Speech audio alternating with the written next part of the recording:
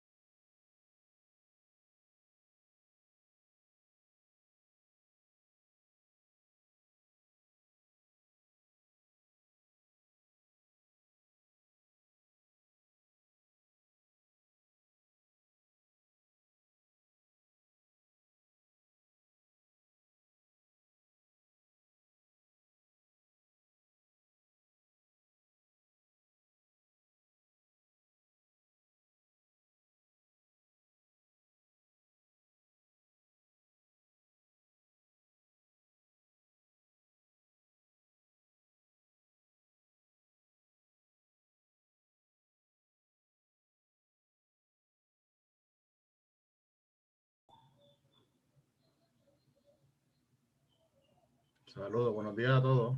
Wilson Santiago por aquí.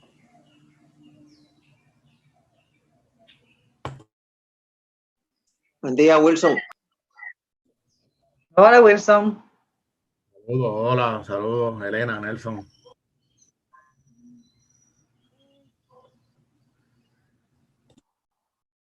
Oh my God. You're hot, baby. You're hot. Or you're wet.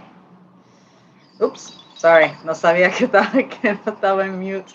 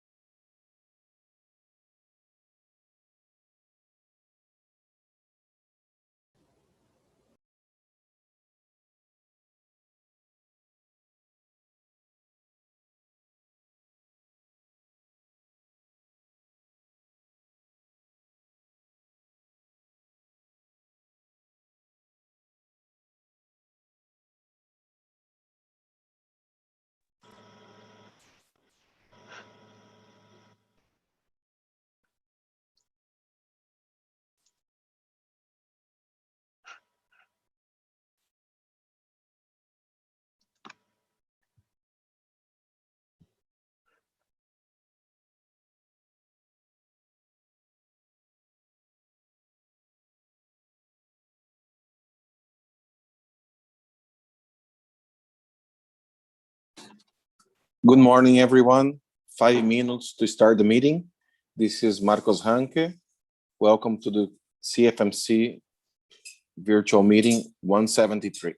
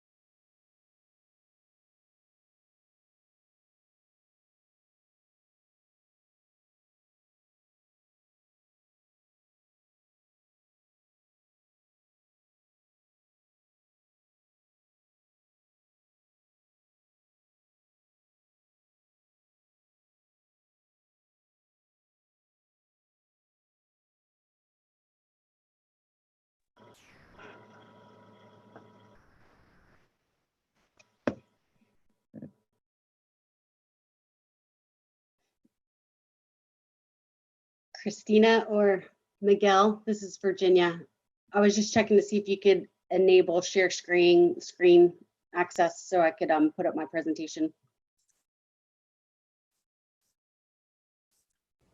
Virginia, this is Leah Hai. I just made you presenter. Thank you.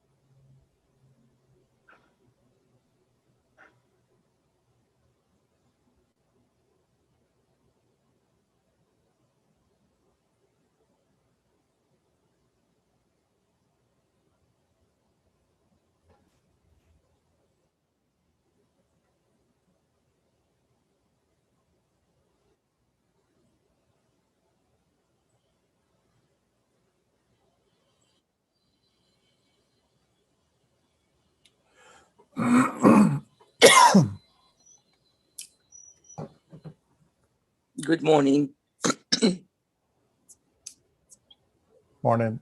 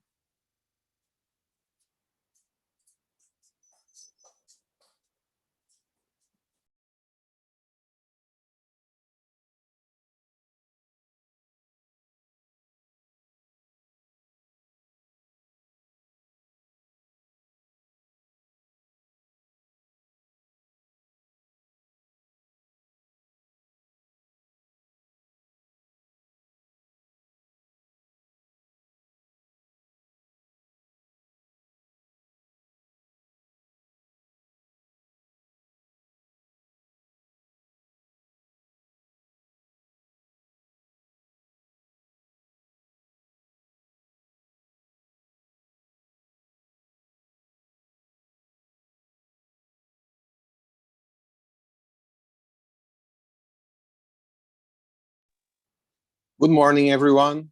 It's 8:30 a.m., Wednesday, April 28, 2021.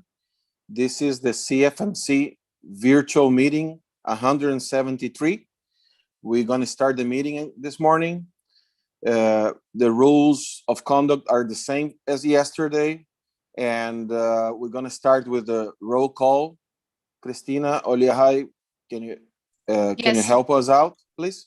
Lehigh here, I will do the roll call. Okay, so good morning.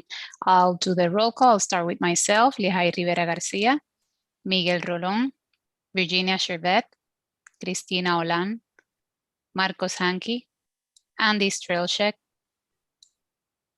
Alida Ortiz Sotomayor, Angie Rizarri, Carlos Farcheri, Damaris Delgado, Diana, Edward Schuster, Guillermo Cordero, Elena Antoun, Iris Oliveras, Jack McGovern, Jesús Rivera, Jocelyn D'Ambrosio, José Rivera, Julian McGrath, Kevin McCarthy, Laura Simo, María López Mercer, Michelle Duval, Nancy Cummins, Nelson Crespo, Nicole Angeli, Rich Appledorn, Robert Copeland, Sarah Stephenson, Senai Haptis, Shannon Calais, Stephanie Martinez Rivera, Vanessa Ramirez, Gonzalo, I can't see further, Wilson Santiago, Yamitza Rodriguez.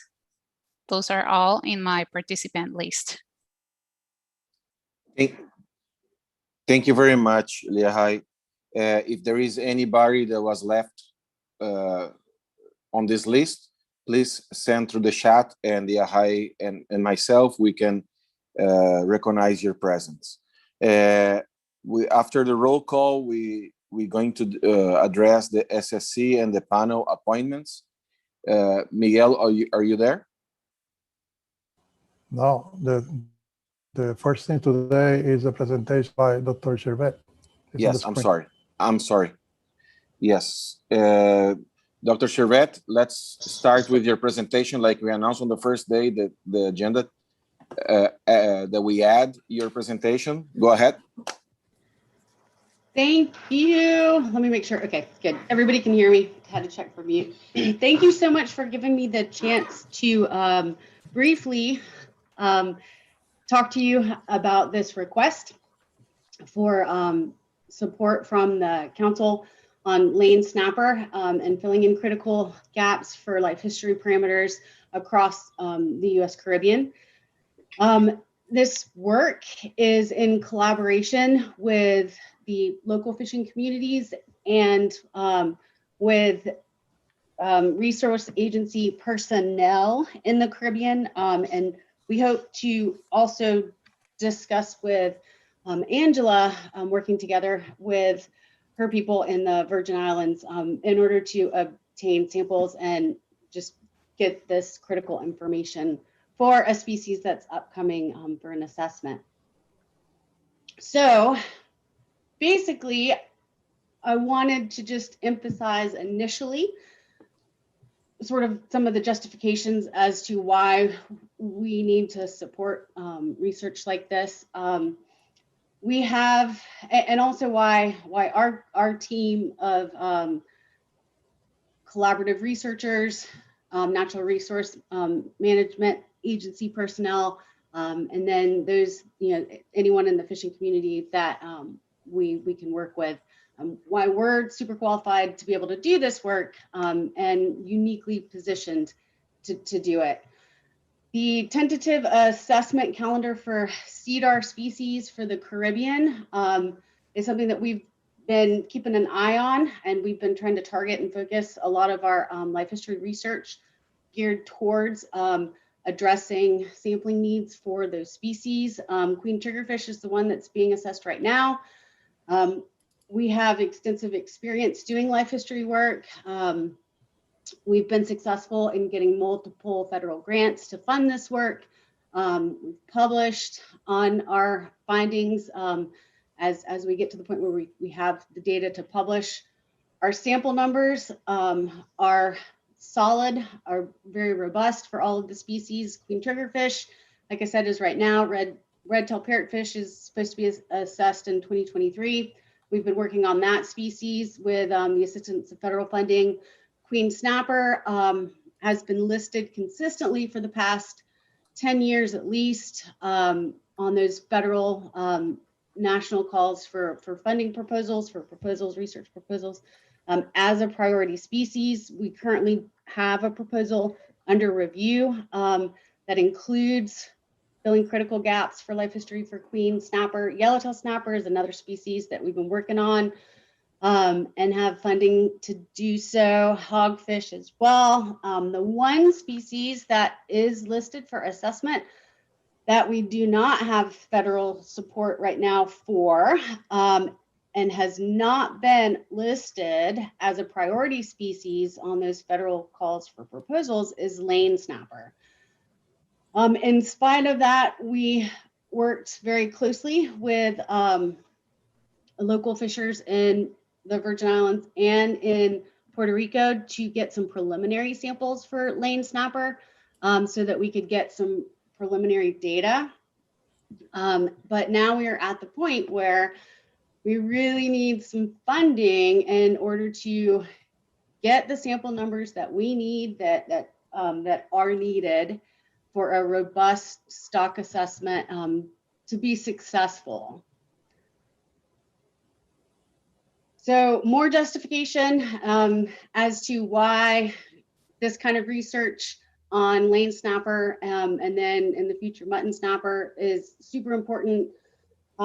Regulations, federal waters in the Virgin Islands and in Puerto Rico, both of these species have annual closures in federal waters from the 1st of April, as you know, through 30th of June.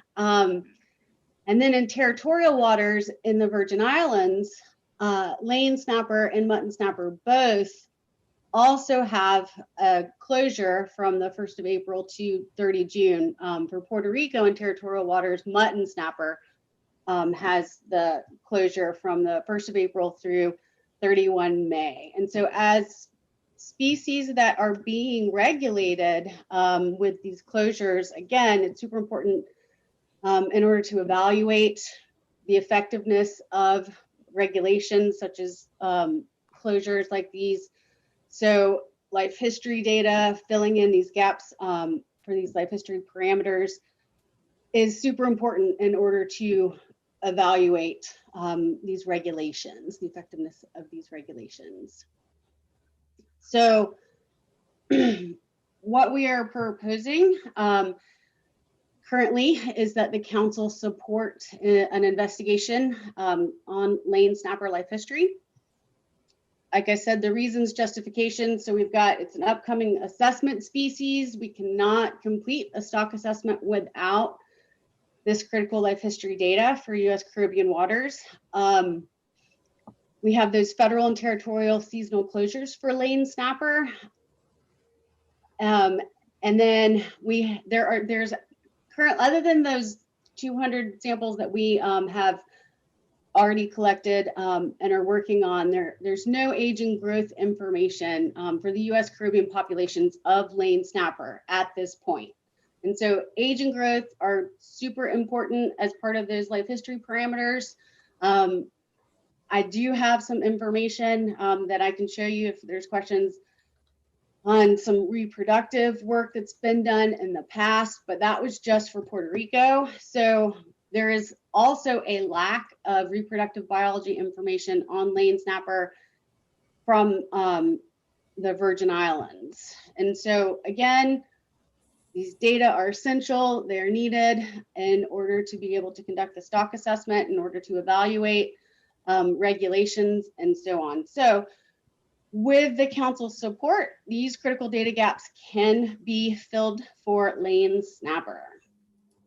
The objectives of this study are pretty straightforward.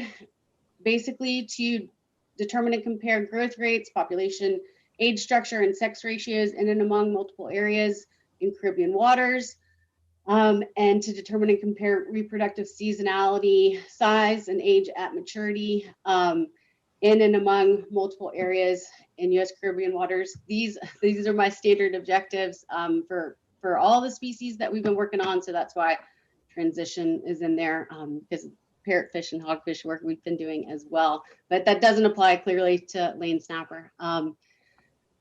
Summary of our preliminary collections. Like I said, we have been investing, personally, our time and some money into obtaining these preliminary samples so that we get some basic data, you know, in order to demonstrate that we can do this and also justify the funding. So we have samples from Puerto Rico starting back in 2014. We've just opportunistically collected. And then we also have been working with the St. Thomas Fishermen's Association on obtaining samples from the Virgin Islands opportunistically for this age growth and reproductive biology work. Clearly, we need both fishery dependent and fishery independent samples. And we also need samples from across all the months. And that's because of the reproductive seasonality component. And so we hope to be able to accomplish that, the collection of both fishery dependent and fishery independent samples for the Virgin Islands and Puerto Rico, so that we have this data for all three management platforms. I just have up here some information about the cost to do this. Because we are already working and have funding to do collections for other species, that makes it so that we can also include lane snapper sampling. So we have this ability right now at this point in time to leverage, you know, time that we spend on other species, just expanding it to lane snapper. And so we're requesting funding for just a couple trips for collecting in the Virgin Islands. We'll also collect other months through our other, we have funding from for travel from our other grants to cover the other months. We also need to purchase fishery dependent samples as well. And so we've got money in the budget for that. And then our fishery independent sampling in Puerto Rico is included in some yellowtail snapper work that we're doing. And so we'll be able to leverage those funds towards also getting lane snapper samples. And let's see, so we also have budgeted in a little bit for some of the research field and lab supplies. And then, of course, we need funding to support personnel that are focusing on working up these lane snapper samples. The total direct cost for this research is a little bit under $60,000. Again, if we were doing this study alone without already being involved in and have funding for working up samples from an assortment of species, then this would probably cost double, but because we can leverage those funds and our time, we are able to do this and ask for less than $60,000. And then university to process funding has an indirect cost rate that is actually a lot higher than 10%, but we've gotten them to waive it in the University of South Carolina to waive the bulk of it. So this work will also contribute to capacity building in the Caribbean, in the US Caribbean. And I can go into detail about this with you if you have questions about it. But yeah, we're working close. This research is collaborative. We're working closely with the fishing community and with local scientists and with local resource management agencies. And so all sorts of capacity building is occurring as part of this.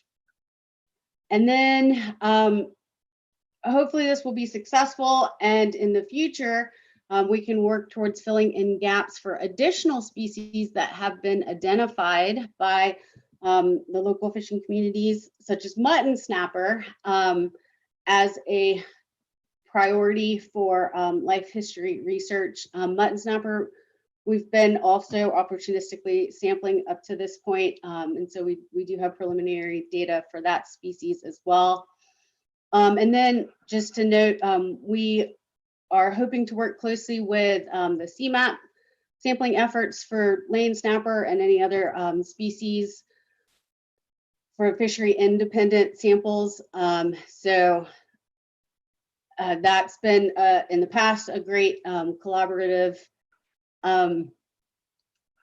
interaction, and so we hope to continue that throughout any of this future work that we hope to be able to complete.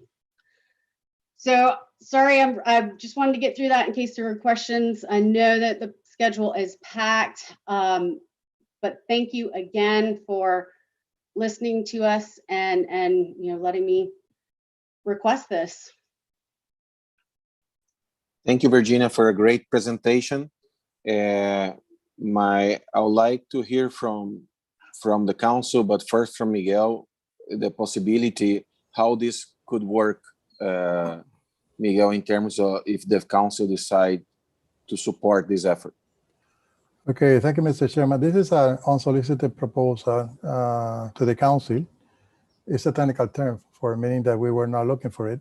However, we were in contact with Dr. Chevet and asked her to have this presentation. The administrative funding of the council are not programmatic, meaning that we are not budget for scientific studies and etc. since the beginning of the approval of each cycle of the budget. However, whenever we identify monies that are not obligated in the previous year, we can set aside some funds for special projects like this, let's say in the first quarter of each year. And we believe that Maria de Los Angeles and I, the fiscal officer, we identify some funding, and we discuss it with the chair, with you. And it is possible to fund this project, and subject to the approval from the grants officer. So in this case, we need to prepare a unique source, and submit it for approval. We do not foresee a major problem. However, we want to do that caveat. From our point of view, Graciela and I have been discussing this before. This is the type of project that we would like to pursue now and in the future, because it's a joint project between United States Virgin Islands and Puerto Rico. The Fisheries Research Laboratory and Dr. Chevet's unit, they are working together. And this is for the lane snapper, but in the future, maybe we can add other species that the SSC have identified that we need life history parameters for the stock assessment and other studies that we have to work with in the council. But it will be up to the council to approve it, and that to be, by a motion. Thank you, Miguel. I would like to hear from the council members. I have Julian pending to speak, but Julian, just give me a chance to hear from the council members first. I will give you the turn right away. Council members, do you have any comments about this possibility? This is Carlos. Go ahead, Carlos. Yeah, I'm in full support of funding this lane snapper life history for the U.S. Caribbean. I think it's an important species for all three platforms, and it's a species, to be honest with you, that I don't see much of in the markets when I'm talking to fishers. So I think it's important to get that information. So I support it, and I'm ready to make a motion. Okay, Marcos. Whenever you're ready. Marcos, it's not Julian asking for a turn. It's Tony. He's with Julian. Tony. Okay, I'm sorry. I really want both to hear both. I really want the opinion of both on this. Well, what we have in the chat is just Tony's turn. Okay, I'm passing now for Tony. Yeah, morning, this is Tony Blanchard. I am on the same page with Carlos. I think we need to support this study, because we have a seasonal closure on this fish, and we really have no data on it as for age and everything else that comes into play. So I think it's a good study to support. I think we should support it. but even if it's for the mere fact that we have a closed season on it and we have limited information. So that's my take. Thank you, Tony. Anybody else from the council like to speak? Yes, Marcos, Vanessa Ramirez here. Go ahead. I will also support this kind of studies. In the West area, we really get a lot of lane snapper. So I think it's one of the best ideas to study and give more information, of course, for the fishermen about this species. And in this area, it's really commercial in our fish markets. And I can say that, for example, in this time, we have been getting the lane snapper up to 2 and 2.5 pounds. So that's big for this area. We usually get them really small, but we are seeing during these days that they're more bigger. And of course, they are also reproducing smaller, or at least like half-pound fishers already get in reproduction. So I think it's going to be a great idea to support this kind of studies. Thanks. Thank you, Vanessa. I have Julian, Clay, and Andy on the queue. Julian? Yes, good morning, everyone. Julian McGrath for the record. Yes, I'm glad to see that this proposal is here on the table. This is one of the species that the fishermen have been asking for to get some studies done because of the seasonal closures that have been in effect from 2005. And looking at the lane and mutton snapper to start off with is going to be very, very important and very good for us to get the information and what's actually going on in this fishery. So great presentation, and I'm looking forward to the council full support in funding this project. And one of the beginning of the projects that we would like to see continuing over the years to come is getting all the information that's needed to study the different stocks so we could be prepared when we go into the CEDA process. Thank you. Thank you, Julian. Clay? Yeah, following up on Julian's comment, I believe you have a project for a queen triggerfish, and CDAR 80 is actually waiting for that project to be completed so we can conduct that assessment. So I wonder if you could give us an update on the progress of queen trigger. And then I wonder if we embark on this project, is that going to slow down the queen trigger work? Virginia? Thanks for the question, Clay. Yeah, so we are rapidly progressing with the aging component of queen triggerfish. Yeah, so that was the holdup. We wanted to validate that otoliths would provide effective age estimates, and we were able to get a NOAA grant to fund age validation work using bomb radiocarbon. We just got that work published.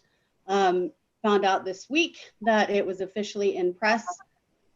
So that also enabled us to compare the estimates of the dorsal spines, which have in the past been the way to age triggerfish, and our aging validation work actually demonstrated that those age estimates from the dorsal spine are not reliable. So because we were trying to get through all that, now we have that justification to use the otoliths. We just have to finish aging the otoliths. Our plan that we presented to the at the CEDAR meeting was to have all of the age estimates for 2,000 plus samples ready for the assessment needs by the end of the summer. And so this will not interfere with that, because we wouldn't start sampling until that was complete. Thank you, Virginia. Clay, do you have a follow-up? No, I was just saying thank you. Okay, thank you. Thank you. Andy? Yeah, thank you for the presentation.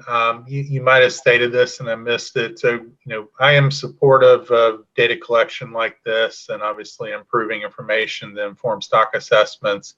I also have seen projects kind of go awry based on collecting the data and then we can't use them in stock assessments. So can you speak to any kind of coordination that's happened with the Science Center and others with regard to your proposal? And I just want to make sure that if we approve this going forward, that it's easily used, obviously, for future scientific needs. Great question. Yes. So as I mentioned, we've been successful in publishing a lot of our past research that's very similar to this in the U.S. Caribbean on age growth and reproductive biology. We have another paper that just was accepted and is now in press on one of the parrotfish species, for example. So, peer review, we've got backing. We also, we have oversight by Nancy Cummings on multiple of our grants. We have collaborative funded proposals, again, with NOAA personnel. We are in communication with Rich Appledorn from the council concerning, whatever the statistics committee needs or sees that we need to do differently, for example. I don't know, we are keeping that in mind. We know that some things fizzle. We do not have a record of that though. So we have actually been very successful, continue to be successful, continuing to work our butts off to get the data that needs to be gotten in a scientifically sound way. And I don't see that changing. Thank you, Virginia. I just received Damari's full support through the chat. Just want to be on record to this project.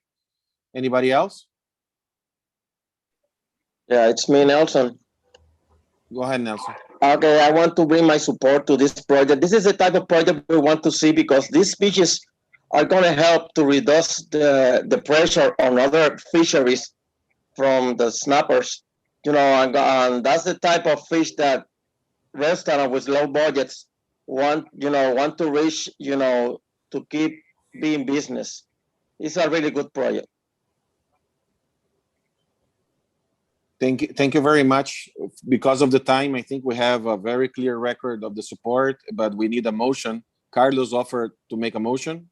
Carlos Farchetti? Yes, thank you, Mr. Chair.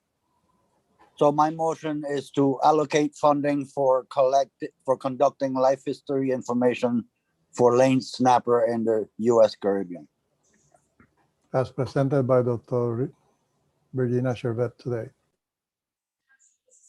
Yes, as presented by Dr. Virginia Chervet today. Yes, thank you very much. That's the add-on on the language accepted by Carlos. There is any second? Vanessa Ramirez second. One at a time. I couldn't hear the names. Vanessa, I believe, second the motion. Okay. Yes, Vanessa Ramirez second. Okay, thank you, Vanessa. There is any opposition to this motion? Or abstention? No, or abstention? Hearing none, motion carries. Thank you very much to all. We can continue with the meeting. Next is the SSC and the panel appointments. Miguel? Thank you, Mr. Chairman. The council met in a closed session yesterday evening, and we have some recommendations for you today. The first one, I will start with Puerto Rico. The first one is to declare the position of Mr. J.C. Rivera and Greg Enstrom vacant due to their absences in 2 or more meetings without any excuse. And to appoint Mr. Joel Gonzalez to the DAP Puerto Rico. So you can have 2 motions or 1 motion in the case of Puerto Rico. We need a motion from the council members. Tony Blanchard, so move. Any second? Second. Vanessa Damaris, or Damaris? Damaris, just second. Any opposition? Here, there is anybody that would like to abstain? Hearing none, motion carries. Miguel. Okay, thank you, Mr. Chairman. The next one is the St. Thomas and John District Advisory Panel.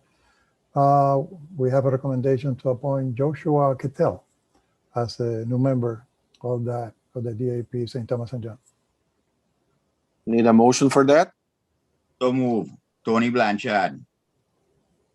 Second? Second, Carlos Verchetti. Thank you, Carlos. And then we need to reappoint. I'm sorry. Go ahead. Yeah. And there is anybody in opposition? In abstention? Hearing none, motion carries. Well, Okay. And the next one is to reappoint all members of the rest of the members of the DAP St. Thomas and John, DAP Puerto Rico, DAP San Croix, and OEAP, the Outreach and Education Advisory Panel. motion, please. Tony Blanchard, so move. Second? Carlos Verchetti, second. Any Okay. opposition? Any abstention? Hearing none, motion carries. Okay, Mr. Chairman. Then with the SSC, we have to reappoint Dr. Jason Cope, subject to his acceptance. We're sending a note that he being appointed for another term on the SSC.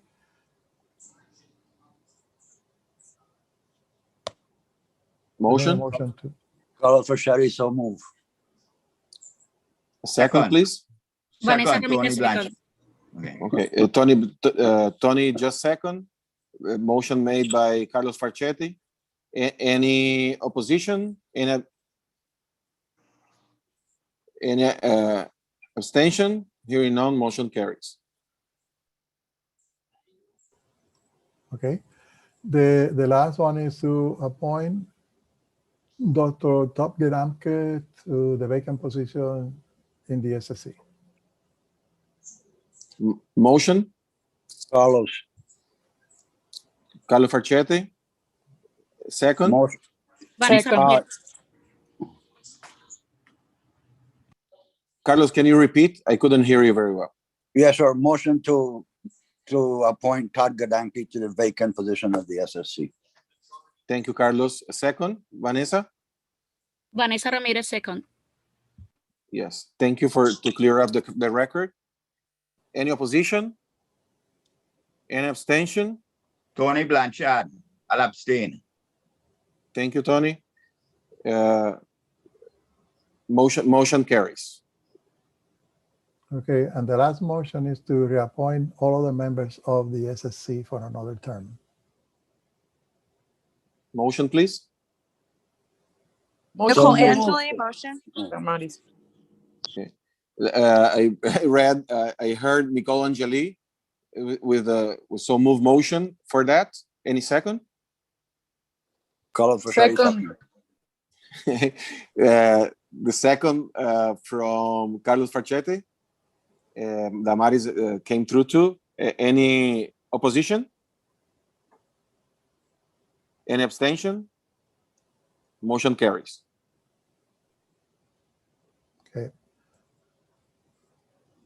Then, Mr. Chairman, we move from yesterday, we moved the presentation by the 3 DAP chairs this morning.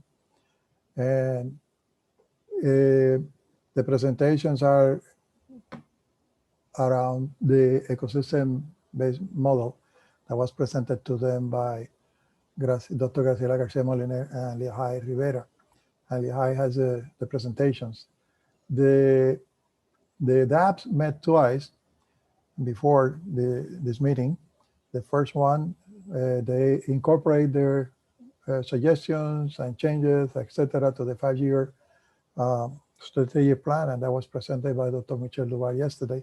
So they also, in another meeting, were informed that the island-based FMPs are in the process of being implemented. Although the plans were approved last year, they are in the process of being implemented this year. Then we have a sort of discussion of the ecosystem model being prepared by the council, and that was presented by Dr. Garcia Molina. So we would like to, and Graciela, prepare the presentation, the slide for Julian, Nelson, and Eddie to address the council, maybe. Ask them if they have any suggestion, or if you have any question for them, please, this is the time. We are here starting with the presentations, and we can have Julian first, followed by Eddie, and then Nelson Crespo, if they are ready.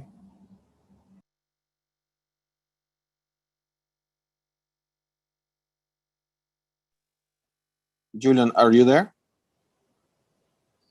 I'm here. Good morning, everyone. Can we put up the St. Thomas screen, please?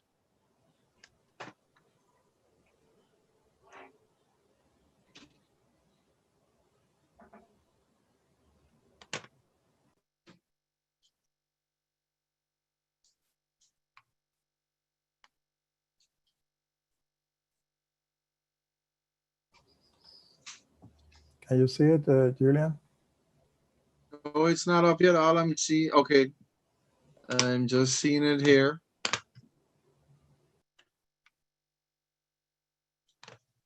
So first off, I would like to say thank you for allowing us the opportunity to be involved in the process of creating our own ecosystem conceptual model.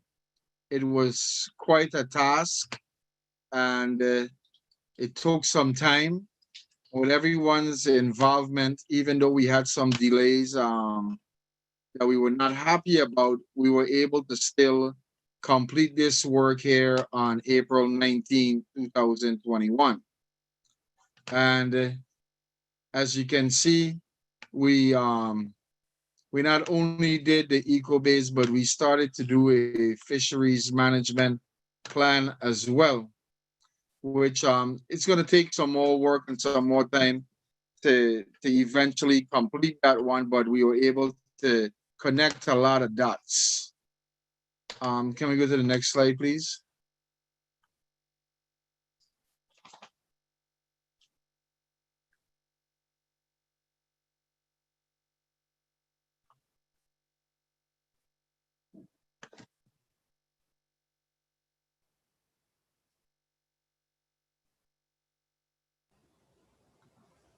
You guys hearing me? Yes. I'm looking for the next slide. It's already on the screen. I'm not seeing that one. I'm still seeing the first one. Okay, here we go. So we had 51 components in a big model, 33 components in the fisheries model, to a total 86 components total. Paired connection 160. Top drivers was sargassum and impacts to 7 components, for example, inshore reefs and recruitment. Then we had education and outreach. We had the lithium batteries, cruise ship transport, and ballast water. Can we go to the next slide, please?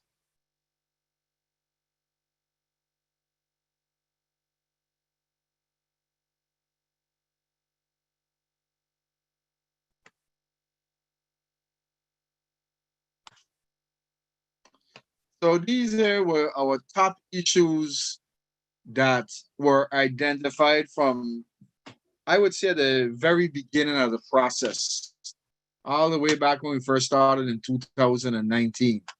And they are enforcement, water quality, education and outreach, heritage and culture, natural disaster response, socioeconomic impacts, essential fish habitats, land-based source of pollution, coastal management, coral disease, and large vessel impacts.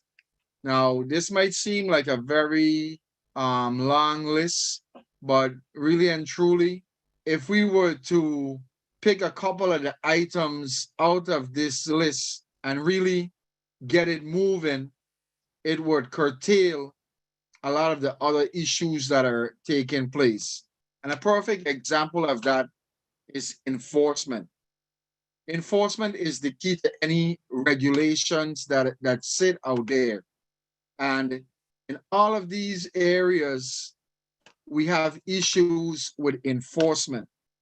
There are a lot of rules and regulations in place, and the enforcement is not happening.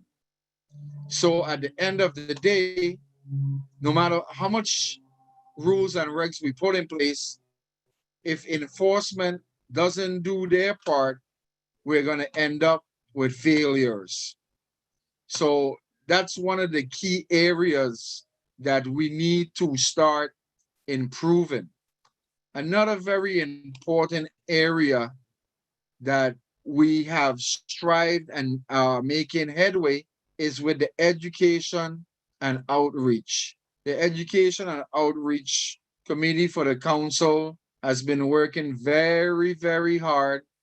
And I give a lot of credit to them because they have been listening to the concerns coming out of our committee and also listening out to the concerns that have been coming from the fishermen, and have been working on projects to start to improve the education that is needed to the public, the visitors, the fishers, everyone involved.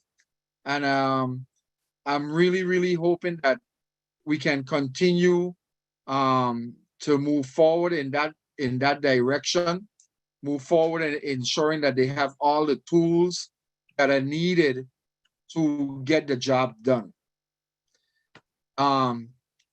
With that said, I would say that everything else here falls under, like I said before, enforcement, and that's not going to improve these areas unless we get the enforcement moving forward. So the bodies that manage these different areas, like I said yesterday when we were speaking with Sam Roach, is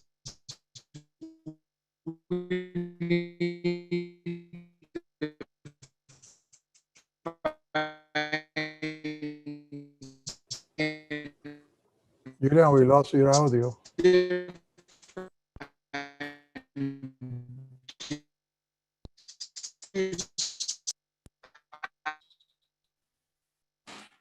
Julian, we cannot hear you. The audio is off.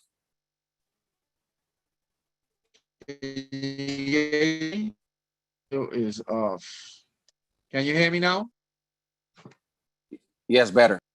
All right, sorry about that. I don't know. Again, we got some windy weather over here and some rainy weather, so the internet is very poor.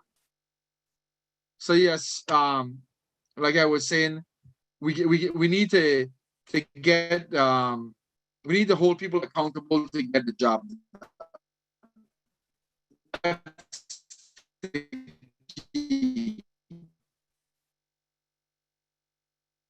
accountable. We need to hold the agencies care of.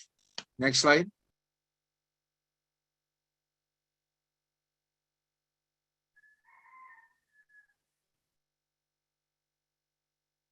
You sure to hear you?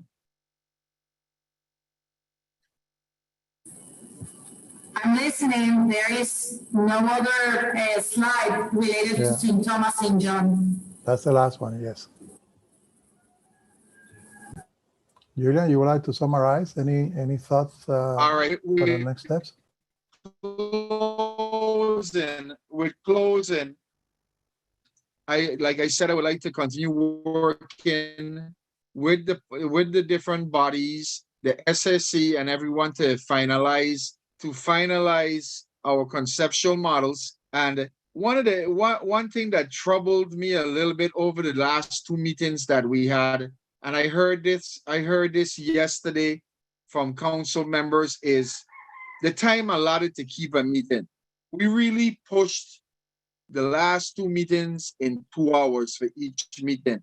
And I think we need to allow at least another hour minimum, that we don't have to rush and make sure that we are getting all the information that needs to be carried across, so that the final product will be completed the correct way. I'm looking forward, to the upcoming meetings to finish some of the stuff that we didn't get finished. But I continue to support where we're headed, and I would like us to continue working together as a team to accomplish everything that needs to be accomplished. Thank you very much. Thank you, Julian. The staff and the chair have taken note, and we are going to allow more time, less crowded agendas for the following meetings. That's a very good point. Thank you very much, Julian. Next, that presentation.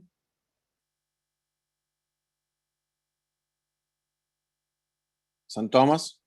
Mr. Chairman, you have a Tony turn. Go ahead, Tony. Yes, morning. Morning, this is Tony. I don't want to really rehash what Julian had to say, but I think I need to make a couple of points across the table. Bring back up St. Thomas presentation.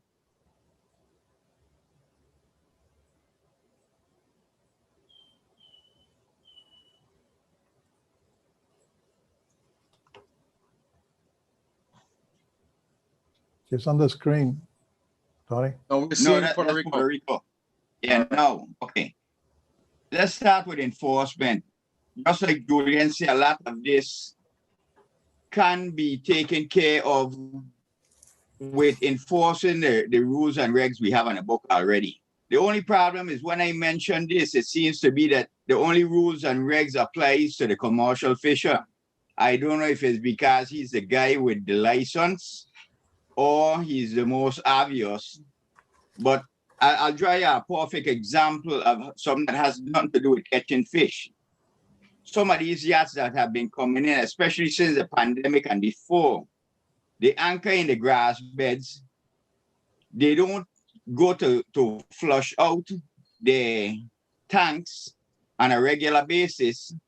So where do you think they're flushing the sewage tank? And there's ways to track this if you just keep a log, and when enforcement comes into you, you could prove with a receipt that you actually went to a pump out station and pumped out your sewage instead of pumping it out on the grass beds or on the reef.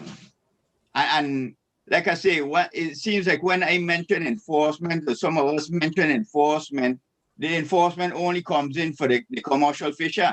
And this should be across the board, whether you're commercial, recreational, or you're in violation of a regulation, especially on the water.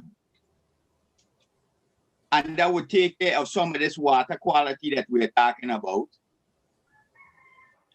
along with probably a couple of other stuff that we have here on this list. So that's just my quick take on it, not to want to rehash all that Mr. McGrath just stated. Thank you, Tony. Next presentation, there is anybody else on the queue that I'm not seeing here? Hearing none, next presentation.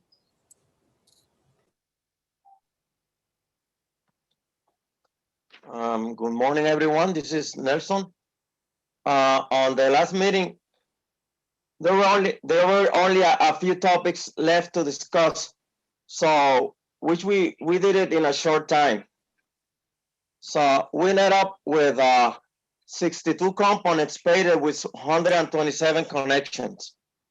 The top drivers are the integrity of marine habitats, the effective management, the current intensity, the pollution and hurricanes, and how Julian says, everything have to be, all those top drivers in one way to another have to be, work together with enforcement.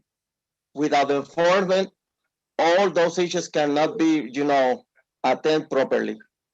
So that's what I got to the moment.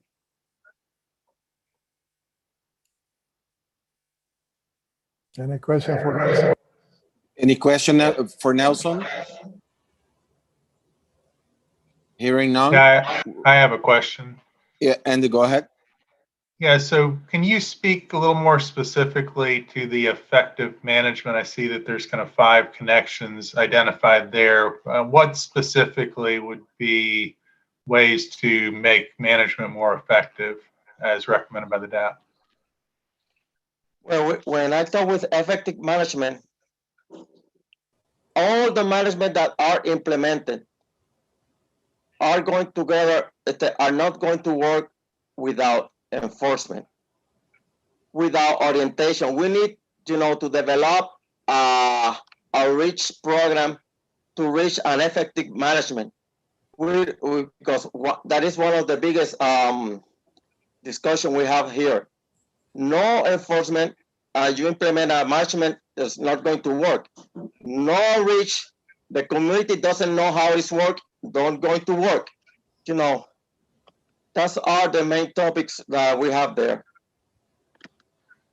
Yeah, to expand a little bit more, Mr. Chairman, to Andy's question, with effective management, we are looking at coordination between local and federal entities that do the management, enforcement, outreach and education, and engagement of the fisheries at all levels of management, similar to what we do at the council. And those were the recommendations and the issues they discussed.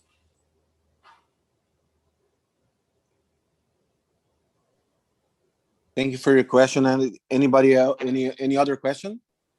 I have here Richard Apperdon on the screen, on the chat. What is current intensity, fishing pressure? I believe that we're talking about the, Nelson, can you answer that one?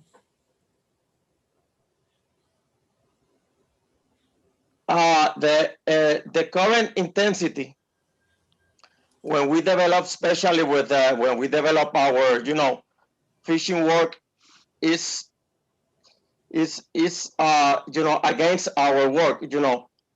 Nobody can work with high current intensity, and especially in the west coast of Puerto Rico, we suffer, for periods of high currents in the water. So that's hold up to keep doing our work, and that's indirectly gonna help the fisheries on the way to be protected. The point is that this is a translation from Spanish, intensidad de la corriente, which means they are addressing ocean currents, strengths, and not fishing pressure at this time. That's the meaning of the phrase. Thank you for the clarification, Miguel. And any other question? Anybody on the queue?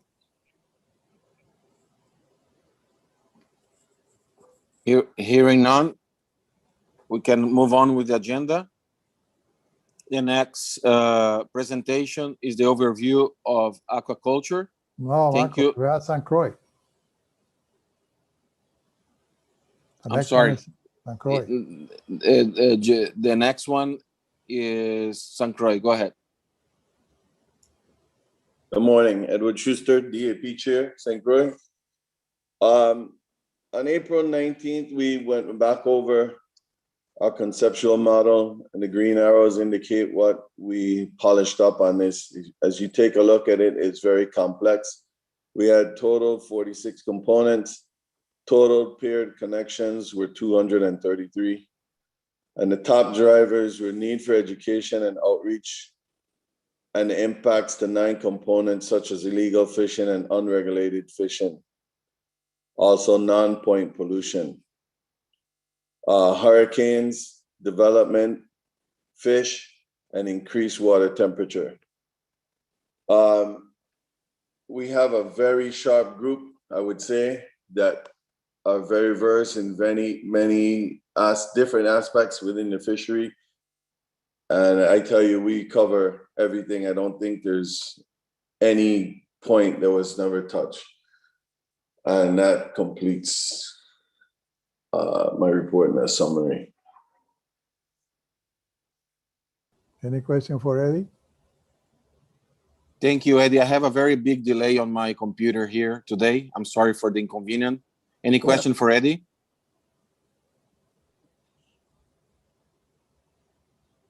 Guess we're clear, Mr. Chairman. Thank you, Miguel. Thank you for your support. The next one then is the overview of the Aquaculture Opportunity Areas Initiative. Jess Beckstipper.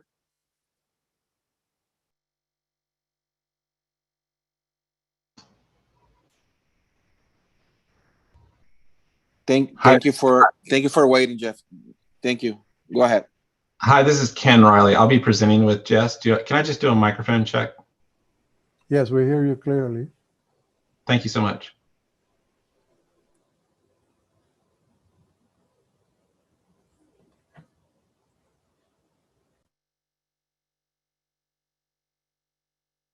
All right, you're supposed to be able to share your screen now.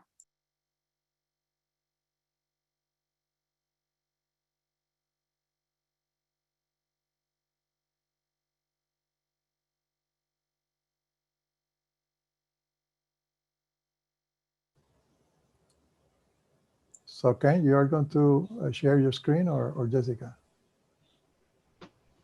We were kind of thinking that you guys were going to show our slides that we had shared last week with you all.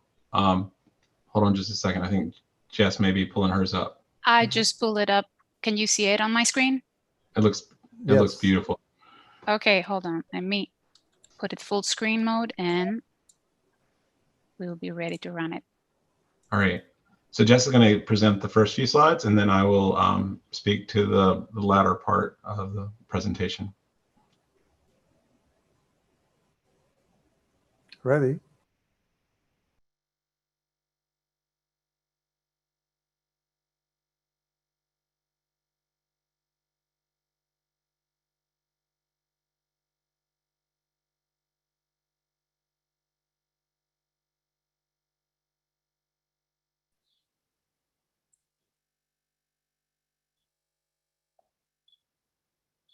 We cannot hear you. Are you ready?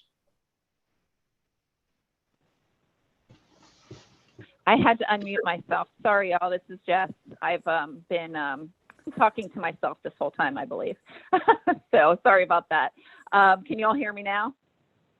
Yes. Okay, perfect. So good morning, everyone. I'm Jess Beck-Stimpert. Thanks for having us here today. I'm the Senior Aquaculture Coordinator for NOAA Fisheries Southeast Region, based out of St. Pete, Florida. You just had an introduction to Dr. Ken Riley, who's with NOAA's Ocean Service. Ken and I are going to tag team this presentation.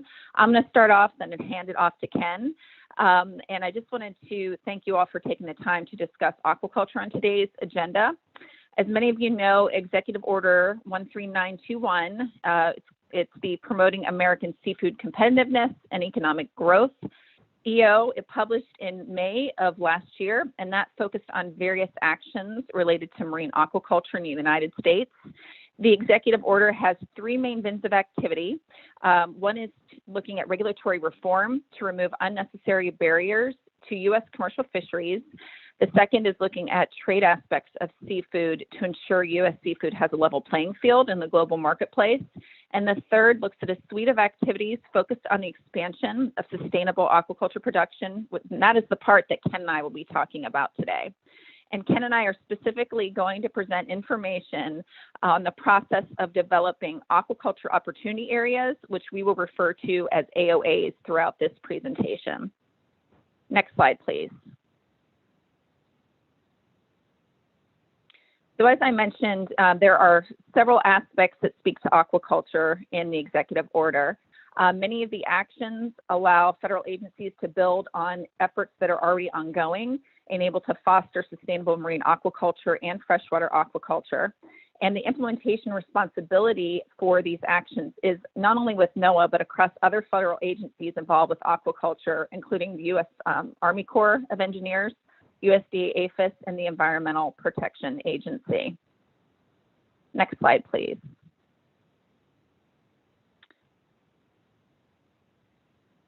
So I'm going to focus on Section 7 of the executive order, which speaks specifically to aquaculture opportunity areas. In this section, the Secretary of Commerce has directed NOAA in consultation with other federal officials, the appropriate regional fishery management councils, in coordination with appropriate state and tribal governments to do several things. And NOAA would be leading this effort. Within 1 year of the date of the executive order, NOAA is to work with these entities to identify at least 2 geographic areas containing locations suitable for marine aquaculture, commercial marine aquaculture. And within 2 areas of identifying each of those geographic areas, it has tasked NOAA and its partners to complete a programmatic EIS document that would fulfill our NEPA duties for each of those areas to assess the impact of siting aquaculture facilities there. After each of those, after the first year, in each of the following 4 years, we would identify 2 more geographic areas each year after and complete PISs within 2 years. So essentially, the first year would be identification of those locations, which Ken will be talking about. We're also in that initial identification phase for that first year for our round 1 of AOAs. And then after that first year, or sometime around that time frame, we will be beginning the NEPA process with a PIS process. And while we are beginning that PIS process for the first round, we'll also be looking at identifying the next round 2 of AOAs, so looking at 2 new areas. So the process will begin to overlap itself over the next 7 to 8 years. Last year, Southern California and the Gulf of Mexico, federal waters, I should specify, federal waters of Southern California and the Gulf of Mexico were selected as the first regions to host AOAs because there was a lot of already available spatial analysis data and a lot of current industry interest in developing sustainable aquaculture operations. Many of you know the efforts that were put forth by the Gulf Council to develop a comprehensive permitting program in the Gulf of Mexico. That regulatory program is no longer in effect. However, there was a really good framework of coordination and cooperation across federal and state agencies that was established, a lot of knowledge that was gained. Also out in California, there have been several projects that have also been very interested in establishing marine aquaculture. So these are 2 areas that were really ripe for AOA's discussion. I'll also mention that the EO is silent whether AOAs would or could be in federal or state waters. And the idea of having AOAs in state waters could be a possibility in future years or future rounds of AOAs, as long as the state is open to development of AOAs in their state waters. And we've actually had at least 1 state in our region, the state of Florida, who has expressed interest in AOAs in the future. Next slide, please. Okay. So some key takeaways from the process thus far. I just want to make the AOA's process concept as clear as possible, and Ken will be going into the data and the siting analysis piece of it, and of course we'll have time to answer any questions. But just so folks are aware, the AOAs are discrete locations in the ocean that have been vetted through a process of data gathering and stakeholder input. We have gone to many of the councils thus far to talk about AOAs, and this is the first time we're able to come to you all and discuss AOAs. We'll be happy to provide updates to you all through a presentation or a verbal update in the future as well. We also have gone through a process of public comment, which we did this fall, to ask about specific areas in the Gulf of Mexico and in the Southern California region and federal waters that may be suitable for AOAs. And we also asked about input for future AOAs to help guide us in this next round of looking at areas that may be suitable for aquaculture and begin that process all over again. I also just want to point out the AOAs are not huge swaths of ocean. They would be they'd be smaller, small dots in the ocean. And we anticipate that they would be a size that would support 3 to 5 operations for aquaculture, and those could encompass finfish, shellfish, macroalgae, or a combination of species. This is the size of AOA that we are looking at in federal waters off both the Gulf and Southern California during this first round. It's also very important to note that identifying AOAs is really a process of deconflicting space and getting feedback from the various stakeholders, councils, commissions, et cetera, to ensure that we're choosing the most suitable areas and also looking at it from the science end as well. This would not prohibit other legal activities from occurring within AOAs as long as they are consistent with aquaculture as well. And I'd also want to mention that any AOA that is developed, any operation that would be interested in establishing an aquaculture operation within that particular AOA would have to go through all of the relevant federal and or state permitting processes in order to establish itself. So really, none of that would change. This is not a regulatory process. This is simply a planning process to look at areas that may be suitable for aquaculture in the future, but everyone would still have to go through the same process to get the regulation, to follow the regulations and get their permits set up in order to operate. And I think that takes us, I'm sorry. I think that takes us to, that's okay, sorry about that. Now we're going to slide 5 now, how we identify AOAs. And I'm going to go ahead and hand this over to Dr. Ken Riley with NOAA's Ocean Service, and he can go through the rest of the presentation with you.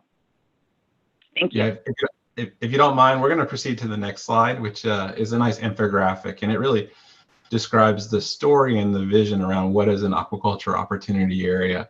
And the vision for an aquaculture opportunity area or a potential aquaculture opportunity area is one that really seeks to identify high opportunity, high potential for aquaculture development. And as Jess said, it really could support aquaculture in a variety of formats. So macroalgae and kelps and shellfish and finfish.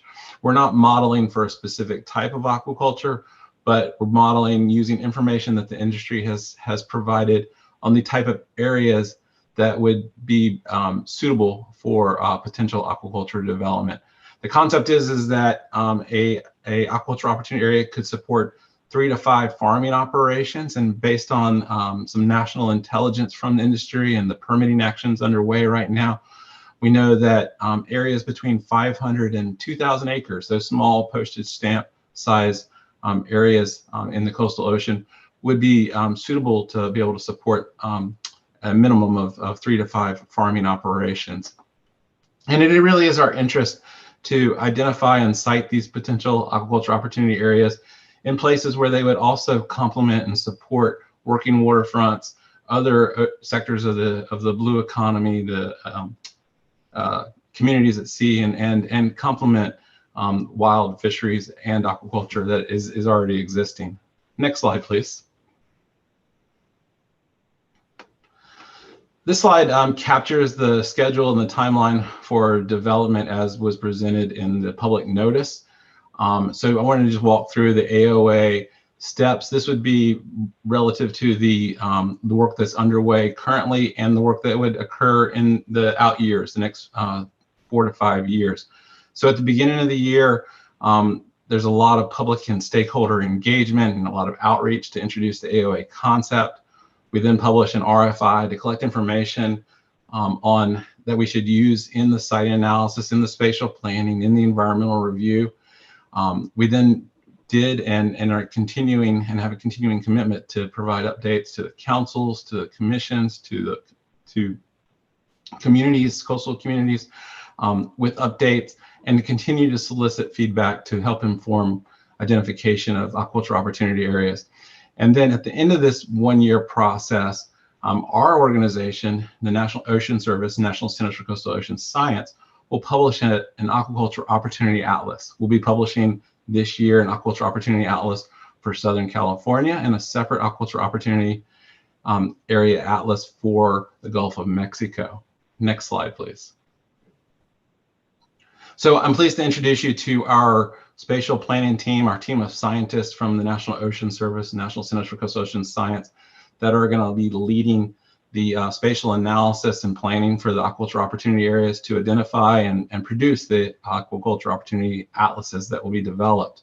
Our program is led by Dr. James Morris, and we have an interdisciplinary team of scientists, about 15, that range from spatial ecologists and geospatial scientists and oceanographers and engineers, and they all are providing critical input into our research process and into the science that's informing this process. Next slide, please. In the National Ocean Service, we are part of the Coastal Aquaculture Siting and Sustainability Program. And our program focuses on 4 different areas, and specifically planning. Spatial planning for regional scales, national scales, marine spatial planning in its traditional sense to help inform coastal management of our ocean areas. We do a lot of siting analysis and precision siting to help the aquaculture industry find just the right space where they will be compatible with other industry users and with other national interests, as well as they would capture those opportunities to have the most success at their farming operation and maintain stewardship of the environment. We have an environmental science team that largely manages a portfolio of environmental modeling to understand how aquaculture interacts with the environment. And then with all of our products and tools in our science, we're continuously looking to produce tools that the coastal management community and coastal managers can have at their fingertips to help them and aid them in making critical decisions about coastal management and aquaculture development. Next slide, please. So the types of support that our program serves to provide and the science that we do focuses on that marine spatial planning, environmental modeling, environmental science advice, and engineering review. We serve at the request and provide science to support the federal agencies that are involved in managing aquaculture, in reviewing aquaculture projects. This includes largely the U.S. Army Corps of Engineers, the Environmental Protection Agency, the Department of Defense and its assets, as well as our own agency within NOAA, and then all of our coastal and coastal managers in our state agencies and partnerships across the nation. Next slide, please. So, and then a large product of our research goes into tools and technology development so that individuals can make their own coastal management decisions. I encourage you, out of these tools and technology, to take a look at Ocean Reports. It's a automated spatial planning tool. It's a conversation starter that coastal managers, coastal stakeholders, coastal communities can use to explore the coastal ocean, to consider projects that might be developing in their coastal ocean. But Ocean Reports is one of our premier tools, but we have a lot of other tools that are out there, and I encourage you to take a look at some of these tools that are presented on this slide. Next slide. So for today, I'm just going to use the Gulf of Mexico to kind of review the AOA site analysis, but we have a similar process. It's almost identical that's occurring in Southern California as well. So we had numerous stakeholder meetings and meetings with industry engagement to identify where should we be looking in the coastal ocean of the Gulf of Mexico. And so the study area was identified to include federal waters of the U.S. Gulf of Mexico, depths between 50 and 150 meters depth, that would support a variety of aquaculture in those many different formats, but also ensure survivability from storms. We met with a lot of engineering groups and said that for the size operations and the scale of operations, that 50-meter depth was really important for engineering for storm survivability. And then because the Gulf of Mexico and study areas were so large, we needed to break it up so the data could be synthesized and our models could be run with the computational, with reasonable computational power. So we broke up the Gulf of Mexico into natural ecoregions or study areas that would help us analyze the data within areas of similar ecology, oceanography, and those things. Next slide, please. This slide presents our site analysis workflow. It goes through the steps that are critical to the spatial planning and siting of potential aquaculture opportunity areas, from identification of the study area and how we go about doing the spatial analysis, to overlaying grid cells and doing the spatial statistics, to collecting the data and understanding which data might be used for spatial modeling and which data might be used for environmental characterization of that ocean neighborhood.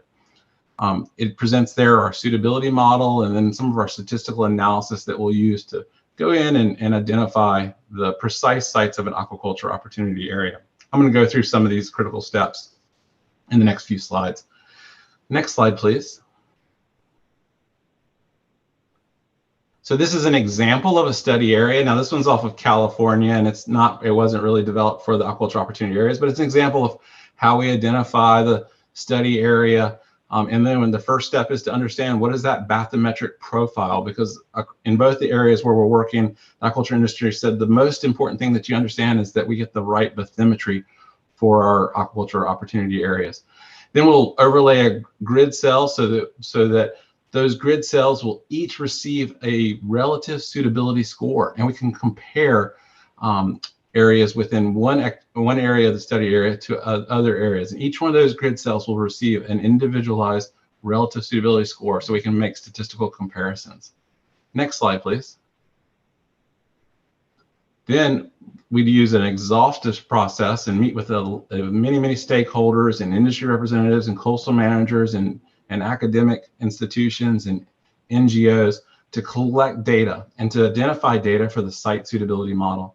Our data has been in these different categories from military and national security, navigation, industrial, so oil and gas development, cables and pipelines, understanding fishing activities, understanding all the different sectors of the kind of the blue economy, and especially shipping and port activities, oceanographic data, biological data, and then boundary data, the political boundaries that exist within our study areas. On the right is just an example of essential fish habitat that's mapped across the Gulf of Mexico in relation to our study areas. Next slide, please. We then go about building a suitability model. On the left, you'll see a list of different data types and how we have to transform those data types and characterizations into scores. Those scores for the suitability model are all transformed and will range from 0, meaning that they're not suitable or not compatible with aquaculture development, to 1, meaning that it would be suitable or compatible with aquaculture development.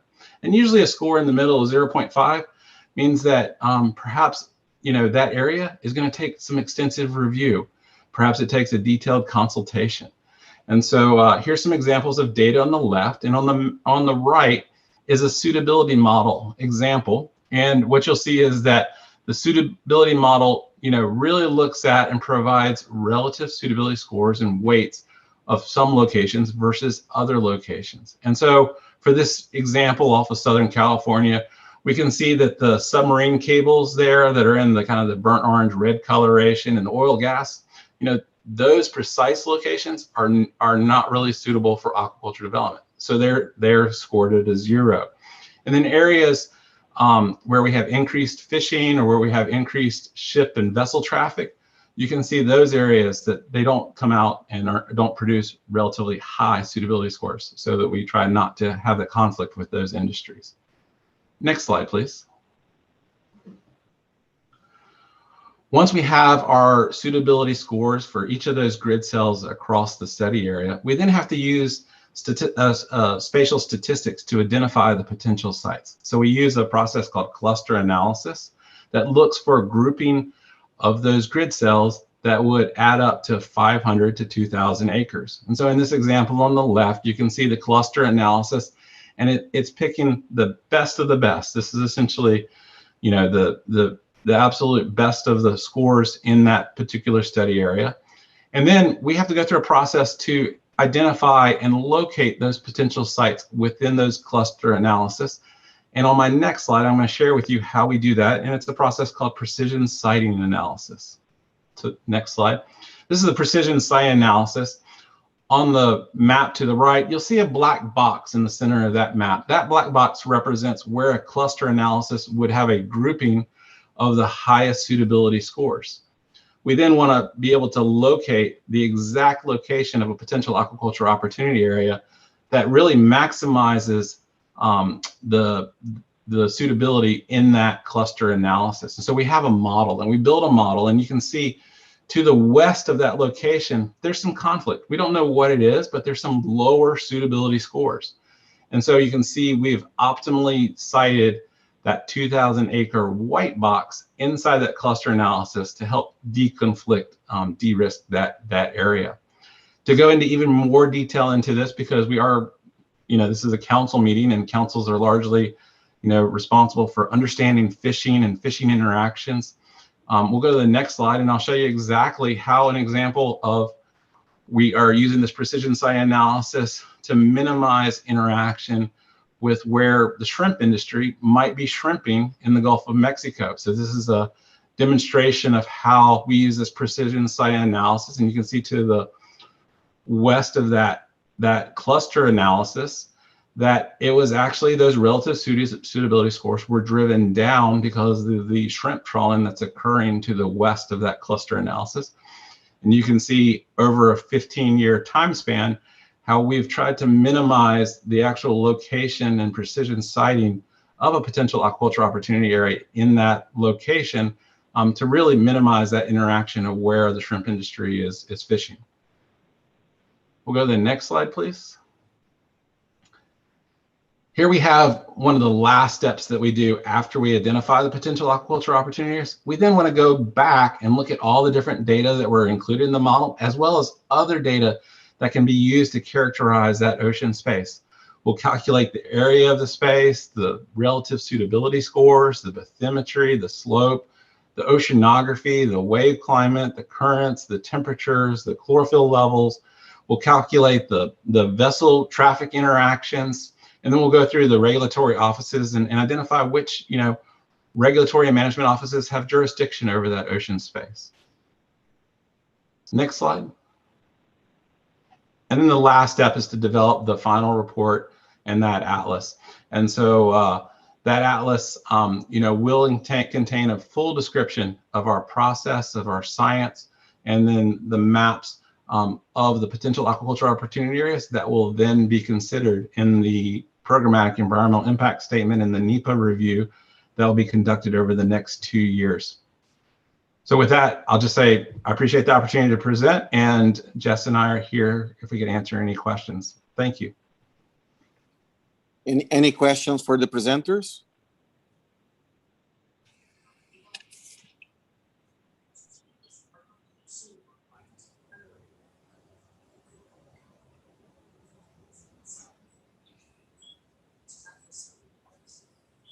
Marcos, you have Tony and Nelson Crespo.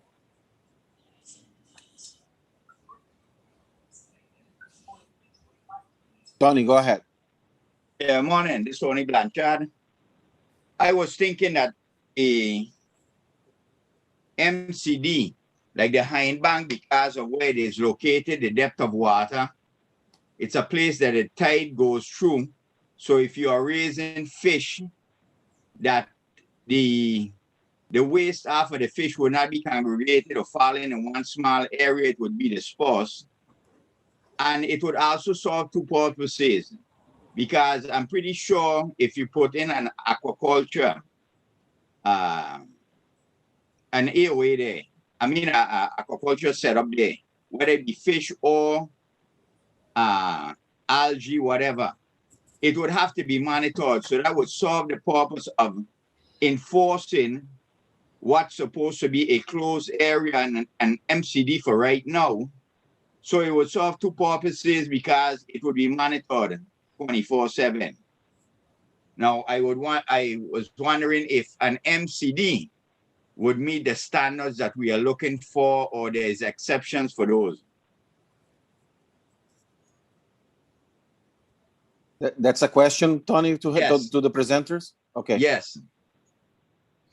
So this is Jess. What is an MCD? I'm sorry, we don't recognize the acronym. It's a Marine Conservation District. It's a marine reserve off south of St. Thomas. It's been established to protect spawning aggregation of red hind and other species of snappers and groupers. Okay. So presently there's no fishing allowed in the area. Sure. Yeah. So Jess, I'll just add that we work very closely in the Gulf of Mexico and California, many stakeholder engagements with the national marine sanctuaries and similar areas that are marine protected areas for inclusion and making sure that we get the scoring and the consideration of that just right. And then additionally, our program maintains the a modeling portfolio that looks at effluent and particle tracking and tracing and looks at the FATA materials that comes from fish farms around the country. And we would bring that expertise that would be included in some of the programmatic environmental review. Thank you for your answer. And Nelson? Thank you, Mr. Chair. I'm curious, what would be the damage caused to the habitat and marine ecosystem with the waste produced with the aquaculture sediments?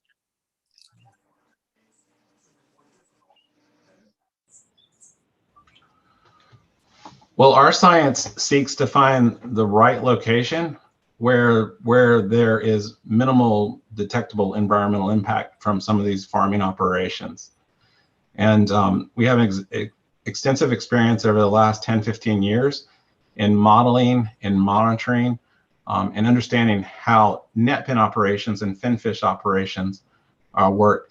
And we are increasingly working to understand shellfish and seaweed operations as well, because the tremendous interest in growing algae for food and other uses is really, really important. But the specific impact would be carbon on the bottom, the release and emissions of nutrients into the water column. We find, like this farm that's pictured on the screen there, that's off of Kona, Hawaii, and that there's really minimal detectable or discernible change in the environment in relation to that farming location. Thank you. That's offshore, deep water or shallow water? 200 feet of water, and they grow Almaco jack and amberjack species. Just to put in context your answer. Thank you. And any other question? Hearing none, I have a... Marcos. This is Carlos. Carlos, go ahead. Yeah, I was just wondering, since determining an AOA, take for example the U.S. Caribbean, since we years ago separated our EEZ for each jurisdiction, would an AOA be selected for the whole U.S. Caribbean, or could it be for each individual EEZ for like St. Thomas, St. Croix, Puerto Rico has its own EEZ demarcation, geographical demarcation?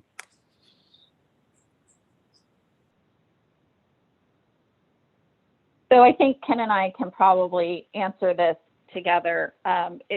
In terms of state or territorial waters, when we put out a request for information every year, we're really looking for information on where we should look at developing AOAs for.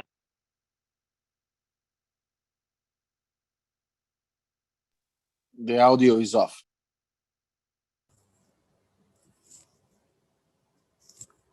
We lost you, Jessica. Did we lose her? So I'll pick up. So in determining the AOAs, we review where industry is interested in going and in all those different formats. And then we also, meet with the councils and meet with different teams to formulate the study areas and try to optimize and pick the right study areas so that it also captures efficiency and work. We're not really interested in going places that aquaculture wouldn't be supported by aquaculture. It just wastes a lot of computing and labor and efficiencies and things like that. So there is a survey that occurs as well as that public input process to help inform where the aquaculture opportunity areas would go.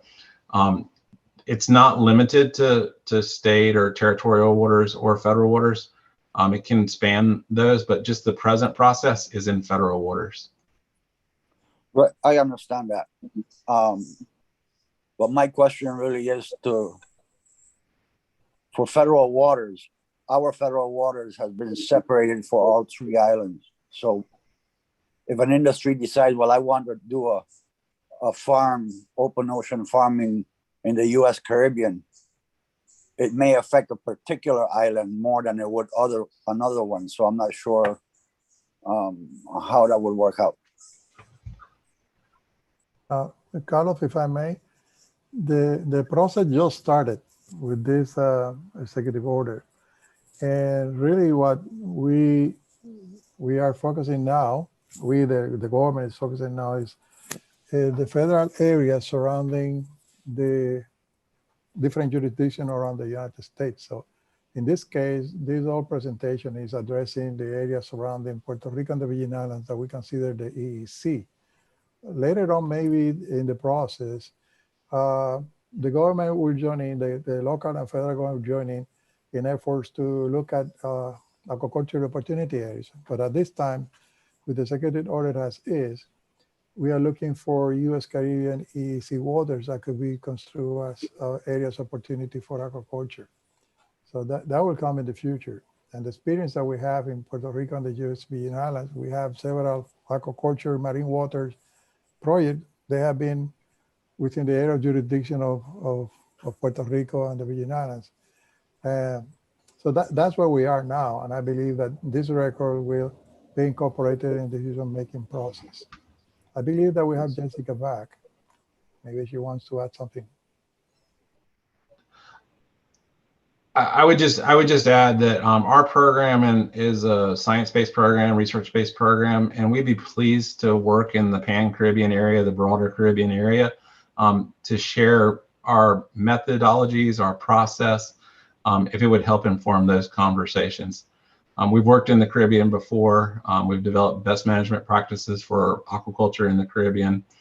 We'd be pleased to share that with the broader Caribbean conversation. But for today, we are just talking about the executive order. Thank you for answering that, Miguel. Yes, thank you very much. I'm a little concerned with the time here. We'll have space for one more question and to move on, and also to invite the presenters for a future presentation with a little more time, because for sure there is a lot of interest among the participants. And anybody else on the queue? We don't have anybody asking for a question. Thank you, Miguel. Thank you for the great presentation. The next presentation on the agenda is the Outreach and Education Advisory Panel report. Wait. Look at the agenda you have here. You have a aquaculture project by David Miranda. That's the next presentation. And he will be authorized by Christina and Yahai to present from his computer. Yes, my mistake. I'm sorry for the next presenter, David Miranda. We're waiting for your presentation. Go ahead, David. Okay, thank you so much. No worries. Can everyone see the screen and hear me okay? Just checking.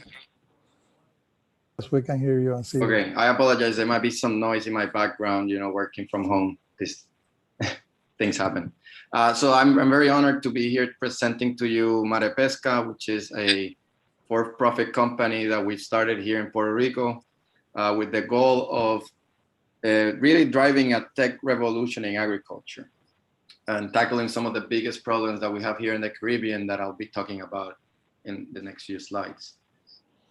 The founders include myself and Carlos Nieves, who's also in the meeting. I'll be doing the presentation, but he's there and can answer questions as needed.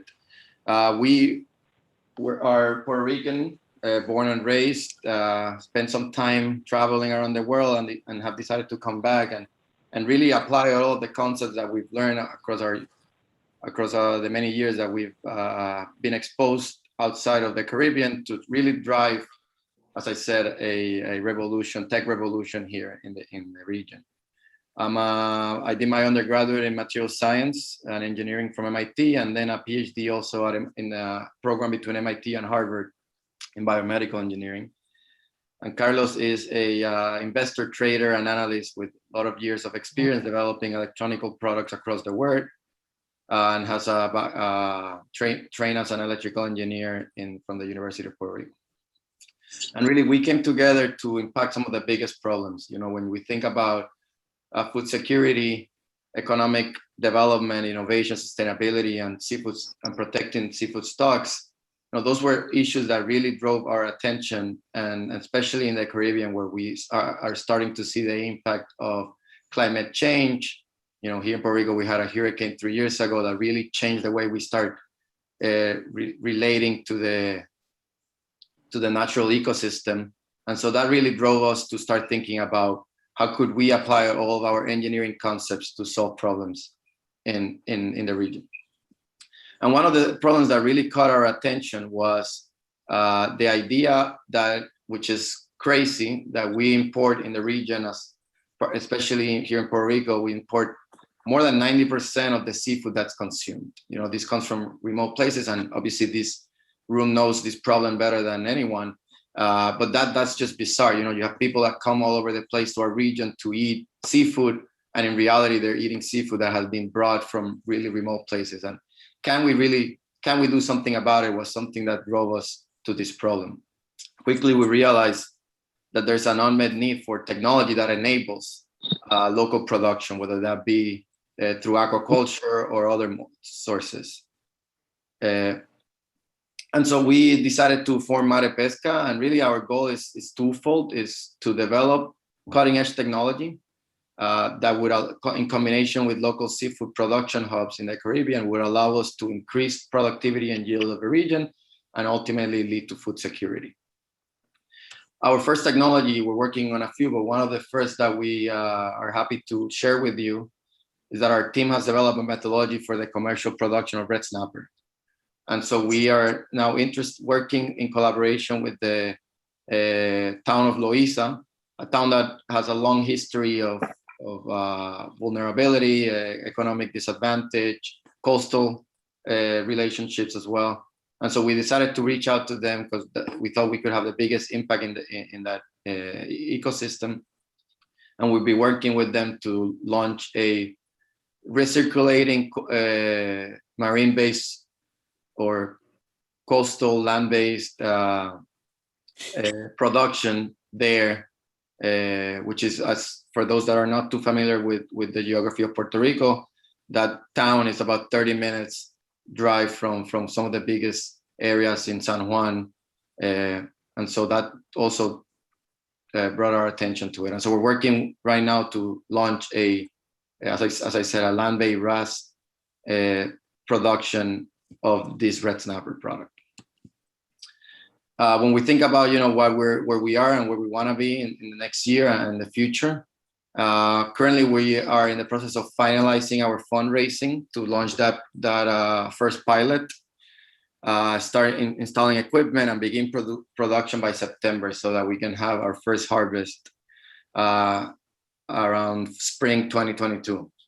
And then from there on, you know, start thinking about expanding our production in Puerto Rico, across the Caribbean, continue developing other technologies, and even consider offshore operations as things start making sense. You know, one of the things that also drives us to this space is the opportunity for educational and touristic offerings. You know, when you go all over the world, you often, you know, when you're sightseeing, you get to visit a local production of anything, whether it be in Japan, that you go see the assembly lines of Toyota or Honda. Can we develop something like that here in the Caribbean for aquaculture? It's something that is interesting to us and that we want to explore a bit more. Also, can we use this as an opportunity to partner with educational institutions or research institutions in the area to also continue to develop, as we said, that technology revolution in the area and serve as a case study for multiple projects to come. So that's a little bit about us. You know, when we think about where, you know, what things that we could, you know, always take advantage of this resource like this group.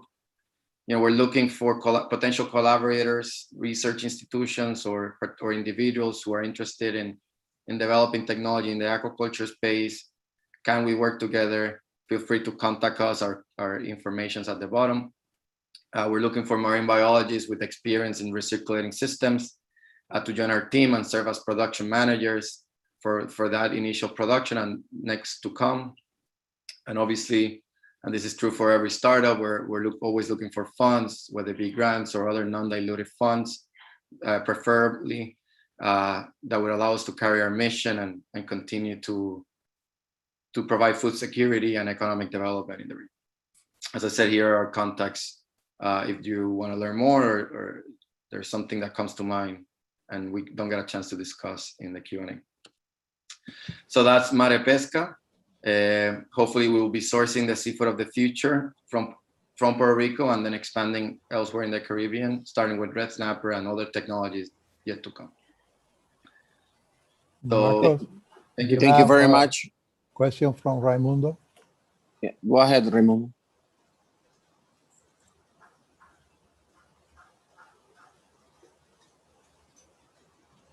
Ray, we cannot hear you. Raimundo cannot hear you.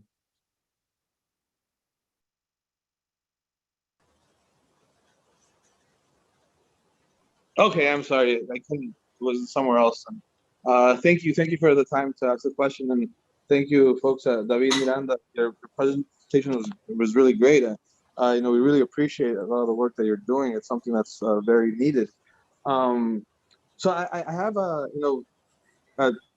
one is an offer. We can help you connect with a lot of fisheries experts and aquaculture folks that have done things that are similar, so we can help you connect with them so you can kind of see where the bottlenecks in production can be, since efforts like this have been done similar in the Gulf and a couple of other areas.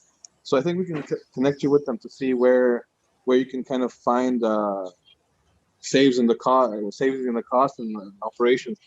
Getting started is going to be, it's kind of one of the more difficult processes.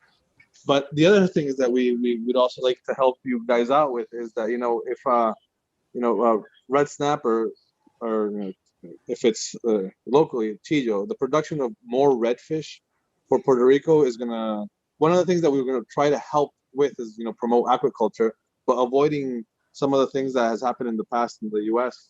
Creating the tension between aquaculture and wild caught. And so your project sounds really exciting, but it's gonna, a lot of folks are gonna see it as direct competition with the deep water snapper fishery in Puerto Rico, which is something that's one of the most economic viably fisheries in Puerto Rico. So it's one of those things that helping you connect with the local fisheries industry as well is really going to be very important, so that you can get support and see how you can work with the industry as well, with the wild caught, so that there isn't any of this tension that has been created in the past with oysters and other species that happen in the U.S. and elsewhere. But I think it's really great. So I'm very happy to hear that this is happening. It's something that's very needed, and it's been a long wait. But you're going to have a couple of obstacles, depending on the species you choose. If it's Campedanos, because of the production, it's the predatory fish, and so the feed that you're going to use. So anyway, there's a lot of discussion here that we can see how we can touch base and connect you with a lot of the folks that have been doing this in the past, as well as local organizations that can help you with water quality, and to see how this can happen. But I think this is a really great project, and we really appreciate you taking the time to presenting to the fishery sector and to the council, and allowing us to ask questions and participate. But thank you so much. Thank you. I wanted to your point, I wanted to clarify something. When we think about this opportunity, we really want to tackle that 90% that's being imported and not displaced at all, that 10% that's being provided by the local ecosystem. So when we look at our business opportunity or market opportunity, we really have been focusing on that sector, whether it be restaurant, retail, or local or direct to consumer, that is mostly or exclusively being supplied by the imports. And so we've really been careful in doing that, and we've been working through the Sea Grant program with the local fisheries, and Jose Rivera, who's also in the meeting, has been a great advisor to our team. So Jose, thanks. Use this opportunity to thank you. So yeah, but looking forward to continue to collaborate with the ecosystem and to continue to solve this big problem that we have of food insecurity. Sorry. Thank you. This is Marcos, the chairman, and I have a question just to confirm. When you're talking about red snapper, is Lujanos campechanos that we are talking about? So to answer that question, we are working with a few of the Lujanos family species within the Lujanos families. Campechanos has been one that we've looked at, but we've also started looking at the analysis of Sama and Purpureos as well. So I would say that for now we're keeping it generic red snapper, but we are conscious about the limitations as it relates to regional species and environmental concerns of that sort. I will complement my question later on. I want to give you space for 2 more questions. Any other participant? Marcos? Go ahead. We don't have anybody else in the chat so far. Okay. Okay, let's. One thing that we would like to hear from the council member is that although the council does not disapprove or approve aquaculture projects, an expression of let's say positiveness that we accept this initiative, and we also offer our assistance in any way we can by sharing information, for example, that the doctor may need here. Will be good for the record that they are developing. This is one of the projects that can start in Puerto Rico, but also can be exported throughout the Caribbean areas if done well. And we are trusting that the 2 partners, Sea-Grant and other institutions that are helping here, National Fisheries Service is helping through Jose Rivera. You know, Jose Rivera is a member of the National Fisheries Service Regional Office. He's in charge of aquaculture projects, among other things, and habitat. So they are in the right path and also doing the right thing for making this project a success story. The other point is that very clear, they by no means are thinking of interfering with the fisheries surrounding this area, which is good. And just for the record, the United States also import 90% of what we eat. And most of that import comes from aquaculture, especially if you look at the shrimp industry. So this is a step in the right direction for this area. Thank you, Mr. Chairman. Thank you, Miguel. Then just to wrap up, I want to just to say my endorsement to the idea as personally, right? I really think that it's something to explore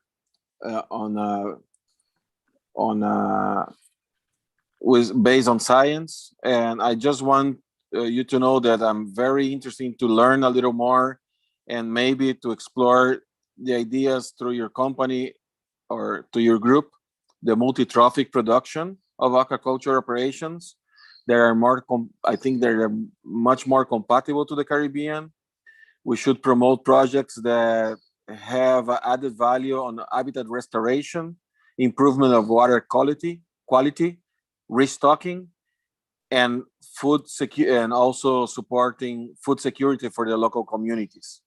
And about the species, from the first view of this, I really think that we should explore the use of the local species and the common species that are here, and not to bring species that are uncommon for us, like campechanos and like it happened with the cobia in the past.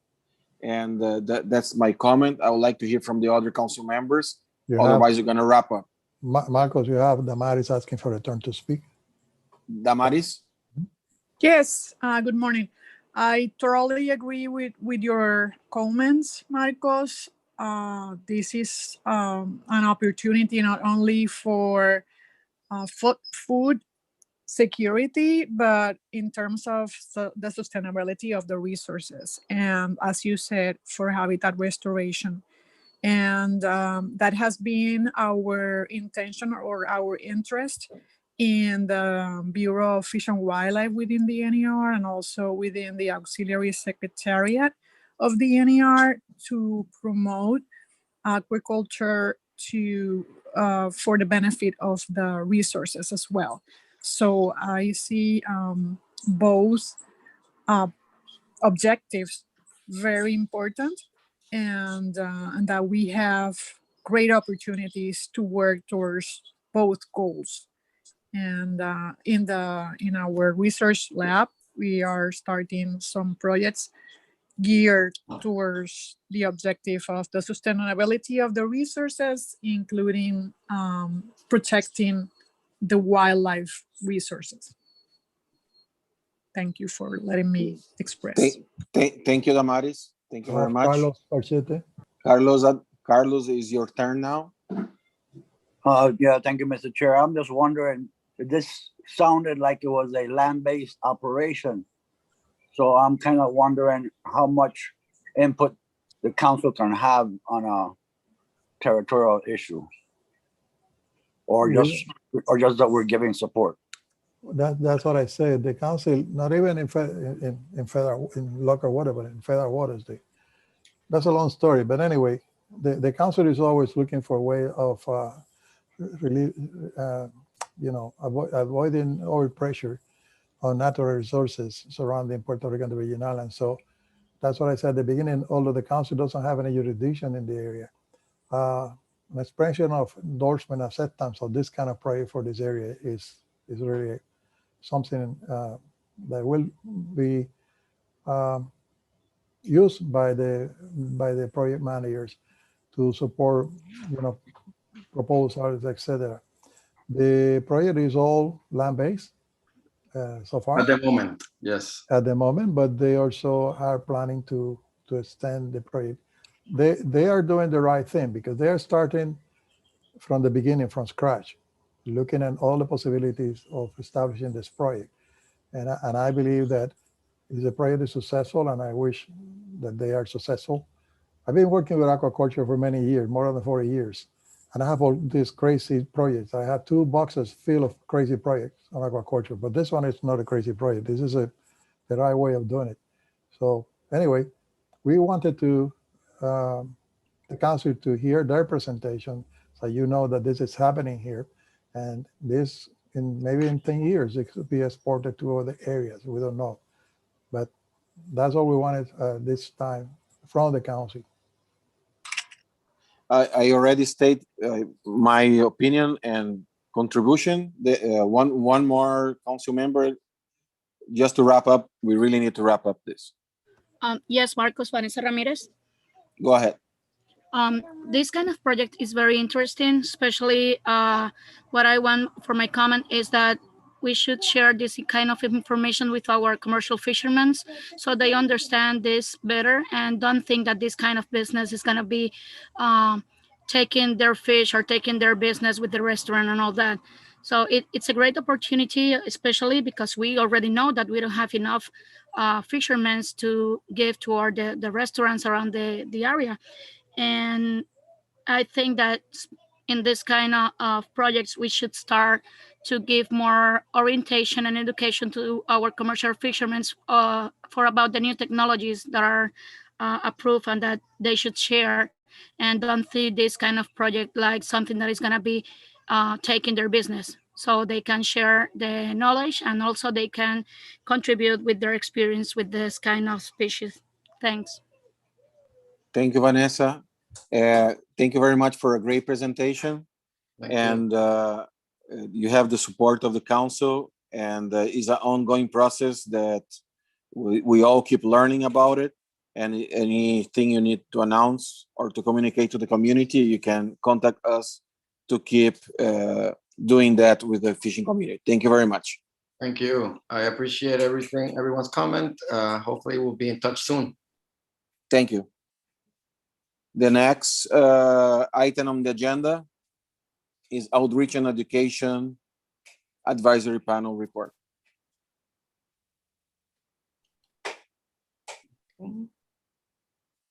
Good morning, everyone. This is Alida. Why don't I have? I should have that. I'm going to make a very short report since our last OAMP meeting in March, and what we have been doing up to this moment, and we propose or plan to do in the next season or month that we're going to go. So if I can get the next slide. There have been a lot of meetings attended because as Outreach and Education Advisory Chair, advisory panel chair. I'm a member of the NOAA Caribbean Steering Committee and the MREP meeting, MREP program also.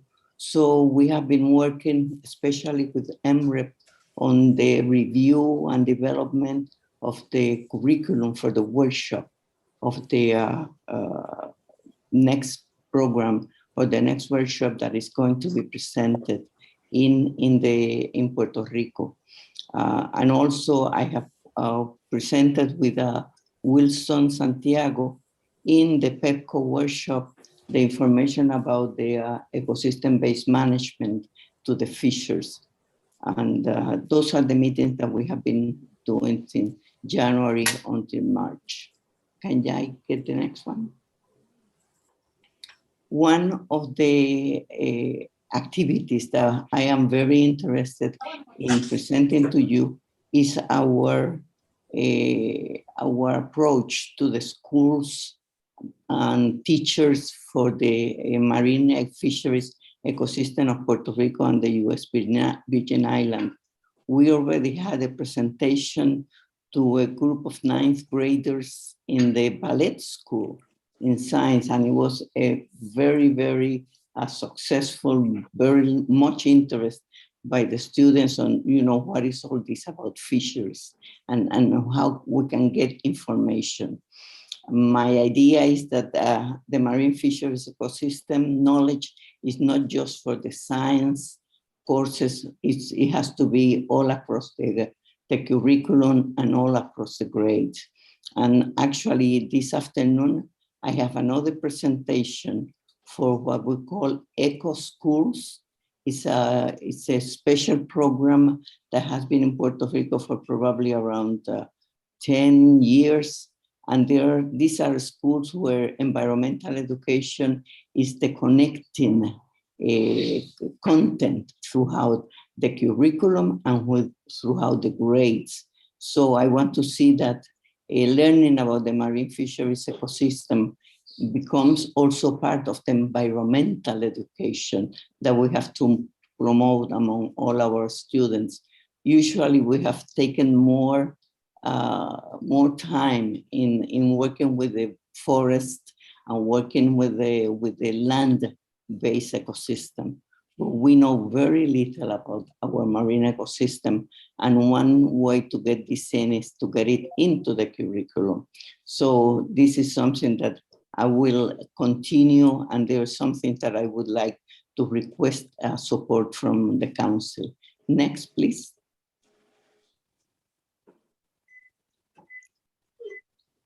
When we make these presentations, we have to present, especially in this moment where we cannot go outside, we have to present a lot of images and videos and slides that will emphasize that the content of the marine, learning the marine ecosystem is not just for marine ecology or for biology.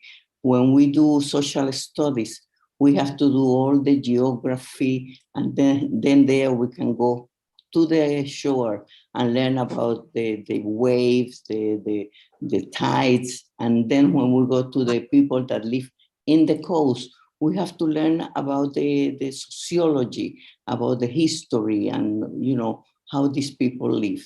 So we also would like to promote to have more students interested in studying fisheries disciplines and not just fisheries biology, but we need a lot of people, a lot of prepared people on the sociology and the social issues that deal into these fisheries communities. So we would like to request the council to support the development of activities. It can be a learning guide where we can take the information from the marine fishery ecosystem of Puerto Rico and Virgin Islands and put it into a teaching and learning guide, especially based on what I think it's more effective in this area, that is the project-based learning, because if the students take one issue and then they visit the fishing village, they talk to the fishers, they may even go fishing with them. They learn to recognize the species that they eat in their house. That will be a great addition to this project of learning about the marine ecosystem. We would like to have more PowerPoints for each of the themes and short videos that we already have some on essential fish habitats, but we don't have the same thing on the fishing activity. So that's something that we would like to request that support from the council. Can I get the next one, please? The other issue that we have been working in outreach and education projects, and that I have informed to the council in previous meetings, is our sustainable seafood consumption campaign, especially the recipe book that we're working on.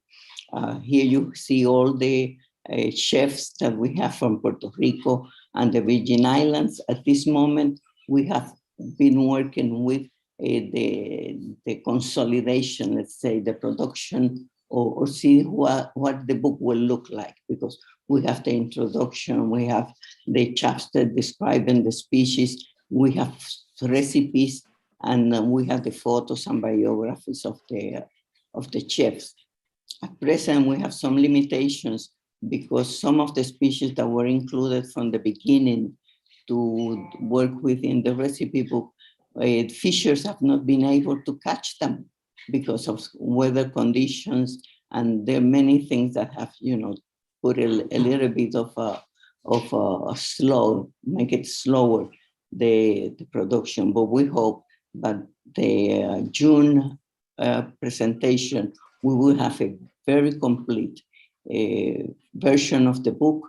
UPRC grant is working with us in the design of the entire book, so we will have an update the next time.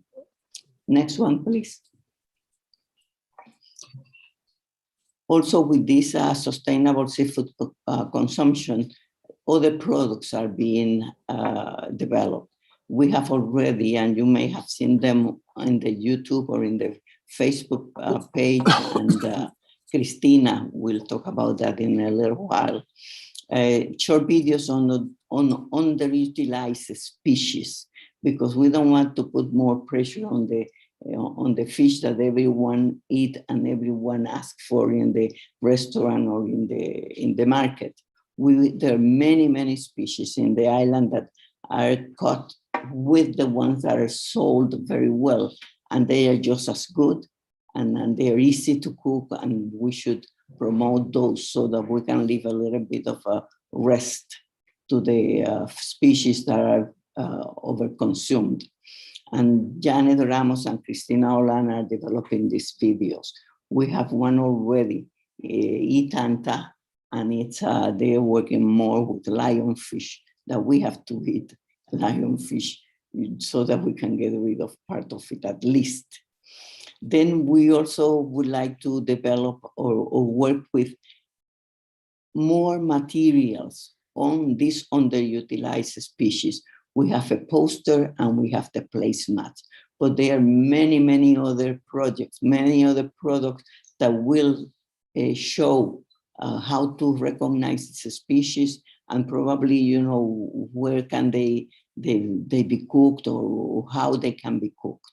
So that's something that we will work with that as part of the products that will be produced. Here you have the recipe from Cory McGrath.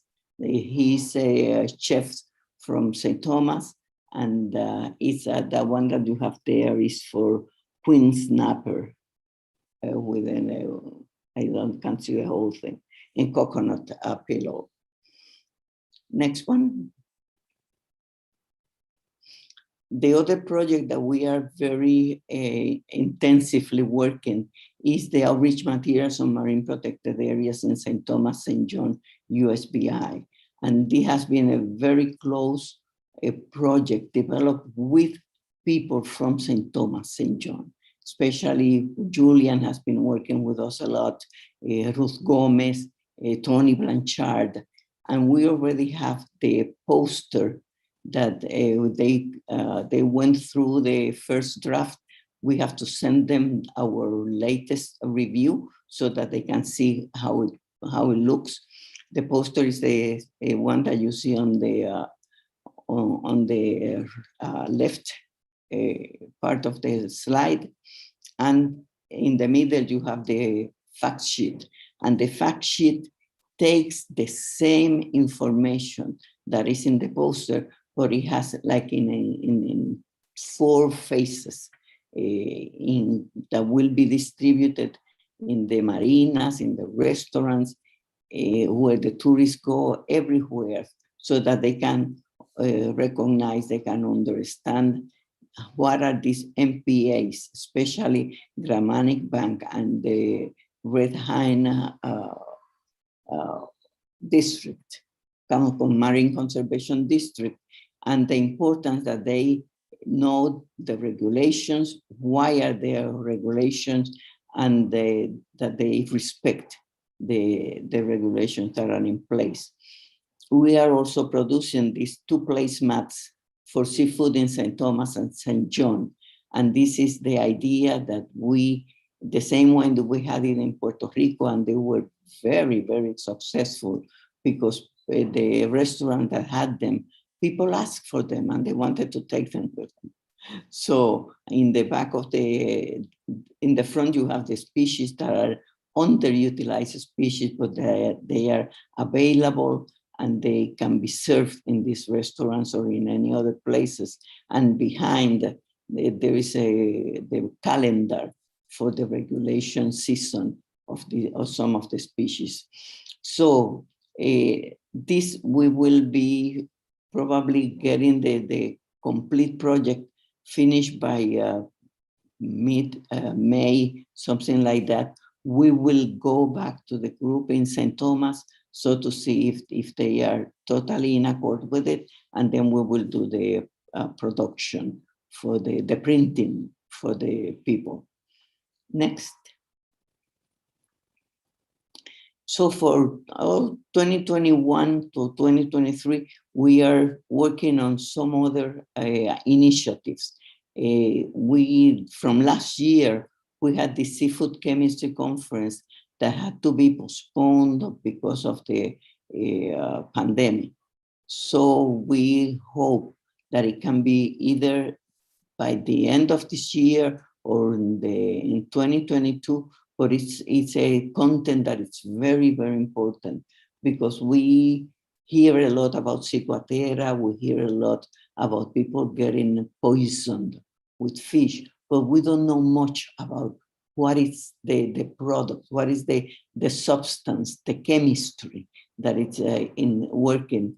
And this will be a conference for the Caribbean. And we had planned a lot of plans, and we had people working on its development already, but it has been put in rest due to the regulations that this type of conference or this type of group meeting was not approved. But the other thing is that we would like also to develop some kind of a big meeting on the status of fisheries education in Puerto Rico and USPI. We have to find out where are fisheries content included in programs, academic programs, that it's UPR. It's UPR, not only Mayagüez or Humacao. There are many other campuses in UPR Puerto Rico that deal with marine environment. So we want to know what is the status of that, and also in the USPI, because it's important that we get more people prepared in the science and the technicalities of these issues in the marine environment. For so many years, at least from Puerto Rico, they have said that we live with our back to the sea because we put more intensive attention on the terrestrial ecosystem and on the terrestrial resources that we do with the sea. And for that, to change that, we have to have people prepared in the scientific, in the legal, in the social aspects of marine sciences. We will also would like to work with fact sheets and short videos on the MPAs in the region and their impact on fishery sustainability. The presentation that Diana Beltran made yesterday, to me, was a very good beginning, because that thing we have to put it in documents or in products that everyone can read, or that everyone understands what we are saying about the qualities or the characteristics or the reasons for these marine protected areas. We will recover also the CMC newsletter that we had produced for quite a long time with the presential meetings, but now I will take a short glance at the meetings that we have had virtually, and we will make that a report again, and it will be part of the website. And we would like to work, and we have talked to Wilson and with Christina about this, on a PEPCO workshop that deals with the marine fisheries environment, the marine fisheries ecosystem. Because I do go to the PEPCO presentation, but it is just for a very short moment, and it is to explain the ecosystem-based management approach and how it is important. But before that, we have to learn a lot more about the marine ecosystem. So it would be a very special PEPCO workshop on marine ecosystem knowledge. Next one.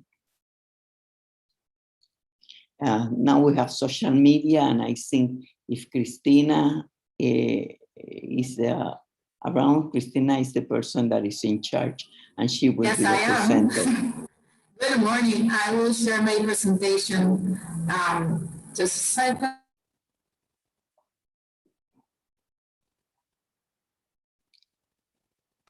We cannot hear you, Christina. Now you hear me?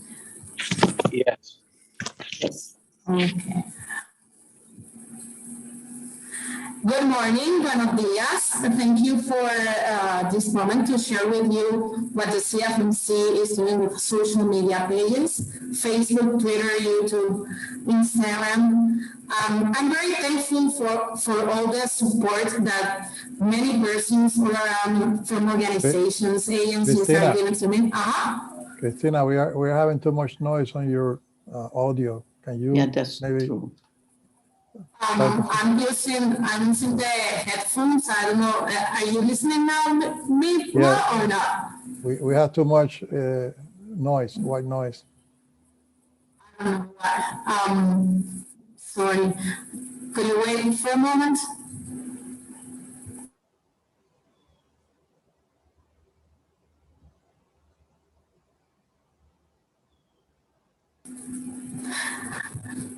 Now you listen to me better? It's the same, but go ahead. We can fix it later. It's a little better. We can hear you. Go ahead. Okay. I'm sharing with you numbers. I'm not going through them in depth, but if someone has a question, just feel free to ask me the question at the end of the presentation.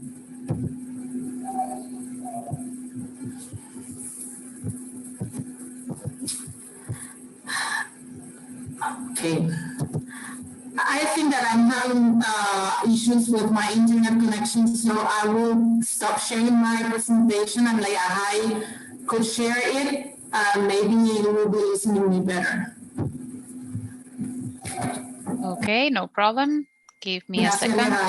De nada. Cristina, puedes llamar por teléfono también. Y ahí la pasa. Okay. Can you see it now?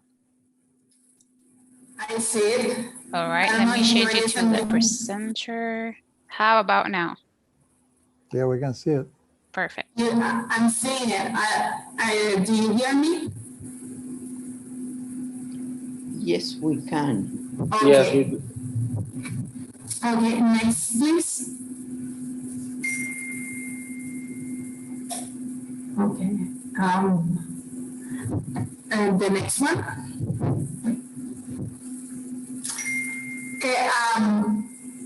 And the content that we mostly share to our social media pages are seasonal closures, meetings and activities, pictures, videos, educational materials, announcement of new publications, content that is produced by other agencies. We are also collaborating with other organizations to produce content in support from each other, and also we are publishing a monthly bulletin.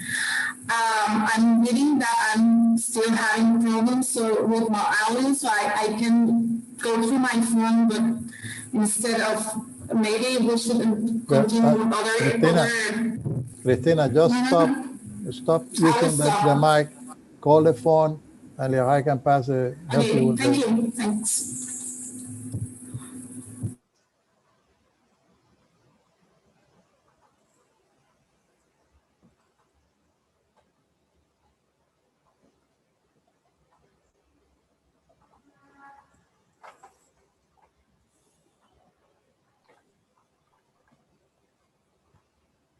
After that, after Cristina completes her presentation, we'll go with the liaisons from the area. We have Wilson from Puerto Rico, Nicole Griff from St. Thomas, St. John, and Nikita Charles from St. Croix.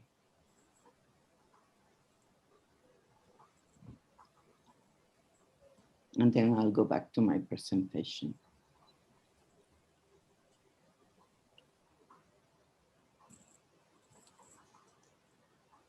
How much more time do you need, Alida? Not very much, because to me, I have finished my presentation, and the liaisons go after that. Okay.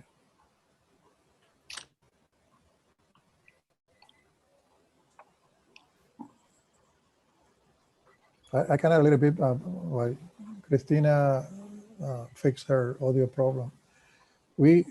We are now working with Cristina and Lehigh, as you know, for these presentations to the council. So we are grateful to both of them. They have an excellent job. The problem is that Mayagüez is in and out of electricity power. Yes. What we have done is that the social network that are being coordinated by Cristina has undertaken a lot of tasks that we assigned to her. We have the Facebook page, as you know. Yes. We have WhatsApp in coordination with Wilson Santiago. We also have the YouTube channel. This meeting is being streamed to the YouTube channel as we speak. So it will be available. All our videos are available for anybody who wish to have a copy of. Just contact Diana Martino or Cristina from the council. The videos that we were talking about are in response to the presidential order last year, May 7, that you have seen today, where President Trump was requesting that agencies and programs promote local seafood to increase the productivity of the United States production of seafood, of course. And that obeys to the issue of import versus locally produced seafood. Cristina is on the phone, Miguel. Cristina is on the phone already, okay. Yeah, good, but I run out of things to say. Cristina, can you hear us? Hola, Cristina. I cannot hear her. If not, we can move ahead and the presentation, she can do that in August. Hola, Cristina. Okay. Marcos, what do you want me to do? Yeah, let's go for the next presenter, and we see if we can come back to Christina presentation. Okay, Lehigh, if you can put back my presentation. Yes. Okay. A moment, please. Thank you so much.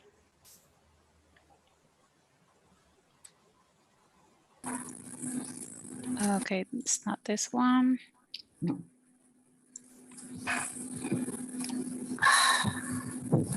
I was listening using Okay. my phone. I don't know what happened.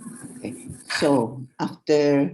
So Christina, why don't we go then with the liaison reports, or are you ready to continue your presentation? Alida, hold a second, because we are mixing a lot of things that are covering the time. Let's go with the liaison reports. Christina can do the presentation at the August meeting. Okay. And it will be part of the record anyway. Okay, so Christina, we are going to stop the presentation, your presentation, and we'll go to the liaisons. So on the liaisons, we have Wilson Santiago with the liaison from Puerto Rico, Nikita Charles from St. Croix, and Nicole Grease from St. Thomas St. John. You know that the function of these liaisons is to keep the local communities in each one of the islands connected with the council, connected with outreach and education, so that we have them giving us ideas, suggestions, requests of what we need to do for their community. So that's why, and the last council meeting, it was requested that liaisons make a report on each one of the meetings. So this is the reports. Wilson? Yes, I'm here. Yes, good morning to all of the council members and to everyone connected in this meeting. He has your presentation. Yes, she can put it. She has. Okay. I haven't received it yet. I am waiting for the email to update, and it doesn't show up. Could you present it instead? Meanwhile, yeah, sure. I already made you presenter, by the way. So okay, which one? Whenever you want. want. On computer. Okay. And you have 10 minutes. Yeah. Okay. There it is. Okay. Great. There it is. Okay, thank you to all. My name is Wilson Santiago. I'm the Puerto Rico liaison officer. Next slide, please. Okay, the Puerto Rico liaison participation in 2021. This year, we successfully presented the virtual educational program for fisheries. We name it PEPCO. We have support Christina Olan with new publications at the CFMC social medias regarding closures, DNR administrative orders, and fisheries education for Puerto Rico fishers. We have to create a WhatsApp broadcast messaging with, right now I have like 161 fishers contacts to send them announcement, meetings, dates, and educational material regarding fisheries.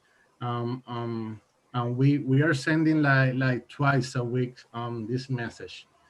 Okay, we have support feature with issues and information of the DNR and CFMC in the state and federal management. We have give educational to the fish. We have give fisheries educational material for the fishers at the fishing docks. We prepare an envelope with a lot of educational materials given by the Nature Conservancy, Sea Grant Program, and the CFMC. And in the pandemic, we will start using a lot more the social medias and create that WhatsApp broadcast messaging. And we have accomplished more participation at the CFMC, DEP, OAP meetings of commercial and recreational features. Next one, please. Okay, for the educational program for commercial fishers in Puerto Rico, we name it PEPCO. We started giving it in February 17 till March 17, every Wednesday, 5 sessions every Wednesday. We have give the program virtual with 5 sessions with different topics and presenters. A total of 82 people registered to the program, and a total of 45 participants completed the 5 sessions, and therefore we received a participation certificate and a lot of educational material from the CFMC, SIGRA, and the Nature Conservancy. In the virtual program, we bring new presenters to give specific topics regarding the fisheries in Puerto Rico, such as the HMS permit. I want to thank Delis Ortiz. She is a contractor of NOAA Fisheries. The commercial statistic report, a special thanks to Daniel Matos from the DNER. Invasive species regarding the lionfish. Special thanks to Janet Ramos of SIGRAM program. Coral disease and whitening. Special thanks to Miguel Figueroa. I saw him here connected. Thank you, Miguel. Another topic we bring to the program is the importance of sharks to the coral ecosystem. That is a special thanks to Wanda Ortiz and Lorimar Frankie. They are from the program of Marine in the University of Puerto Rico in Mayagüez, and ecosystem-based fishery management plan. And thanks to Alida Ortiz, it was a very special program. It was a good program. We brought them like an hour or 2 hours in each section. Okay. CFMC social medias and WhatsApp broadcast messaging was very crucial to the outreach for the PEPCO participants. So I want to thank the CFMC social medias and everybody that share the publication to gather all the participants in the PEPCO program. And after all the 45 participants that completed the 5 sessions, we will send them a certificate and an educational material via post office. Okay, and that was to everyone that completed the 5 sessions of the programs. Next slide, please. Right here, I'm showing you all the educational material that we are sending all the 45 participants. Next slide, please. Okay, if you see over there are all those boxes in my house. Maybe this week or the other one, I'm gonna start sending them. All this material we gather from the CFMC, the SIGRAM program, thanks to Chaparro, to Mr. Chaparro. He gave us a lot of educational material for the fishers. And the Nature Conservancy. The Nature Conservancy is helping us to send the boxes to all the participants. Another one, please. Okay, so in the Puerto Rico fishery issues, we have again issues with the DNR license and permit procedures. But right now, thanks to the Secretary of the DNR, Mr. Rafael Machargo, he in January of this year, he made a new administrative order that permit all the fishers that solicit the new license or renewal and their permits, so they can they extend the deadline until June 30. Okay. The misinformation of the new features about the fishing closures, statistic report, license, and permit for state and federal waters in Puerto Rico. And the law enforcement to watch the closures and illegal commercial fishing in state and federal waters. There are those 3 features issues here in Puerto Rico. Next one, please.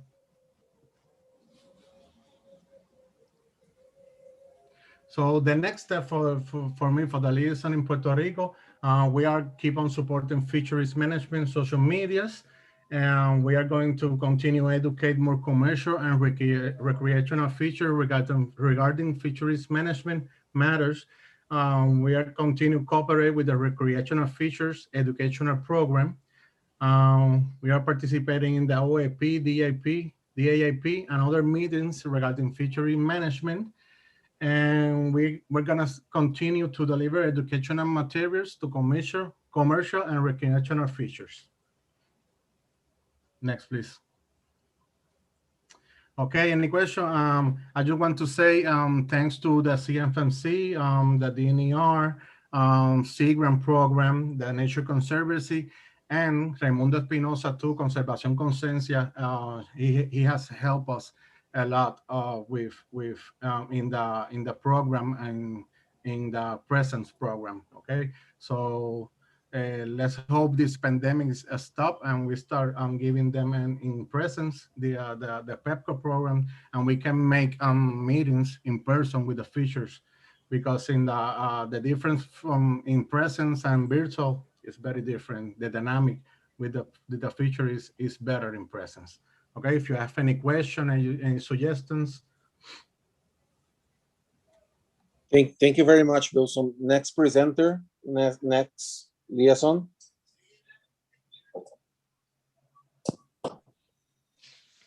Hi, good morning. This is Nicole Angeli from the USVI. Nikita Charles asked me to reach out to all of you. She wants to thank everyone for the opportunity to have served as the St. Croix liaison for nearly the past year, working on our Reef Responsible initiative, restaurant trainings, attending multiple meetings of the CFMC. She's recently accepted a full-time position with the Department of Health for the territory. And so she has less time to commit to being a CFMC liaison.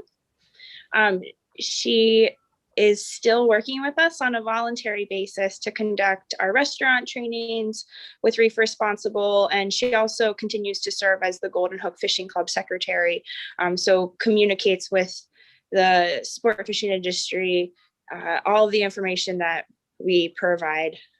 So we thank Nikita for her great work over the past year and some months, and we look forward to onboarding a new person, which we would announce at the next meeting. So thank you so much. Thank you very much. Next presenter.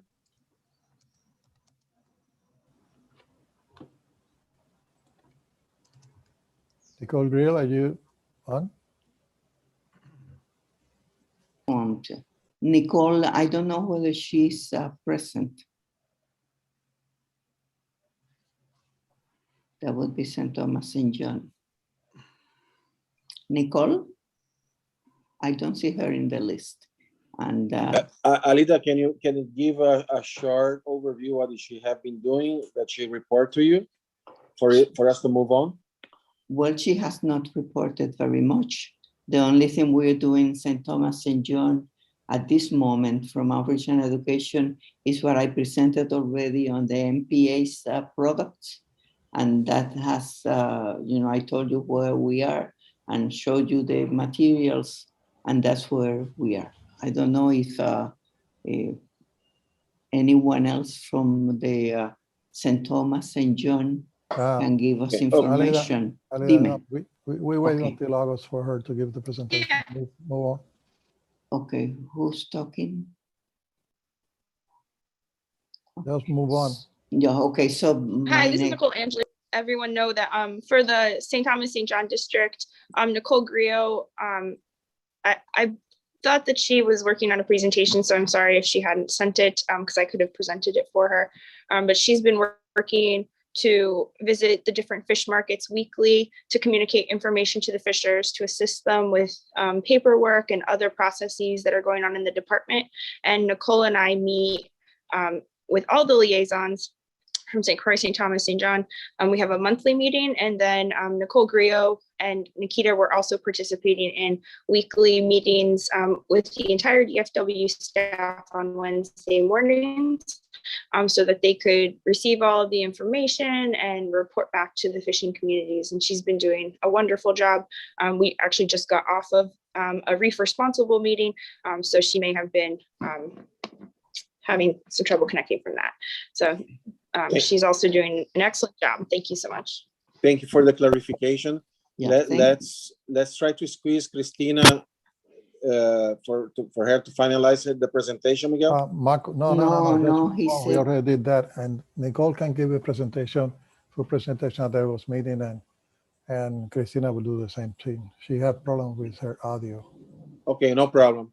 Just move. Thank you very much. In terms of the OARP, the presentation made by Alida, for the council members, the proposed initiative, there is any comments, or we have a full endorsement for the ideas that she presents? Marcos, we will work with Alida and Sigran on the issue of providing more material for schools and what have you. This is an ongoing project. And Okay. as long as we have the fundings, Alida and I will be coordinating that information, prepare the material that she needs. And as long as she have energy and willingness to do this, we will endorse all this initiative. This is the type of thing that we should be doing. It was just to restate, because all those initiative was on previous meeting endorsed by the council. I just want to hear the voice of the council members again on the same matter, but I agree with you. This was already discussed. Let's move on. And the next presentation is the Nassau Group for Critical Habitat. Hi, everyone. This is Jennifer Lee with NOAA Fisheries and Protected Resources. Yes, I guess I should check. Can everyone hear me okay? Yes, we do. Thank you very much. Okay, great. So the first up, Nassau Group for Critical Habitat. You probably know back in June of 2016, we published a final rule to implement our determination to list the Nassau Grouper as threatened under the ESA. The ESA requires that to the maximum extent prudent and determinable critical habitat be designated at the time of listing. So when a species is listed, we're required to determine whether there are areas that meet the definition of critical habitat. And then once critical habitat is designated, other federal agencies consult with NOAA Fisheries to ensure actions they fund, authorize, or undertake are not likely to destroy, adversely modify the critical habitat. So in this case, in the final rule to list the species, we concluded that critical habitat was not yet determinable, which had the effect of extending by 1 year the statutory deadline for designating critical habitat. Although we gathered information through the status review and the public comment period on the habitats occupied by the species, we didn't have enough information at that time to determine what the physical and biological features within those habitats facilitating the species' life history, strategy, and thus, what was essential to the conservation of Nassau Grouper and may require special management considerations. So we decided to the maximum extent prudent and determinable, we would publish a proposed designation of critical habitat in a separate rule. So where we are now is NOAA Fisheries did enter a settlement agreement back on December 22nd of 2020, stipulating that we must submit a proposed determination, concerning the designation of critical habitat for Nassau Grouper to the Federal Register by December 30th, 2022. And then if we determine proposed critical habitat at that time, we must submit for publication in the Federal Register a proposed critical habitat rule on that same date. And then we would have a year to make a final rule. So to determine the potential critical habitat areas, where we are now is CIRO is presently reviewing available data on Nassau Grouper, including the information that was completed in support of the ESA listing, the proposed and final listing rules, and then recent biological surveys and reports and peer-reviewed literature. So really, we're working, with our science center and the NCOAST to ensure we're using the best available information.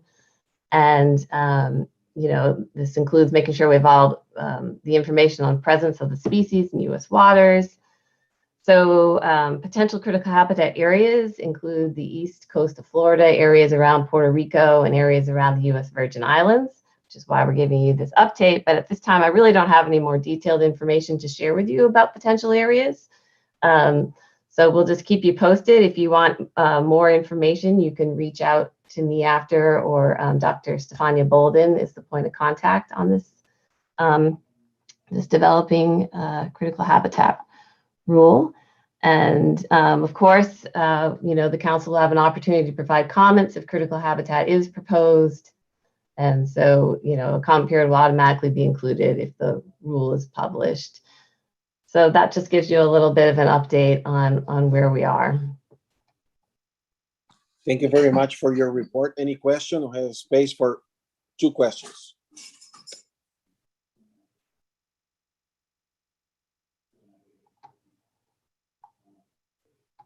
Hearing none, thank you very much for your presentation. Next presenter is the Queen Kong status review update. All right, thank you, and that's me too. So on this one, I don't have to go into a bunch of the background because the last update you had on Queen Kong was at your June 2020 meeting. Jocelyn gave you a brief presentation reviewing the background. We do have an ongoing status review. If you didn't know, a status review team, or our status review team for Queen Conch is comprised of 7 experts in Queen Conch biology and endangered species management. Where that team is they have developed a comprehensive status review. It assimilates over 500 references, and the draft document is being prepped by the team now for independent peer review in the coming months. Once the status review is complete, NOAA Fisheries will then need time to review the report and prepare a final determination or a determination and a proposed rule if warranted, and there'll be an opportunity for public comment. As a reminder, so the status review won't be released until the NOAA Fisheries has determined whether listing as threatened or endangered is warranted. Our best, and I guess I shouldn't say our best guess, but we anticipate making our determination sometime between late this year and May of next year is the rough timing. So we'll keep you in the loop, of course. And as I said already, as with any proposal, there will be an opportunity to comment if there's a proposed rule. And from there, the agency would then have the 1 year to make a final determination if there was a proposed rule. Thank you, Jennifer. Any questions? Space for 2 questions.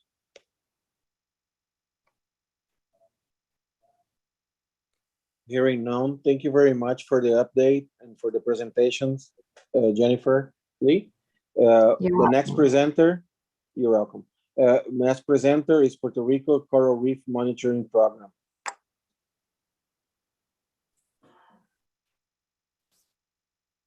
Okay, Leah, hi, can I present? I think I'm gonna start Leah, hi, and then, Okay. and I then think Rennie. Cristina is presenting, but I will make you presenter right away. Thank you. Okay. Okay, you should be able to share now. Should I make who else presenter? Co-host? Rennie. Rennie. Rennie should be, yeah. Okay, I'll look it up. Miguel, ¿puedes presentarte ante el grupo, por favor? Nombre y Sí, título. claro. Hello, good morning, everybody. My name is Miguel Figueroa Hernandez. I'm a contractor as a coral reef specialist for the Puerto Rico Department of Environmental and Natural Resources and for CARICUS as well. I'm working on supporting their database management needs and expanding the Puerto Rico data access and information access of the Puerto Rico Coral Reef Monitoring Program, and supporting the development of integration of biological data sets to the MBON data portal, which is a network of projects and people working to integrate biological data sets to data visualizations and essential ocean variables in around the planet, and I'm happy to be supporting this tasking here in the Caribbean. So can you see my presentation well? Yes. Yes. Okay, perfect, thanks.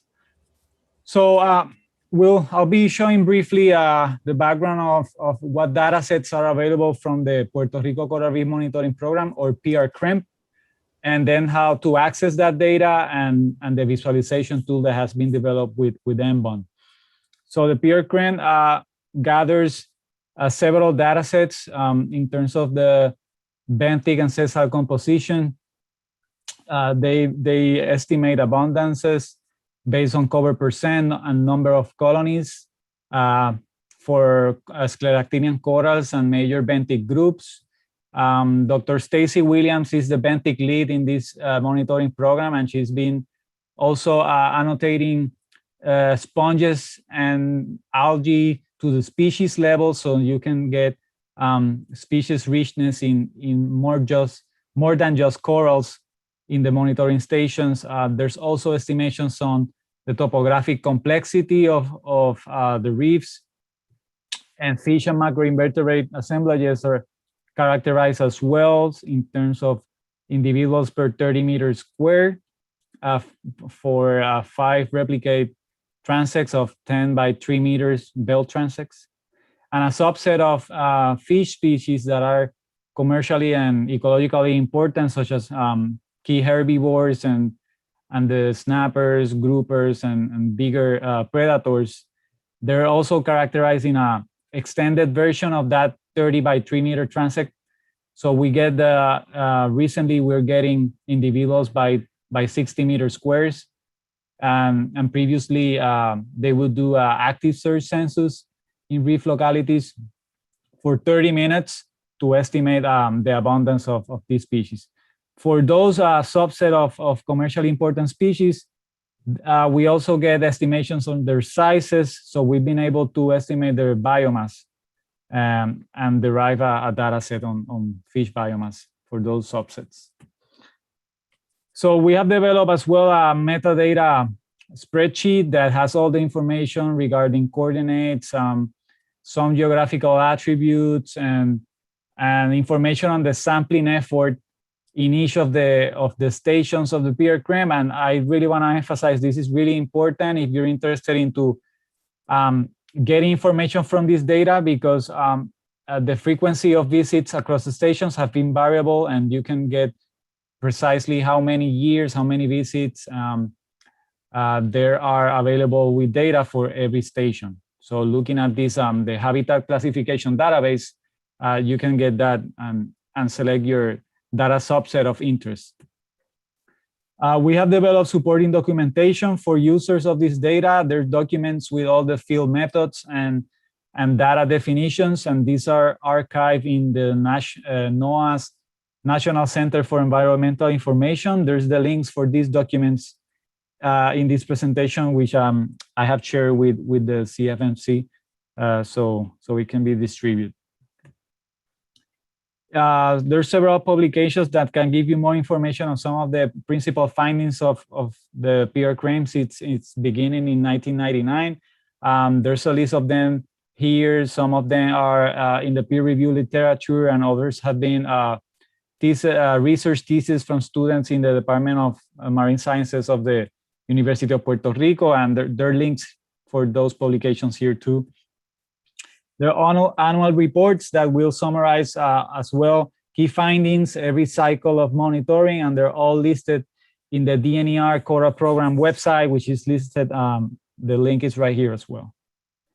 And these reports are good for exploring, any major changes that occur year to year as they go to the stations, and also get descriptions of the physical and conditions in each site.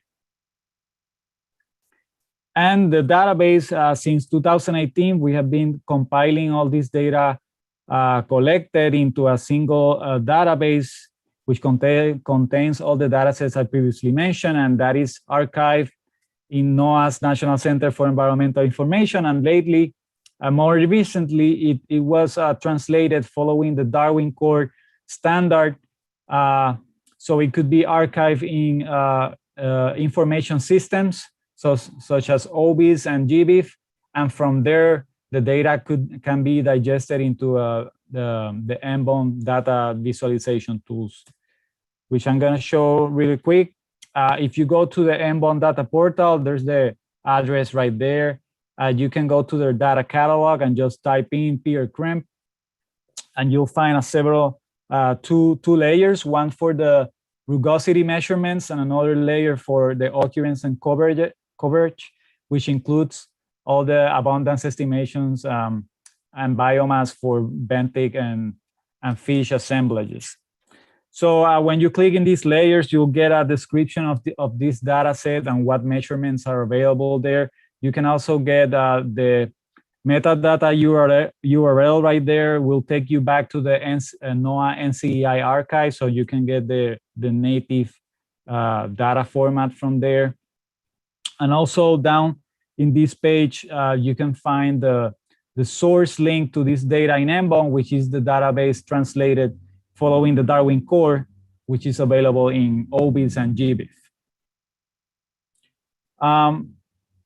So once you, if you wanna visualize these data layers, you just click there and you add them to the map. And here in the upper tab, you find an icon that says map, and you can upload any layer which is within the MBON data catalog.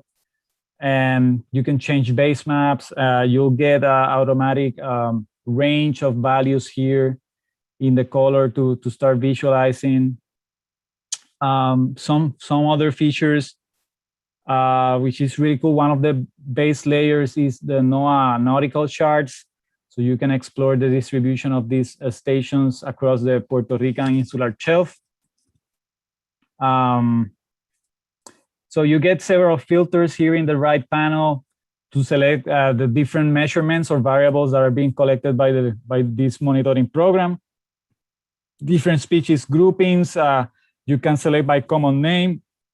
And there's also an advanced filter down there that you can do your browse the data according to the taxonomic classifications of species of interest.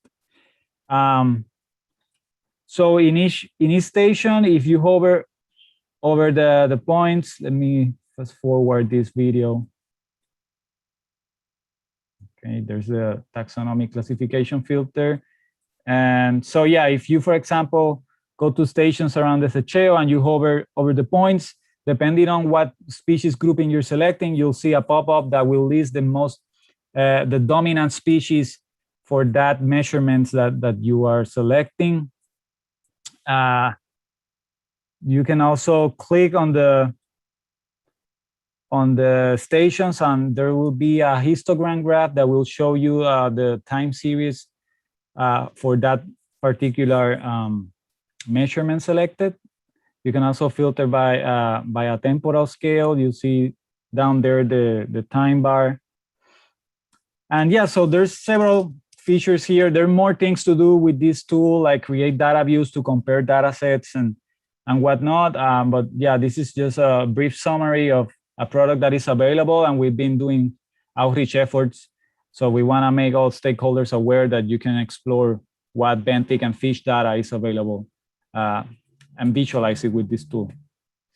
So some of the ongoing work right now is we're working with the UVI Department of Planning and Natural Resources and the University of Virgin Islands to integrate the territorial coral reef monitoring program of the Virgin Islands into the MBON data portal. There's a lot of very important benthic and fish information there too, from long-term monitoring since the early 2000s. We also got a mesophotic reef characterizations data from the Caribbean Fisheries Management Council that we're currently translating with the help of Eric Appledorn and Manuel Nieves from the University of Puerto Rico, which are helping in this translation process. And finally, also, we're working with a fish assemblages of natural and artificial reefs in Puerto Rico dataset, which includes data on the seasonality of these fish assemblages. And it was a master thesis project from Manuel Nieves in the University of Puerto Rico. And all this data sets, what we want to do is basically develop a Caribbean hub within MBON so we can have access and visualize multiple biological data sets available in the region. So thanks for the collaborators. This process of making data and information publicly available is not trivial. It takes a lot of communication, collaboration between different parties with different resources. And so we've been lucky to align priorities between these different partners and work towards the goal. More partners are jumping in on board. So we're really happy to see this expand in the near future. So if there's any questions and follow-up, please, you can contact me to this email. And now Renny is gonna go over the, what the data has told us in the recent monitoring years.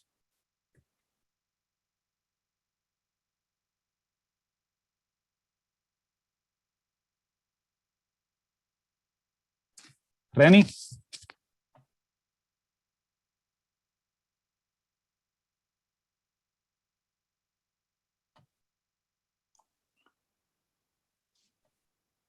Okay, trying to share my screen. You should be able to share your screen. You're made a co-host.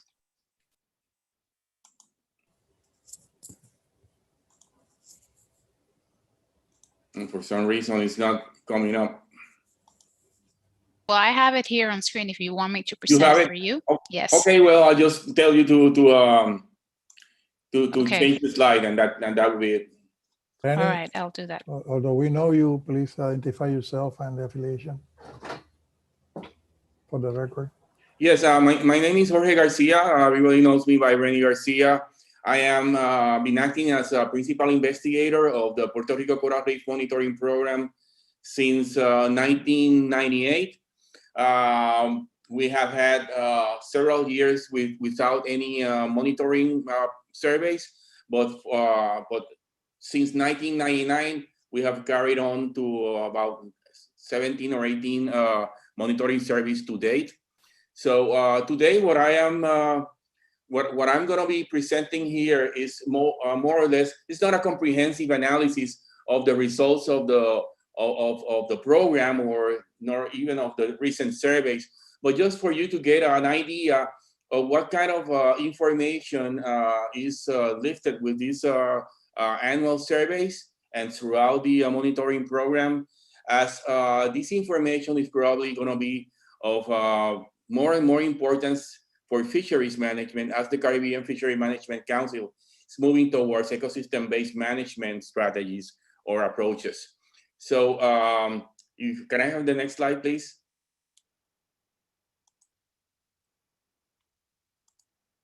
Okay, so the program, can you go one? Yeah, what I'm trying to present here is some overview of the sampling design and feed methodology, the oceanic background to the 2018 and 19 reef monitoring surveys. So the status of the reef station in terms of coral cover, which is the unit we use for as an indicator of ecosystem health, and the species composition and patterns of benthic community structure. Also monitor the temporal variations in reef structure by the Menses benthic categories, and for all the monitoring surveys include an assessment of the status of the fishery in terms of fish density, the taxonomic composition, and the fish community structure. So next one, please. So in terms of the sampling design, the program includes 42 reef stations that are surveyed in 2-year monitoring cycles. That is 21 stations per sampling event. The locations of reef stations have been arranged to provide for a depth, distance from shore, and geographically stratified sampling design. Next. Assessing benthic characterization are based on 5 replicate 10-meter long permanent transects per reef station. The placement of these transects are not random, are placing sections of optimal coral growth, as what we want to see is the change from year to year and over temporal scales. So it's not a random approach at all. Transect surveys are surveyed by continuous intercept techniques, which provide a great deal of information as you gather approximately 964 data points per transect. Next. So quantitative fish invertebrate characterizations are based on the same 5 replicate set of transects on a 10x3 belt, and include determinations of density and species richness center on the benthic transect for benthic assessment. These transects of 10x3 are expanded to 20 meters for quantitative characterizations and size distributions of large commercially important fishes and reef herbivores, including doctor fishes, parrot fishes, and then also include lobster, queen conch, and some of the larger sea urchins. The surveys include high resolution digital photography for each reef stations, and we use both parametric, non-parametric, comparative, and multivariate and statistical approaches for data analysis. Next one. So here is the arrangement of the 42 different reef stations, many of which include 3 beds: Desecheo, Rincon, Maya West, Cabo Rojo, La Parguera, Guanica, Guayanilla, Ponce, all these, and also in the East Coast.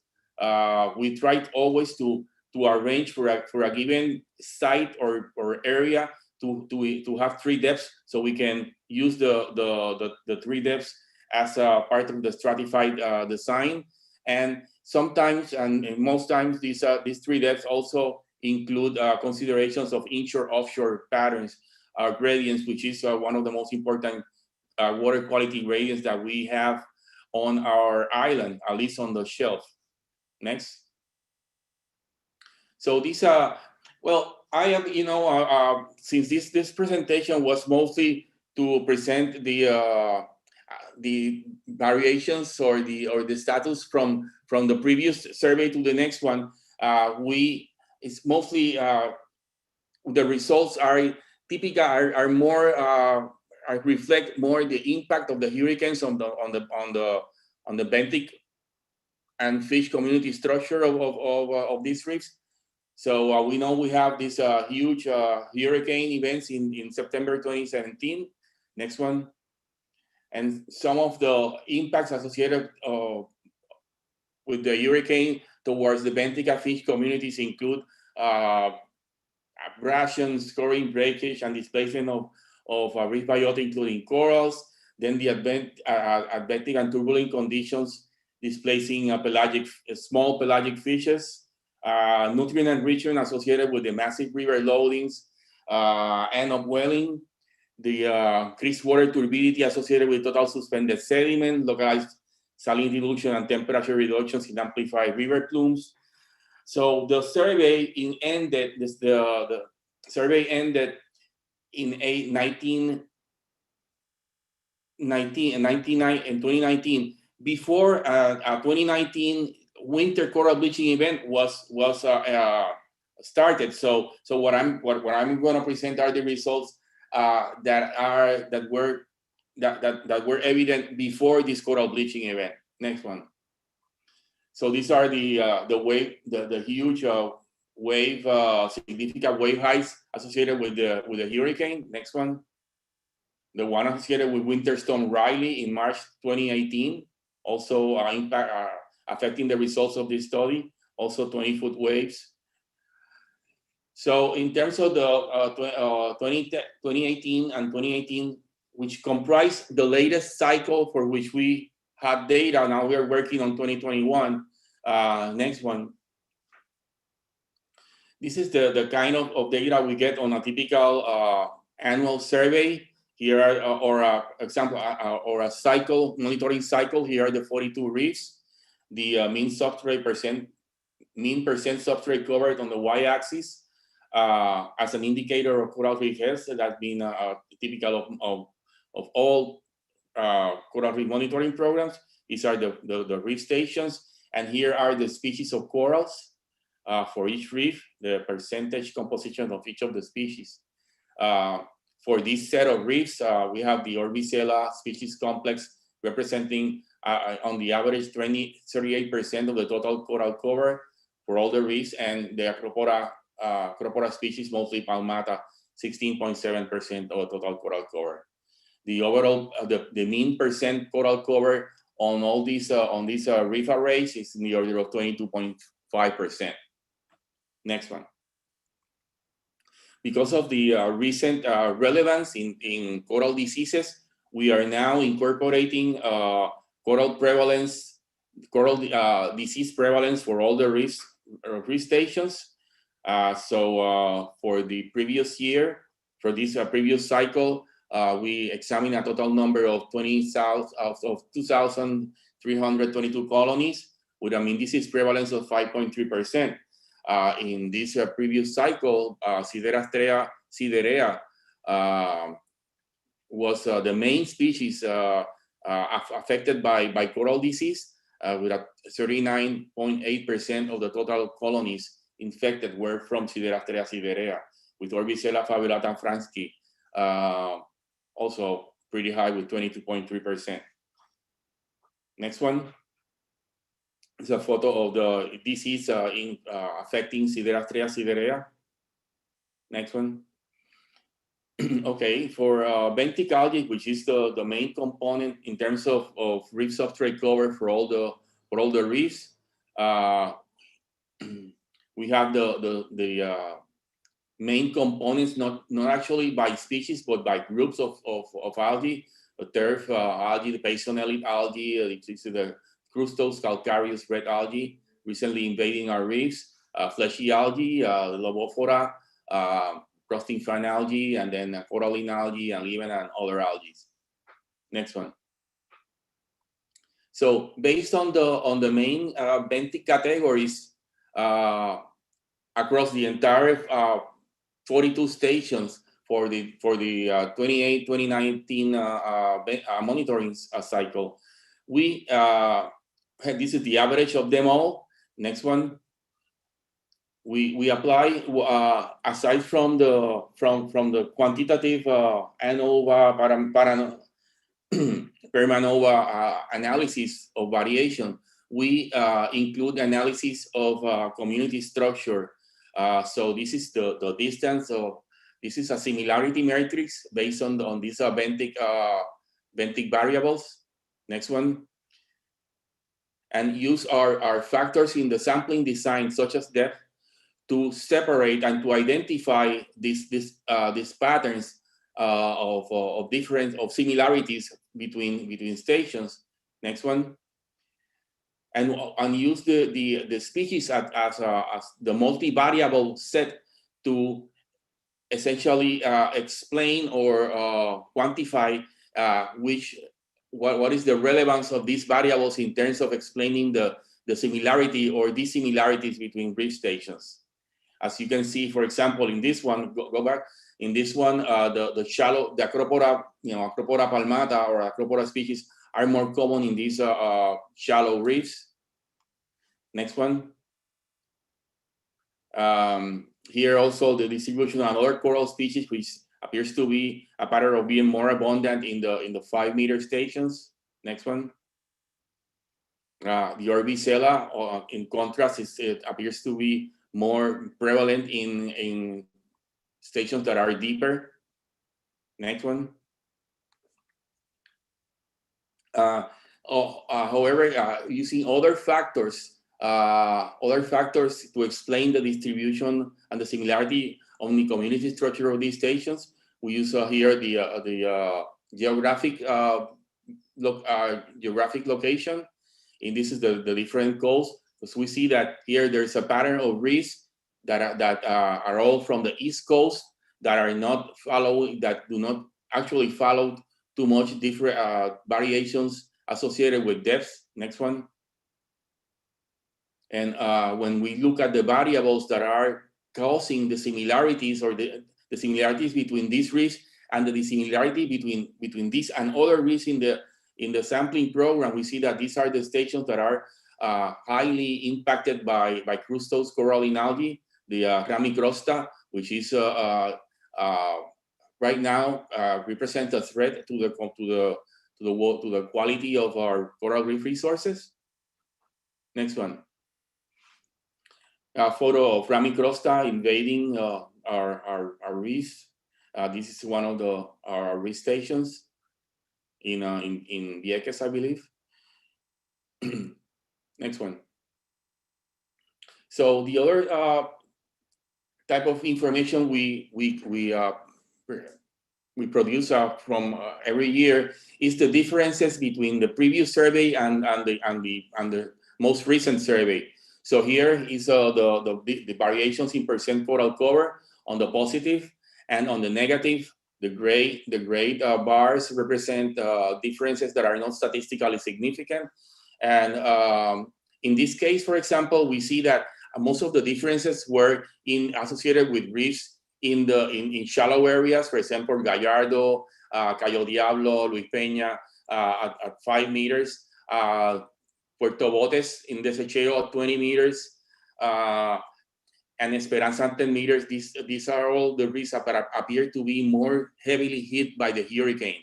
So shallow areas were much more vulnerable to hurricane effects, and in Desecheo, somewhat for some reasons that the reefs over in Desecheo were hit pretty strongly, particularly this one at 20 meters.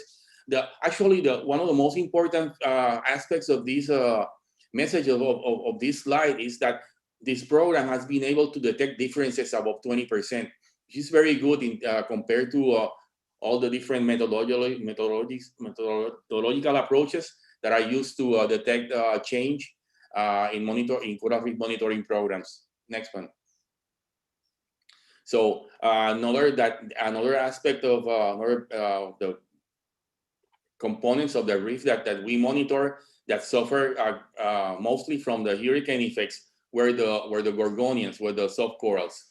So we have all these significant differences on the negative side for gorgonians for different reefs.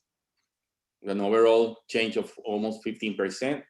This is the differences in algae. These are actually percent change. So these look like very big, but they are very small components of the overall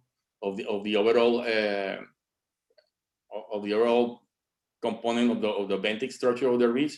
Whereas these increments are very much related to species that are much more abundant, or the groups that are much more abundant in the reefs. So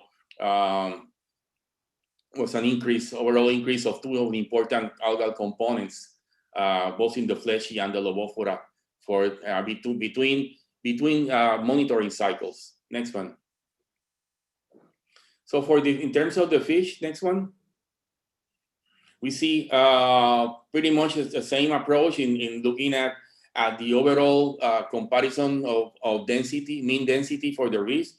In this case, we have a fish that is extremely numerically dominant, which is the Coryphopterus personatus, the masked goby. Next one. This is the fish, this one over here. This is a real photo from our reefs. This fish is a zooplanktivore, small zooplanktivorous goby that hovers in schools below reef ledges. Next one. Here you have a much better view of it. Many monitoring programs do not deal with these small species because they're kind of problematic or they're limited by their sampling approaches to count them. I decide to include them. Next one. In part because we have billions of them, and if the aquarium market, aquarium business gets to be more popular in Puerto Rico or areas in the world, these fishes are being sold at almost $26 each. So it's always important. And this fish, in my opinion, is not important because of the cost or because of its value.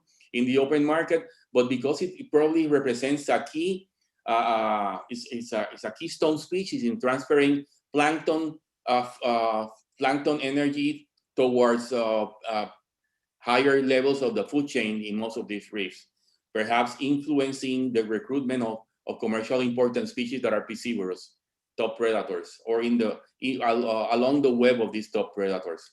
Next one. So this is how the arrangement of species per reef looks without Coryphopterus personatus. We see that there are some different patterns in the community structure of these reefs. Next one. And we apply the same kind of an approach as a multivariate approach to analyze the differences in community structure between the reefs. Here we see a clear difference of this between this and another reefs in the station set of reefs, and this one were essentially those that were very highly dominated by Coryphopterus personatus, which is a zooplanktivore. Next one. So aside from the species considerations, we gather these or we cluster these species assemblages into main functional groups such as herbivores, zooplanktivores, small and medium, large carnivores, spongivores, and scavengers, which is basically talking about lobster. Next one. And start to discern patterns based on these functional groups. Next one. And see that, for example, that herbivores are much more common or tend to be more common on shallower reefs, closer to shore. Next one. Whereas zooplanktivores come back. They here, okay.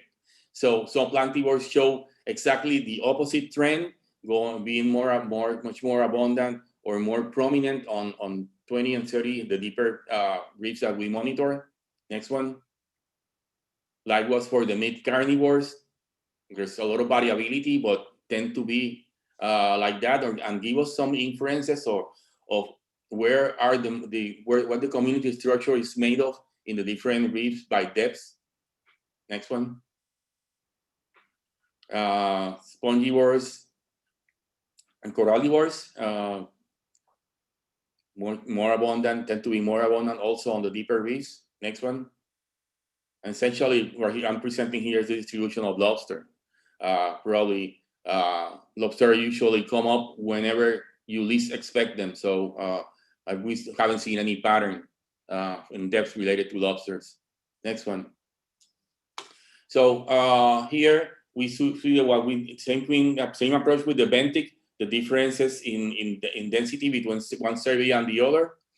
Here, see the change is very small. Overall change is very small, and some differences, both negative and positive, associated with between surveys, and to a large extent. Next one. The difference that we have seen is a part of the whole correlation between the fish density changes and the changes in density of the numerically dominant fish, which is called Coryphopterus personatus. It's a driver of density variations in our program. Next one. Here is the same analysis for fish species richness. Very little differences, significant differences overall between one survey to the other. It means that most of these differences are mostly related with the density of a single species, but not of the overall. We have not noted overall change in the community structure of the reef. So we have density variations in one species, but not necessarily reflecting on the community structure right away, but with potential implications for long-term, mid-term impacts if these dominant fishes do not recuperate. Next one. So looking at the changes between surveys of the large carnivores, so we have also here including the yellowtail snappers, graysbees, and conies, and the snapper groupers. These are the lionfish, and these are the difference we see from between year and year. But I want to highlight these two findings: for red hind, an increase in the red hind between surveys, and a decrease, and a drastic decrease in the lionfish between surveys. Because these are trends, we have seen from several years here, and these same observations we have seen in the mesophotic monitoring program that we run for the Caribbean Council. So those appear to be consistent throughout the shelf. Next one. We also do the same with the main reef herbivores, at least the larger ones, including the doctor fishes and the parrot fishes. We haven't seen the differences to be significant during this cycle, a decrease in 6.5%, and that is probably associated with the hurricane effects, removing most of the smaller fish that recruit into the reef. So I believe that is the same factor that is affecting the density variations of mascovy in the reef, and perhaps of many other small reef fishes that cannot hold on to their habitats in the reef when the extremely strong surge and wave action associated with hurricanes impact these reef communities. I believe this is it. Next one is your questions, if any. I don't know if you have time for that, but I'm available for questions not only regarding to this specific presentation, but for any aspects associated with the coral reef monitoring program. Thank you very much. Thank you, Renny. We are very late on time, and the presentation is amazing. Let's make one question to Renny, and we move along.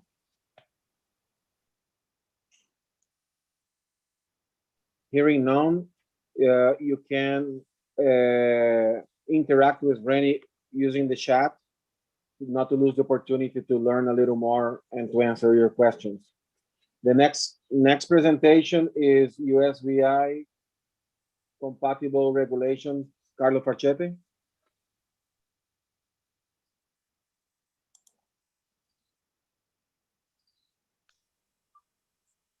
Yes, thank you, Mr. Chair. Thank you, Carlos. Let's try. I'm sorry, Carlos. Remind everyone that is presenting now to try to be very, very effective on the timing, with the time of your presentation. Go ahead, Carlos. Okay. Well, right now we have no updates on the compatible regs discussion. We did, however, form a subcommittee of our local fisheries advisory panel, or our advisory committee on St. Croix, to look at both federal and local laws. However, about maybe 6 months ago, we were given a task by Director Angeli to work on a proposed commercial fishing license program recommendations for the commissioner. Since we have an 11-member committee that really are volunteers, and we started working like meeting every 2 weeks. However, it got a little burdensome, so we started meeting monthly. And we finally, pretty close to 6 months later, were able to vote on 11 recommendations to forward to Director Angeli for the commissioner. I am hoping that maybe in the monthly meeting for May for the FAC, we would be able to put compatible regs on the agenda. But first, I would have to meet with Director Angeli over the phone before the May meeting to see if it's possible to have that on the agenda. And that's what I have. Thank you very much, Carlos. Next presentation, Recreational Fishing License Program, USVI. Yeah, like 50% for a copper reef is really Yeah, low. thank you. So we just wanted to give an update and let everyone in the community know that we are currently drafting rules and regulations to have submitted for public review and comment. Our fishing advisory committees have reviewed those and are sending comments back to us on the recreational licensure program. And we'll be providing more updates as we have them, and especially as we have concrete dates for public review and comment. Thank you. Thank you, Nicole. We have a presentation for electronic data report. DNR Puerto Rico, I think gonna be presented by Daniel Matos, I believe. Yes, thank you, Mr. Chairman. Daniel Matos will be presenting our report. Go ahead, Daniel. Hello, everyone. Good morning.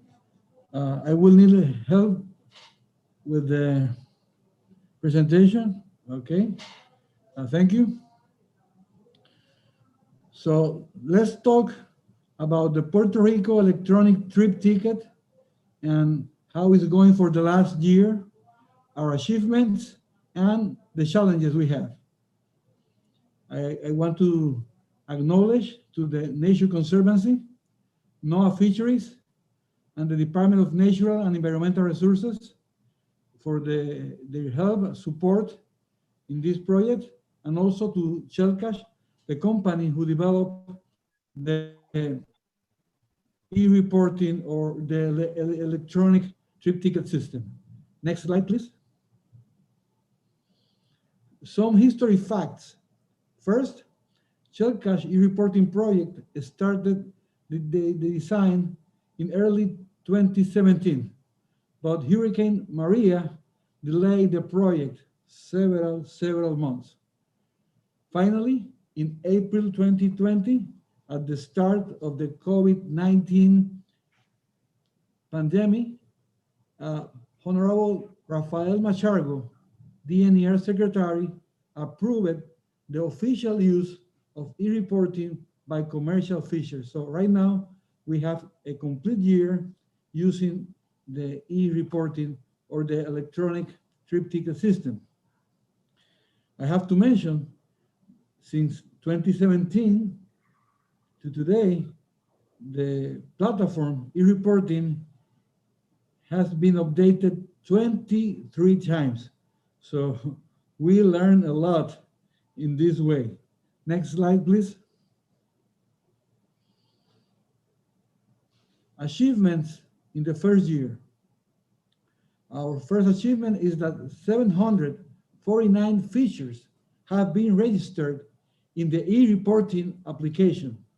This is approximately 62% of the total features. If we assume we have approximately 1,200 commercial features. And oops, we have some problem with the electricity. Are you still with me or I'm still with you? We are here. Yeah, we can hear you and we are seeing. Thanks to the good Lord. Okay, next achievement is these features reported 6,259 fishing trips. 6,259 fishing trips have been reported. And also, the 749 fishers reported or registered 512 fishing vessels. The most important thing is that fish and shellfish have been reported 332,333 pounds, a lot of threes. So this is a good achievement. We are very happy for that. Next slide, please. Another achievement in these first years is how the fishing trips have been reported by gear. Scuba divers reported 4,363 fishing trips. The next fishing gear most reported was fish and lobster traps, 2,052 fishing trips, followed by the bottom line, or the CALAS, for the deep water snapper fishery, 1,135 fishing trips. And the headline report 1,089 fishing trips. Next slide.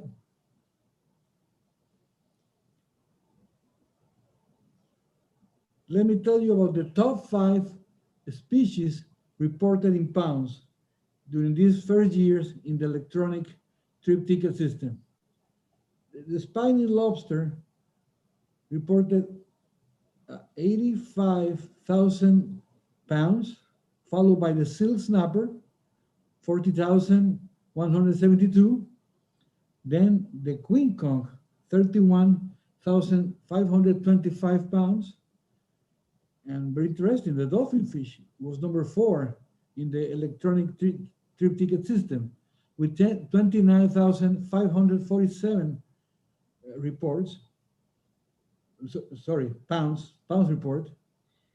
And in the 5th position is the queen snapper with 19,025 pounds reported.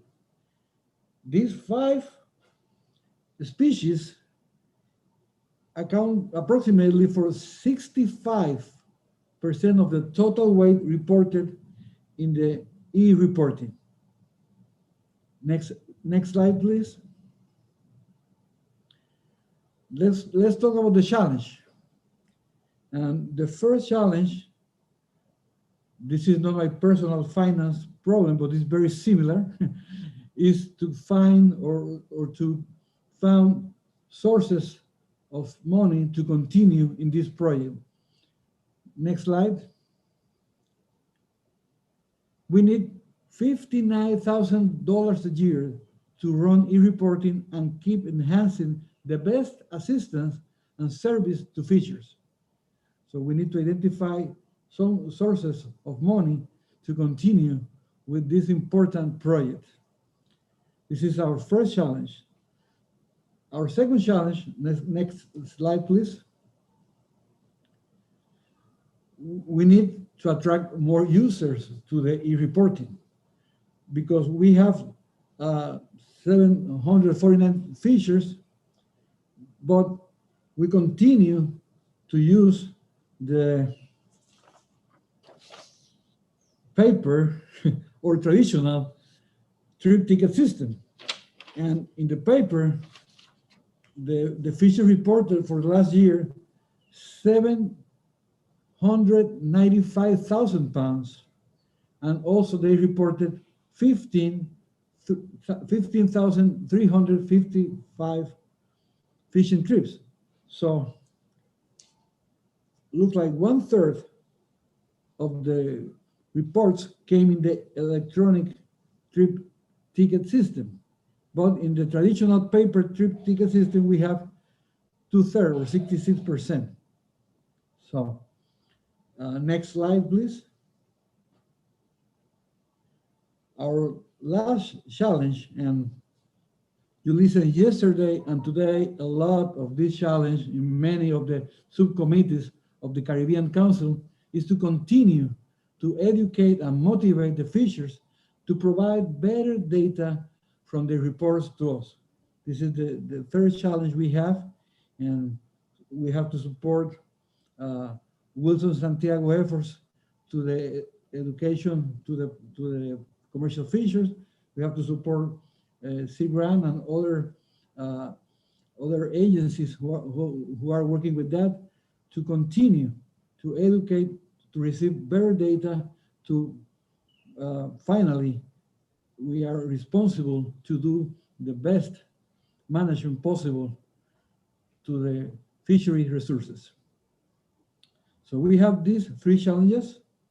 Next slide, please. So we are in the beginning of the long trip with the electronic trip ticket program, and let's enjoy the landscape. Okay, we have fun, we learn a lot. So we are enjoying this trip. I don't know if we have time for some questions.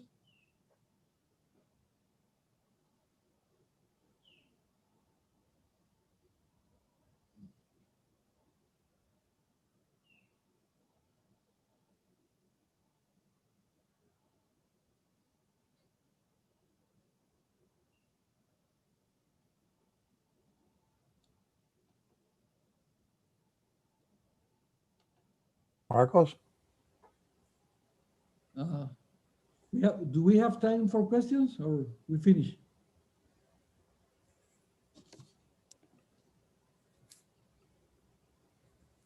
We do have questions on the chat. Kevin McCarthy has a question. Oh, okay. Yeah, thank you. Thanks, Danielle. That's a great presentation. I know we've talked about this in the past, but remind me. So these data currently, once they're entered, they're not going into Apex, right? So because of that, I would add a fourth challenge to your list, which is to get these data in the same database as where all the historic data and the current paper forms are going, so that we've got a single repository for the data. So that's a fourth challenge that you and I can discuss, and whoever else needs to be in on that conversation about how we might move forward on that. But I guess that's just my comment, that we'll need to start those discussions. I also think that this is a great opportunity as you move forward with more fishers reporting this way. You can start to think about how you might want to tailor each of those reporting, the reporting forms that they're doing electronically. You might have different questions from a trap fisher than you would from a diver, for example. So that's some other things we can talk about. We've got some experience dealing with electronic logbooks in the Gulf and the South Atlantic. So we should continue our conversations that are always productive. So thanks very much. Great presentation. Thank you very much, Kevin. And yes, we are working to transfer all the data from the electronic ticket to the CCL of NOAA. So hopefully we will finish this challenge very, very soon. Thank you.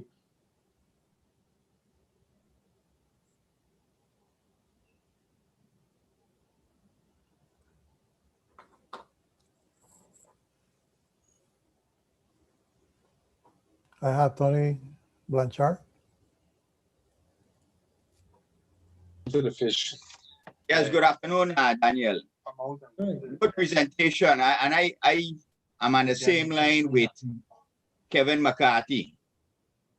But what I am in full support, where I think the council should support this electronic monitoring, this electronic program. But what I don't want to see is that the council gives money and we don't get back anything to see to the end result. And I'm not saying that that's not the case with your program, but I'm going to draw a reference to the recreational program in the Virgin Islands that was headed by the former director. And that program was well supported by the council. We had really liked the direction it was going in. It was positive and everything. We even had a website set up. You take a picture and the information goes to that website, and all of a sudden it was dropped. All right. And nothing came out of that. And it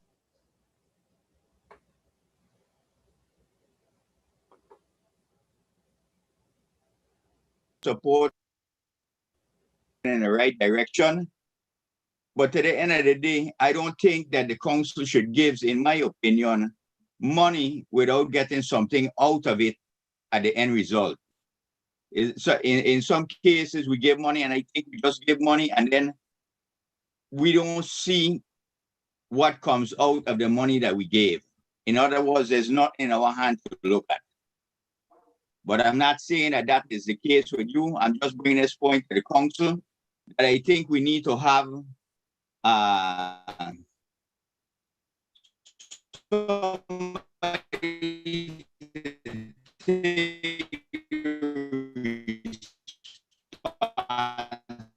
responsibility that when you take this money, that we get you.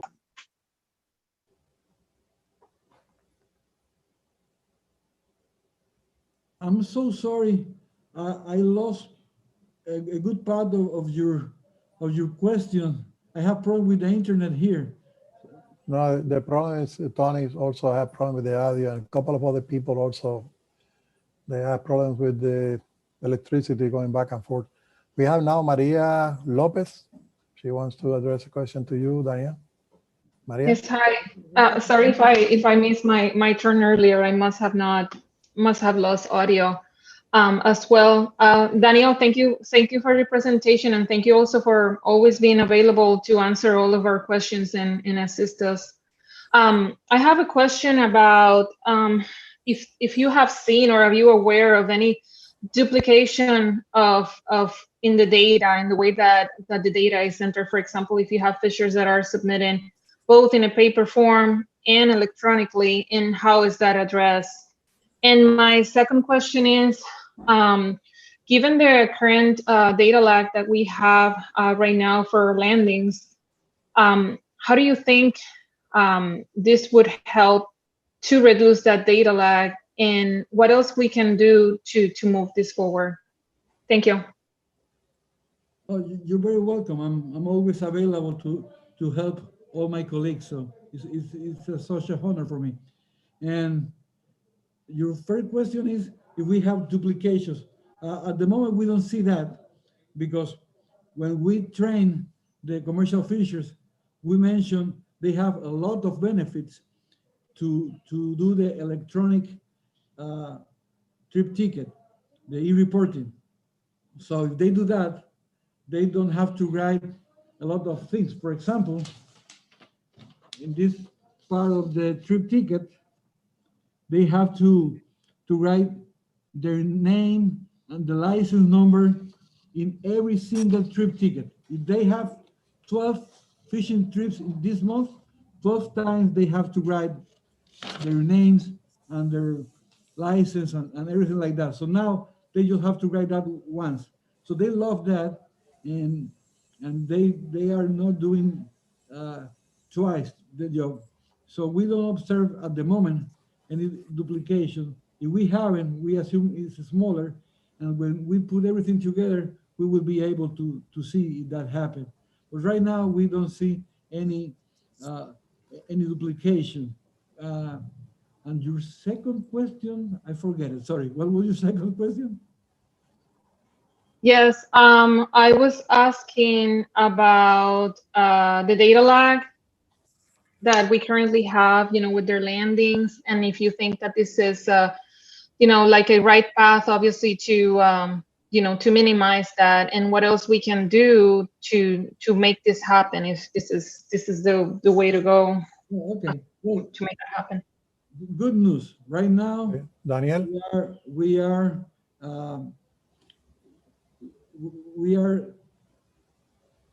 do not have any delay. Right now, we are entering the tickets, the trip tickets we received last week are entering this week. So we made a big jump, and we are very updated now, and we enter the data, the CCL data. We enter that daily and send to NOAA Fisheries. What we need to do is to transfer the data from the e-reporting to the NOAA CCL platform as soon as possible. But I asked help for that for the last 6 months, and I'm still waiting some move from the Miami lab. So hopefully very soon we will have everything together. Daniel, you have a question from Andy, followed by Richard and Kevin McCarthy. So Andy. Yeah, Daniel, thanks for the presentation, and I certainly sympathize with you in terms of getting fishers involved in the program and then just the challenges with reporting and validation. So certainly looks like you're doing a lot of great work. My question really is, we heard yesterday from Todd Gadamke about work underway, obviously, with kind of catch validation, and I'm wondering if there's opportunities to partner with him, given the kind of ongoing work to help get the word out about your electronic reporting program and just have fishermen more knowledgeable about the requirements for that program. So just wanted to offer that as a suggestion. Maybe you're already working with them. Yes, sure. We will be glad to help and to collaborate with this project too. So just send me an email and I'll be glad to help.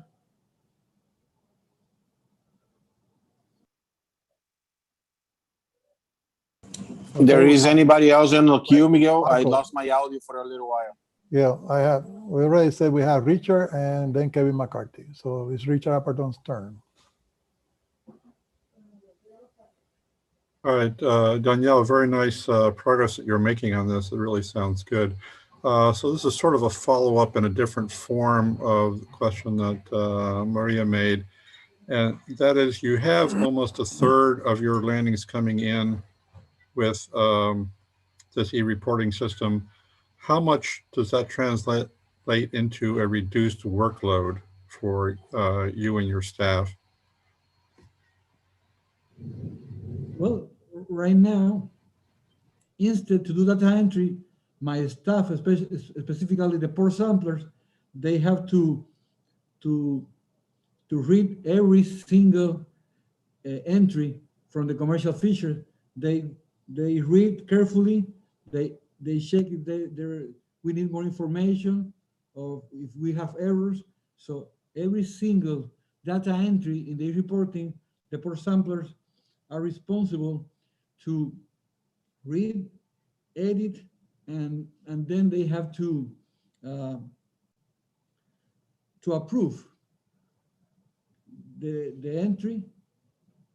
After they approve the entry, the information move to the database. So, and also we are update with the paper forms, because 1/3 of the data coming through the electronic trip ticket system. So that gave us more time to going out and collect biostatistical data. So we are moving to collect more biostatistical data and have more time for that and other stuff. Thank you, Daniel. Who is the next one, Miguel? Kevin McCarthy. Hi, thank you. Hi, Daniel. I just wanted to circle back to Maria's question as well, and just for the general group, because I know you already know all this. So the Science Center and Daniel and his staff have been working together for a number, of course, for a long time, predating me, but one of the things that we do is to fund a position in Danielle's lab that's a data entry position. So that did a lot to catch up. I mean, and they've been caught up for a while now, but to catch up in the backlog of data entry. Years ago, there was a lag. So the data entry side, I don't think is the big lag in data availability. You know, it's a drain on personnel having to key punch in those data. So it's great that this e-log program is moving forward and relieving some of that burden. But the lag right now is in the correction factor availability, so that it can be applied to the reported landings and come up with the estimate of the total landings. And so I think I mentioned yesterday that we'll be working with Danielle and his staff this year to try and automate that process. So there's a couple steps in it, and we think that we some of those steps and get the correction factors available a lot more rapidly, because it'll be a lower burden on the staff if we've got it automated in the background. And once the data are entered, we can let the computers do all the work and spit those correction factors out in a much more timely way. So that was my comment. Just that there are initiatives underway to get the data lag issue under control. So thanks. Thanks a lot, Kevin, for all the support from the Miami Center to this project. Thank you very much. Well, what helps you helps us. So we're happy to help. Thank you, Kevin.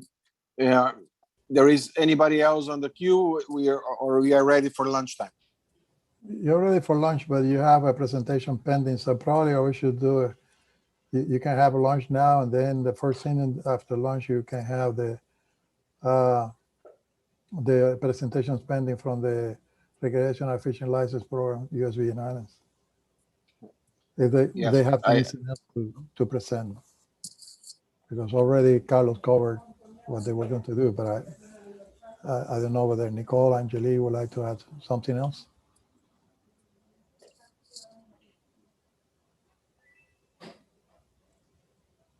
Hello, Nicole.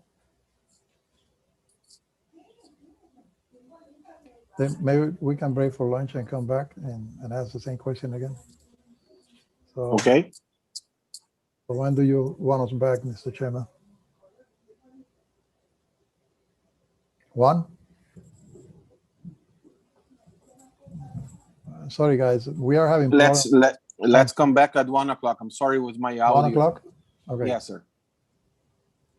1 o'clock, we are back on the meeting. Thank you. Kelly, ahí pon el letrerito, Cristina. Ya Cristina lo puso. Sí, lo vi. Gracias.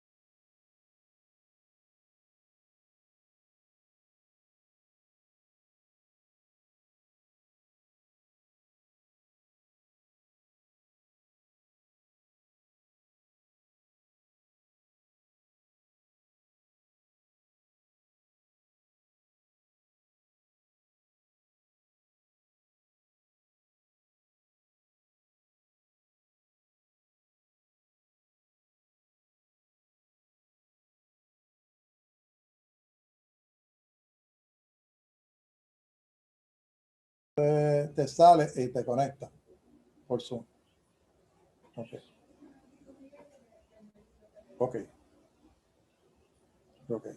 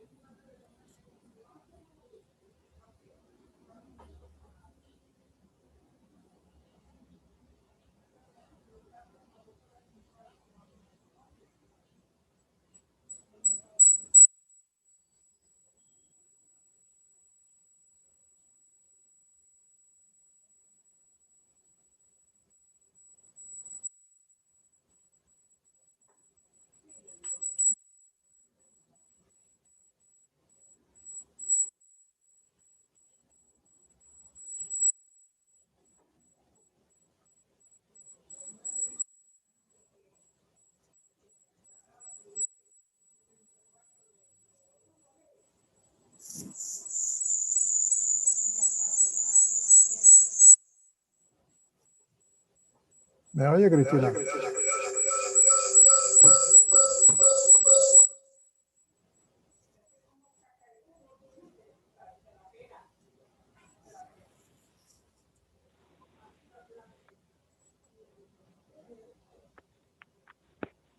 Hello, Cristina. Hola. ¿Me oye? Sí. Yo te oigo bien. Ok, estoy a través del celular. Sí. Pues si quieres, yo le digo a Marco para que te dé un chancecito cuando empecemos. Y y da tu presentación. Tú lo puedes dar como en 5 o 10 minutos, ¿verdad? Sí, no más de 10 minutos. Sí, pues se oye súper bien, ¿sabes? Me quedo entonces con el celular conectada. Y que Elías te la pase. Sí, y voy a colocarme por mute aquí en el Zoom, pero lo voy a dejar conectado. Perfecto. Entonces se lo dices a Elías, Y que por si Elías. acaso. Que Elías te la pase, sí. Ok. Pues Gracias. chévere. ¿Viste? Buen provecho. Gracias. Digo, yo no sé si vas a almorzar, ¿verdad? Porque cuando uno le da estas cosas. Ay.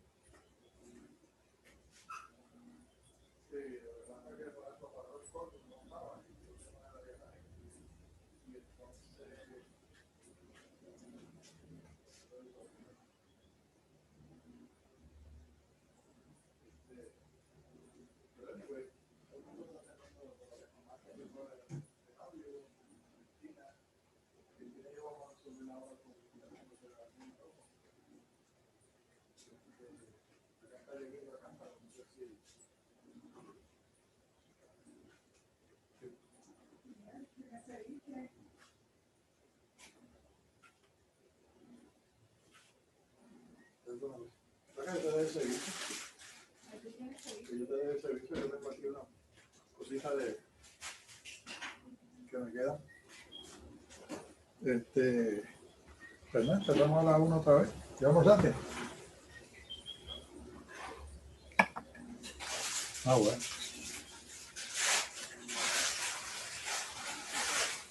Acá, pues hazlo. Pues, ¿qué dice él?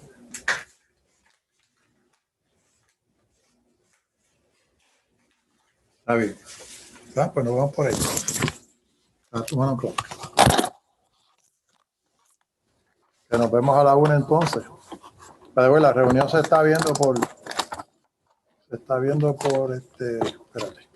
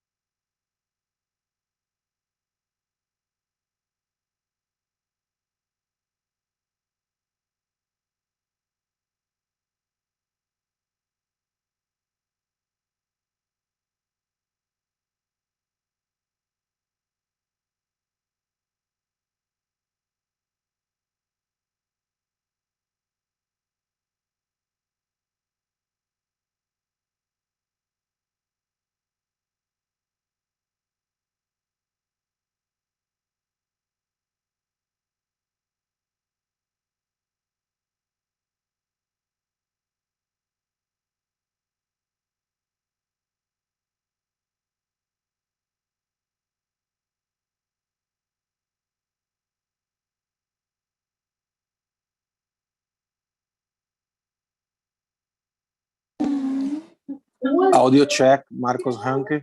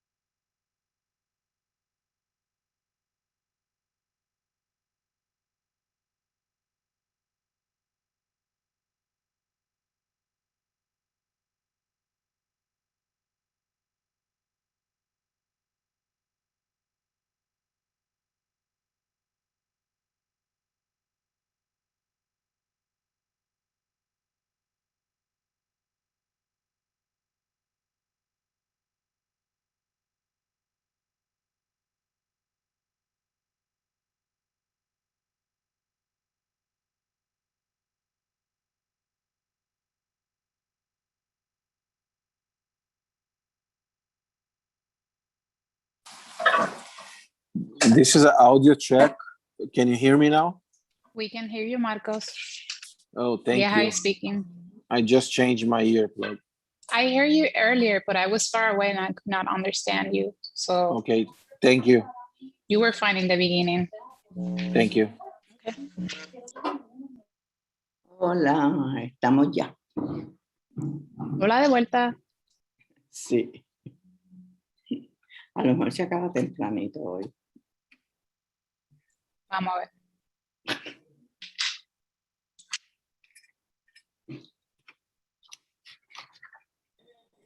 I'm back. Hola Diana, ¿cómo estás? Bien, ¿y tú, Válida? Qué bueno, bien, bien. Aquí en algunos truenos y no está lloviendo, pero está prieto.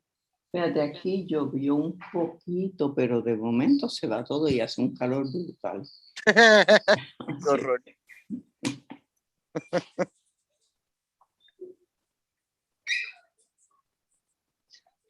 Bueno, déjame ponerme el mute para que no se oigan los perros. Ay, sí, yo también. Porque parece que están tumbando una casa. Hola Diana y Álida, Jasmine. ¿Cómo están? Bien, ¿y tú, Hola, Jasmine? Jasmine, Bien, qué bueno la oírte. escucho hablando de lluvia y aquí había un aviso de tornado mientras estaba la reunión ¡Ay, qué esta mañana. horrible! Y yo decía, yo podré estar en esta reunión o me tengo que ir a esconderme en algún ¡Ay, sitio. padre! O te vas a encontrar con el teléfono y vamos a oírlo todo. Exacto, podría ser. Quiere decir Estás que en Dallas, ¿verdad? Yo estoy en Fort Worth, que es a 20 minutos de Dallas, sí. Ah, en Fort Worth. Sí. Ay, padre. Pero ya se ¿Ustedes fue, tienen- está nublado, pero se fue todo ya. ¿Ustedes tienen shelter? En la casa no, tendríamos que ir a algún lugar cercano, así que o Ay, escondernos en mira. un closet. Pero total, vuelan adentro del closet. Muchacha, sí, ni lo digas. Sí, yo estuve una vez en Alabama, en Birmingham, en una Ajá. boda, y cuando miró en mi teléfono, que el radar teníamos una cosa casi encima, y yo le digo a mi amiga, ¿dónde es el shelter? Me decía, we don't have a shelter. Yo, what?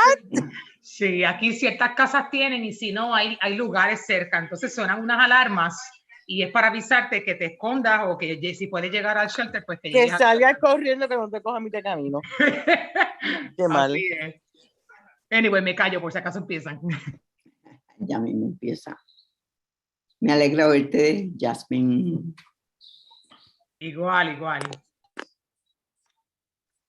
Igualmente me alegra saludarte, Jasmine, te habla Guillermo. Saludos. Guillermo. Hello, everyone. We are Saludos back. por aquí, Cristina, haciendo audio check. Thank you, Cristina. We're going to give 5 minutes for Cristina in the beginning of the afternoon section for her to finish the presentation that is very important for the council. Okay. Go ahead, Cristina. Okay, good afternoon. Thank you for letting me presenting. Are you listening to me right now? Yes. Yeah, we can hear you. Okay. Thank you very much. I appreciate it. Okay, Leah, hi, thank you for putting the presentation. As I mentioned before, there are numbers of statistics of our social media pages. If you have questions, just let me know. I will not go in depth today through the statistics. Next slide. The content that we usually publish in our social media pages is related to seasonal closures, meeting activities, pictures, videos, collaborations that we have among agencies and other organizations, NGOs as well, announcing new publications, educational materials, and the CFMC monthly bulletin. Also, we are publishing Facebook Live, and with this meeting, we started to broadcast the meeting through YouTube and also sharing that broadcast through Facebook and Twitter. Next slide. We have a lot of collaborations between organizations and the council. We have been doing Facebook Live with Amanda Oceano. Also, we have been producing content with GCFI. And I have to say thank you to Fadila Ali, who is the person that works with me creating that content, and also to Esther Vélez in Segments. Also, we published 5 Martes de Manatí, who are a series of posts to create awareness or continue awareing people about manatees and protection of manatees. We already had a meeting with Amanda Oceano, Mi Playa Limpia, and Little Women, Big Sharks to start developing content among the organizations and the council. Also, I have to say thank you to JJ Fishing Adventures. He is a little kid with his mom that they have social media pages, and he fishes in St. Croix, and he loves the content that we produce, and he shares the content, and his mama. So thank you very much to JJ Fishing, and also, of course, fishing organizations, commercial and recreational as well. Next slide. I'm showing there examples of what we publish in our social media pages. Next slide. Also, I want to thank Marcos Hanke and Vanessa Nelson for their ideas, and this is an example of how their ideas came together, and Marcos sent me this picture, and with this picture we published a post inviting people to identify the species, and then later in the day we show them the differences and characteristics of the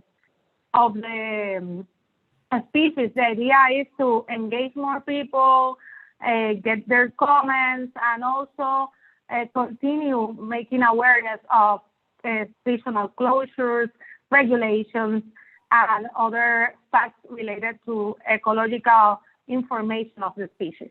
Next slide. Also, we have been collaborating with MREP, the Marine Resource Education Program. We have been sharing information with to our pages to let others know that MREP continues, and they are going, when it will be possible, they are going to do more workshops in person. And next slide. Okay. Last year, because of the COVID-19, we published a contact list of the fish markets and fishing villages and fishers that were doing delivery and carry out. So we decided to update that list and publish it again. And we did it of the list of Puerto Rico. Nicole Ree in the VI, she's helping me with the list of St. Thomas, St. John, and also Carlos Farchetti. They already sent me the information, and we are going to publish the information to our social media pages. And the idea is to do a public service to fish markets, fishing villages, and fishers as well. Next slide. During 5 months, we have been publishing the monthly bulletin, where we highlight ecological information of species. We also invite people to watch our videos. We highlight Fisher of the Month from Puerto Rico and also from the VIs, the US VIs. And we also provide information about the closed seasons. And that one is an example of one of the bulletins that we have been publishing in English and Spanish. Next slide. There I'm showing 3 of the features that we highlighted in our bulletin. In March, for example, that is a women's month. We highlighted Tina. She is from Puerto Real, and she fishes octopus mostly. Also this month, we highlighted Julian Magra. And in February, we highlighted Tom Bailey. Thank you to Janet Ramos, Carlos Pachetti, and Ruth Gomez that helped me with the interviews and pictures of the fishers. Next slide. New videos. We have new videos in our Facebook, in our YouTube channel. We have the Nassau Groupers Against the Clock and Fisher to Fisher Advice on spawning aggregations. Those 2 were produced by Beluga Smile Film. And also we have the most recent one, that is Cocinando con Itaita. Cocinando con Itaita is a series of videos that promotes consumption of diversity of species. And Ita, Janet, and her granddaughter are the ones that show us how to cook the species. We already published one on lionfish. And next slide. There is Janet and Ita. I have to say thank you to Janet and Ita, and also to the whole team, Alana, Omar, that are working in the edition of the videos. You will continue watching them through the following months.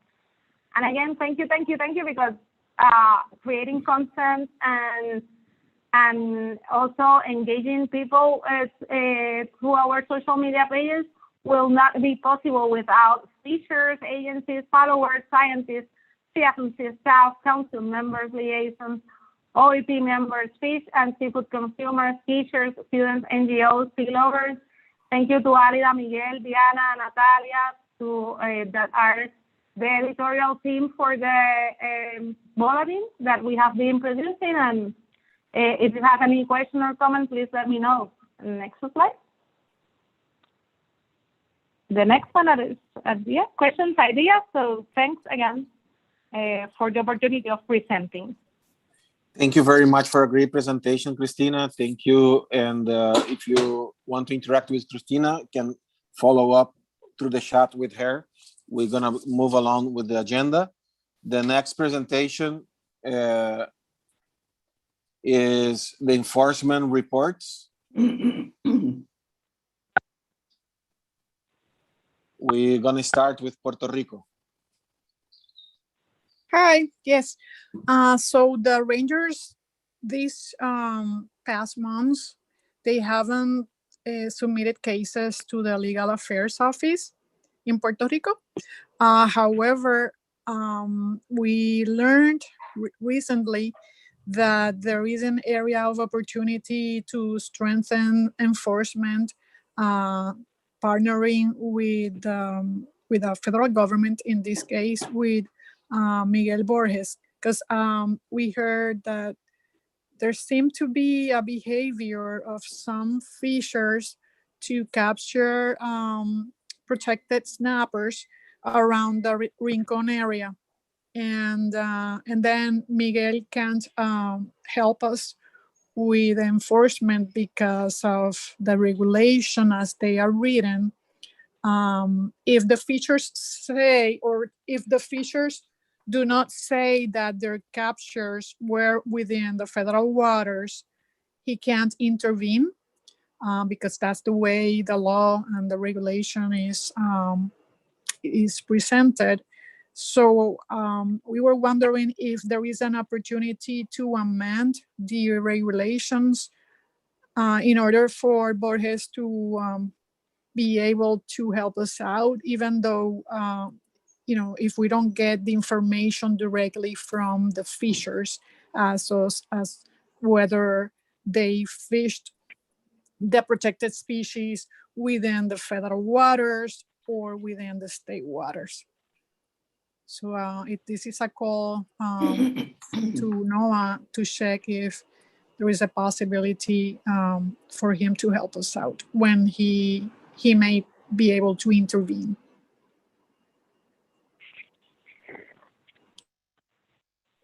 Do you finish, Damaris? Yes, that's pretty much what I wanted to share in terms of enforcement. Okay, any question from the group?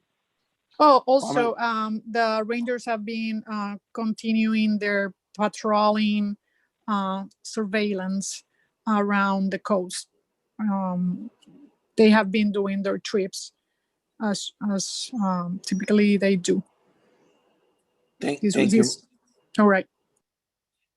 Maria Lopez, I have a question to you. Hi, Damaris. This is Maria Lopez for the record. If you want, we can talk more about your request to see if you can give us more specifics to help you out, to see if this is something that our office can help you with. So that would be great. Thank you very much, Maria. I appreciate it. Okay. Nelson?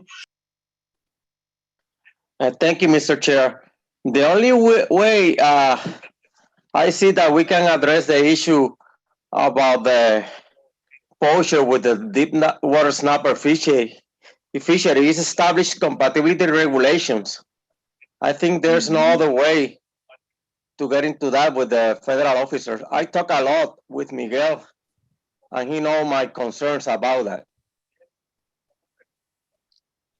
Yeah, maybe it would be good to have a conversation with you also, Nelson, and talk a little bit more about that and what we can present to the DNR secretary. Oh, definitely. Anytime you need me, you can call me. Yes. Thank you for your offering and your support, your continued support, Nelson. I appreciate it. Don't see any other question. Thank you, Damaris. We're gonna go to USVI DPNR. Hi, good afternoon. We have a few announcements. Two new officers have been hired in training on St. Croix, and one new officer has been hired and is in training for the St. Thomas St. John district. All of our enforcement officers are still currently working with VIPD. So any fisheries, boating, other enforcement issues that you have need to be reported either directly to the Division of Environmental Enforcement or to VIPD so that an officer may assist. So there are no specific fisheries updates for this meeting. Thank you. The next report is U.S. Coast Guard. Good afternoon, everyone. This is Lieutenant Robert Copeland, U.S. Coast Guard, located in Miami. Just one thing to pass, one of our training centers on the East Coast came down recently and did training for all of our boarding officers specifically for living marine resources training. Other than that, I have nothing specifically LMR related to pass at this meeting. Depending on any question, that concludes my brief. Thank you. Thank you very much. Any question to the Coast Guard? Hearing none. NOAA Fishery. Good afternoon. Thank you, Marcos. This is Mantaneris.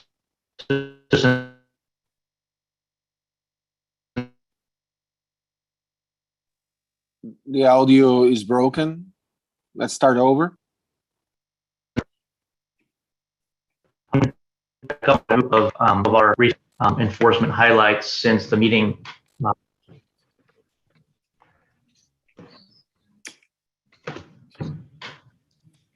Can you hear me, Marcos?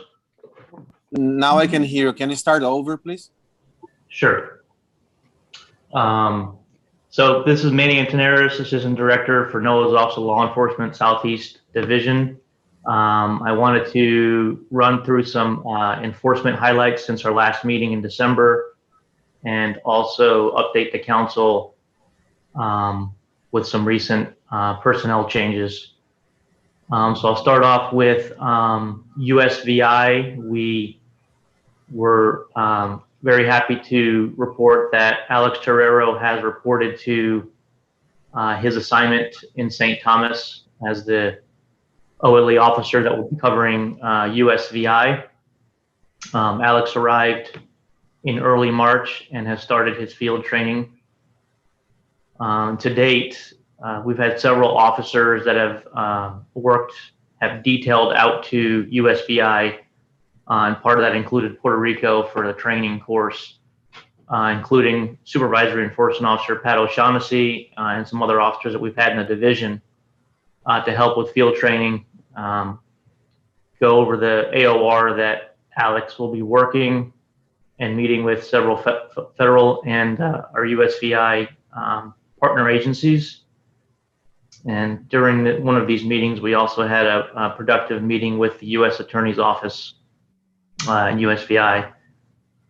So as part of this travel, the officers conducted a number of patrols, joint patrols with U.S. Coast Guard on 2 of their 33-foot patrol vessels, and they will continue working with those folks in the future.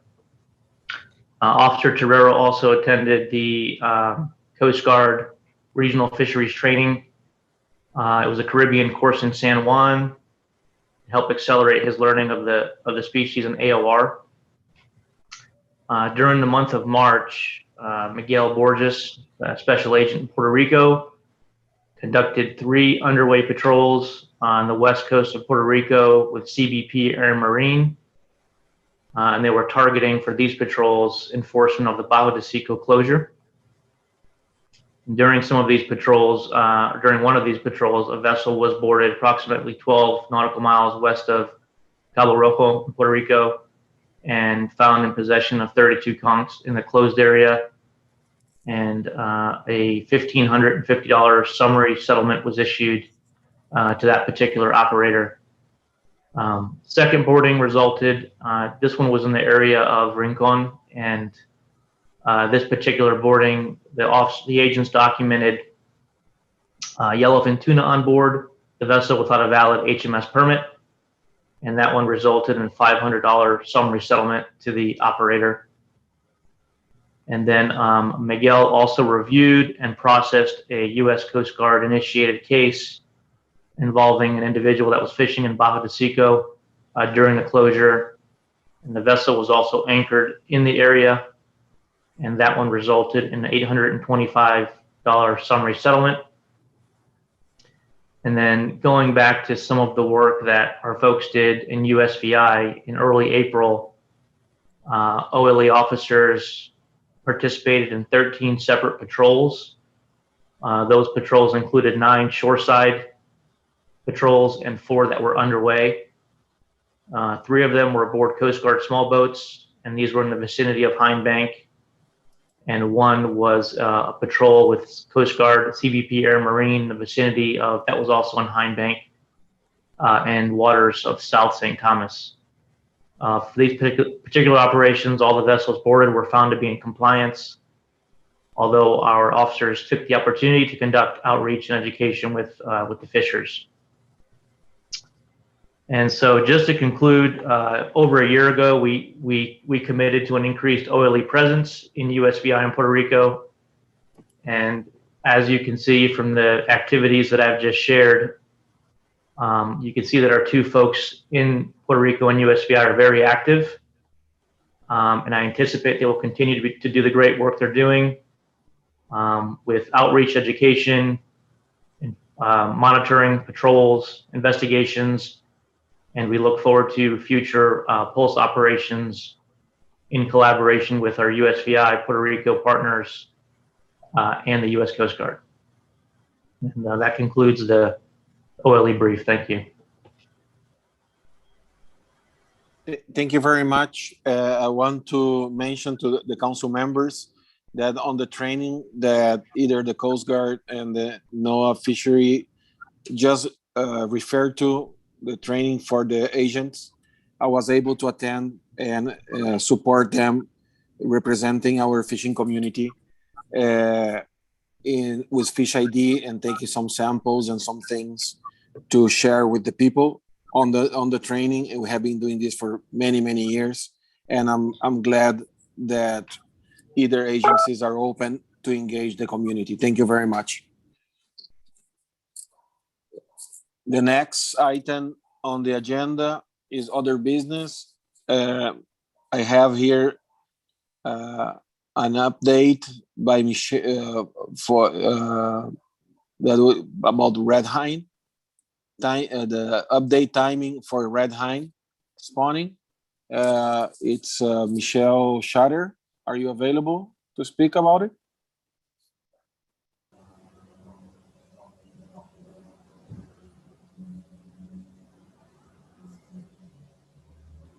She is on mute.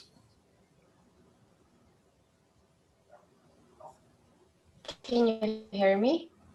Yes, we can hear you. Okay, let me pull up my version here so I can read it.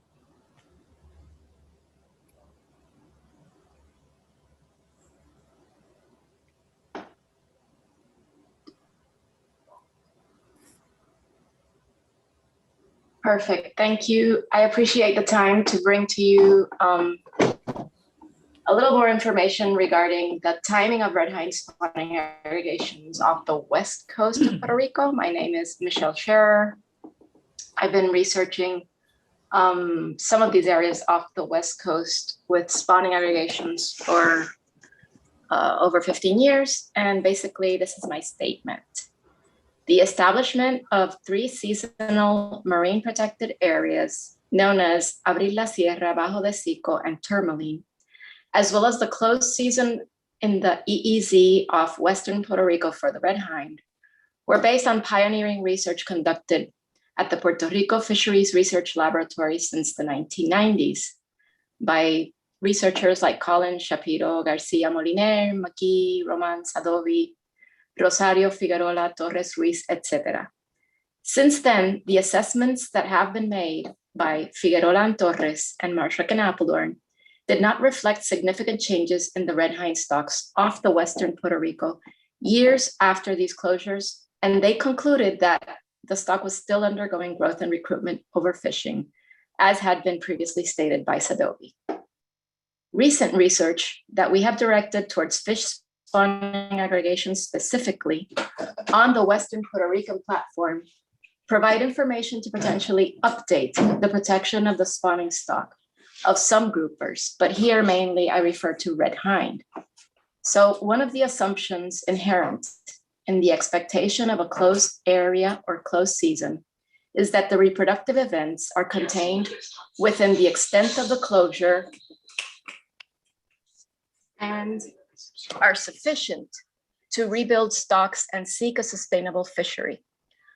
When the fish spawning aggregation is completely contained within the closed season, the spawners are all protected. However, there is evidence that red hind remained aggregated and potentially vulnerable to fishing at fish aggregation sites off Western Puerto Rico after February 28 on at least 3 of the past 10 years. Apparent shifts in the timing of red hind spawning aggregations in this area may indicate that a proportion,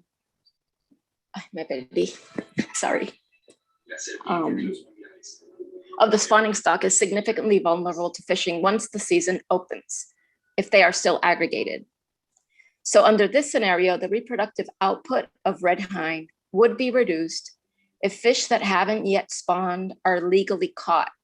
In addition, overfishing of FSAs is known to affect the age at sexual maturity and change sex ratio of a protogynous species like red hind, which could create a possible sperm limitation for red hind in subsequent years aggregations. Preliminary results of research in the US Caribbean evidenced younger and smaller fish, lower fecundity, and skewed sex ratios for the red hind off of Puerto Rico compared to the St. Thomas red hind MCD. This is still in preparation. Changes in the phenology. The phenology is the timing of these reproductive acts has also been observed in Bermuda, although over there it's earlier than expected, suggesting the changes in temperature regimes may be producing shifts in the timing and duration of these aggregations. So previous requests to the council to review the red hind closed season and requests for emergency rules to extend the date of the end of the closed season in the MPAs and the EEZ off Western Puerto Rico on years when there was a prediction of an extended FSA were based on the precautionary principle, recognizing the vulnerability of red hind spawning stocks to directed fishing after March 1st. And a similar trend has also been documented for Nassau grouper at Bajo de Sico due to aggregations extending into April of some years. A technical manuscript that supports these observations for red hind will provide an opportunity to peer review the latest science-based information that could be incorporated into the Puerto Rico island-based FMPs. Projects that supported the monitoring of multi-species FSAs in the sites in the US Caribbean for red hind have ended. Although we are happy to announce that we were granted Section 6 funding for Nassau grouper in collaboration with the Department of Natural and Environmental Resources, expected to start in 2022. For now, the red hind monitoring of the fish spawning aggregations will require some other sources of funding if it is of the interest of the council to continue standardized long-term monitoring in the EEZ that could help better predict how groupers are responding to shifts in temperature regimes and how management actions could be adapted to rebuild the red hind spawning stocks. So there's a little map there for you to see, but that's basically the end of my presentation. Thank you, Michelle. The council members, anybody on the meeting, any question for Michelle?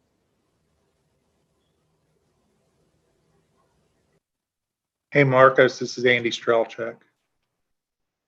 Go ahead. Can you hear me?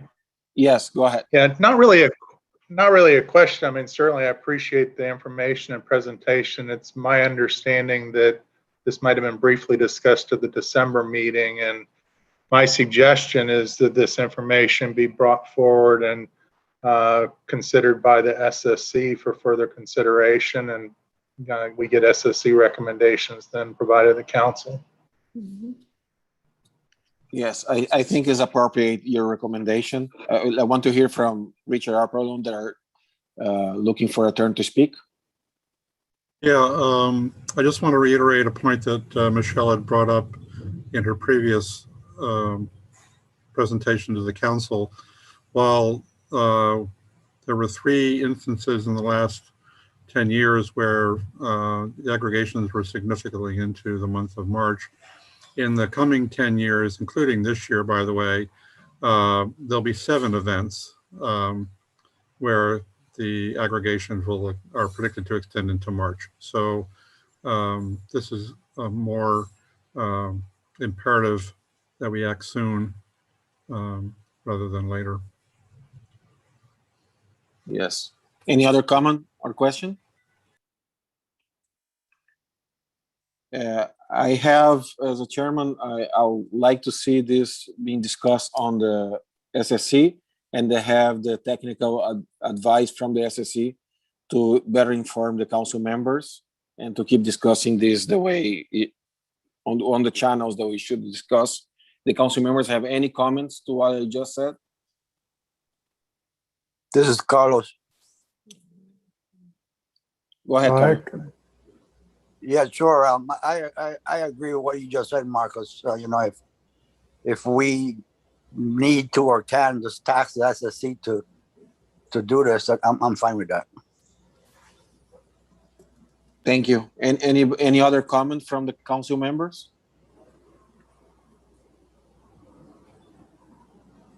Hearing, yes, go ahead, Miguel.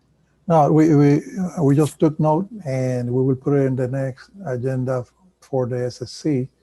So Graciela and I will talk to Richard as to when that will happen. And Dr. Scherer is mentioning, actually for quite some time now, that is something of immediate action, that we need immediate action. But in her letter also have a point about the need for continuing this project. And she already received money for Section 6. But anyway, Graciela and I will talk to Dr. Richard Arpelon and then to Michelle, and we'll report back to you the August or December meeting. Hopefully in August, if we have time, we can have a virtual meeting of the SSC to address this issue, among others, during the summertime. Thank you, Miguel. Do we have any other person and other business? Miguel? We don't have anybody for other business. Maybe public comment period? We are at public comment period. There is anybody from the public that would like to participate?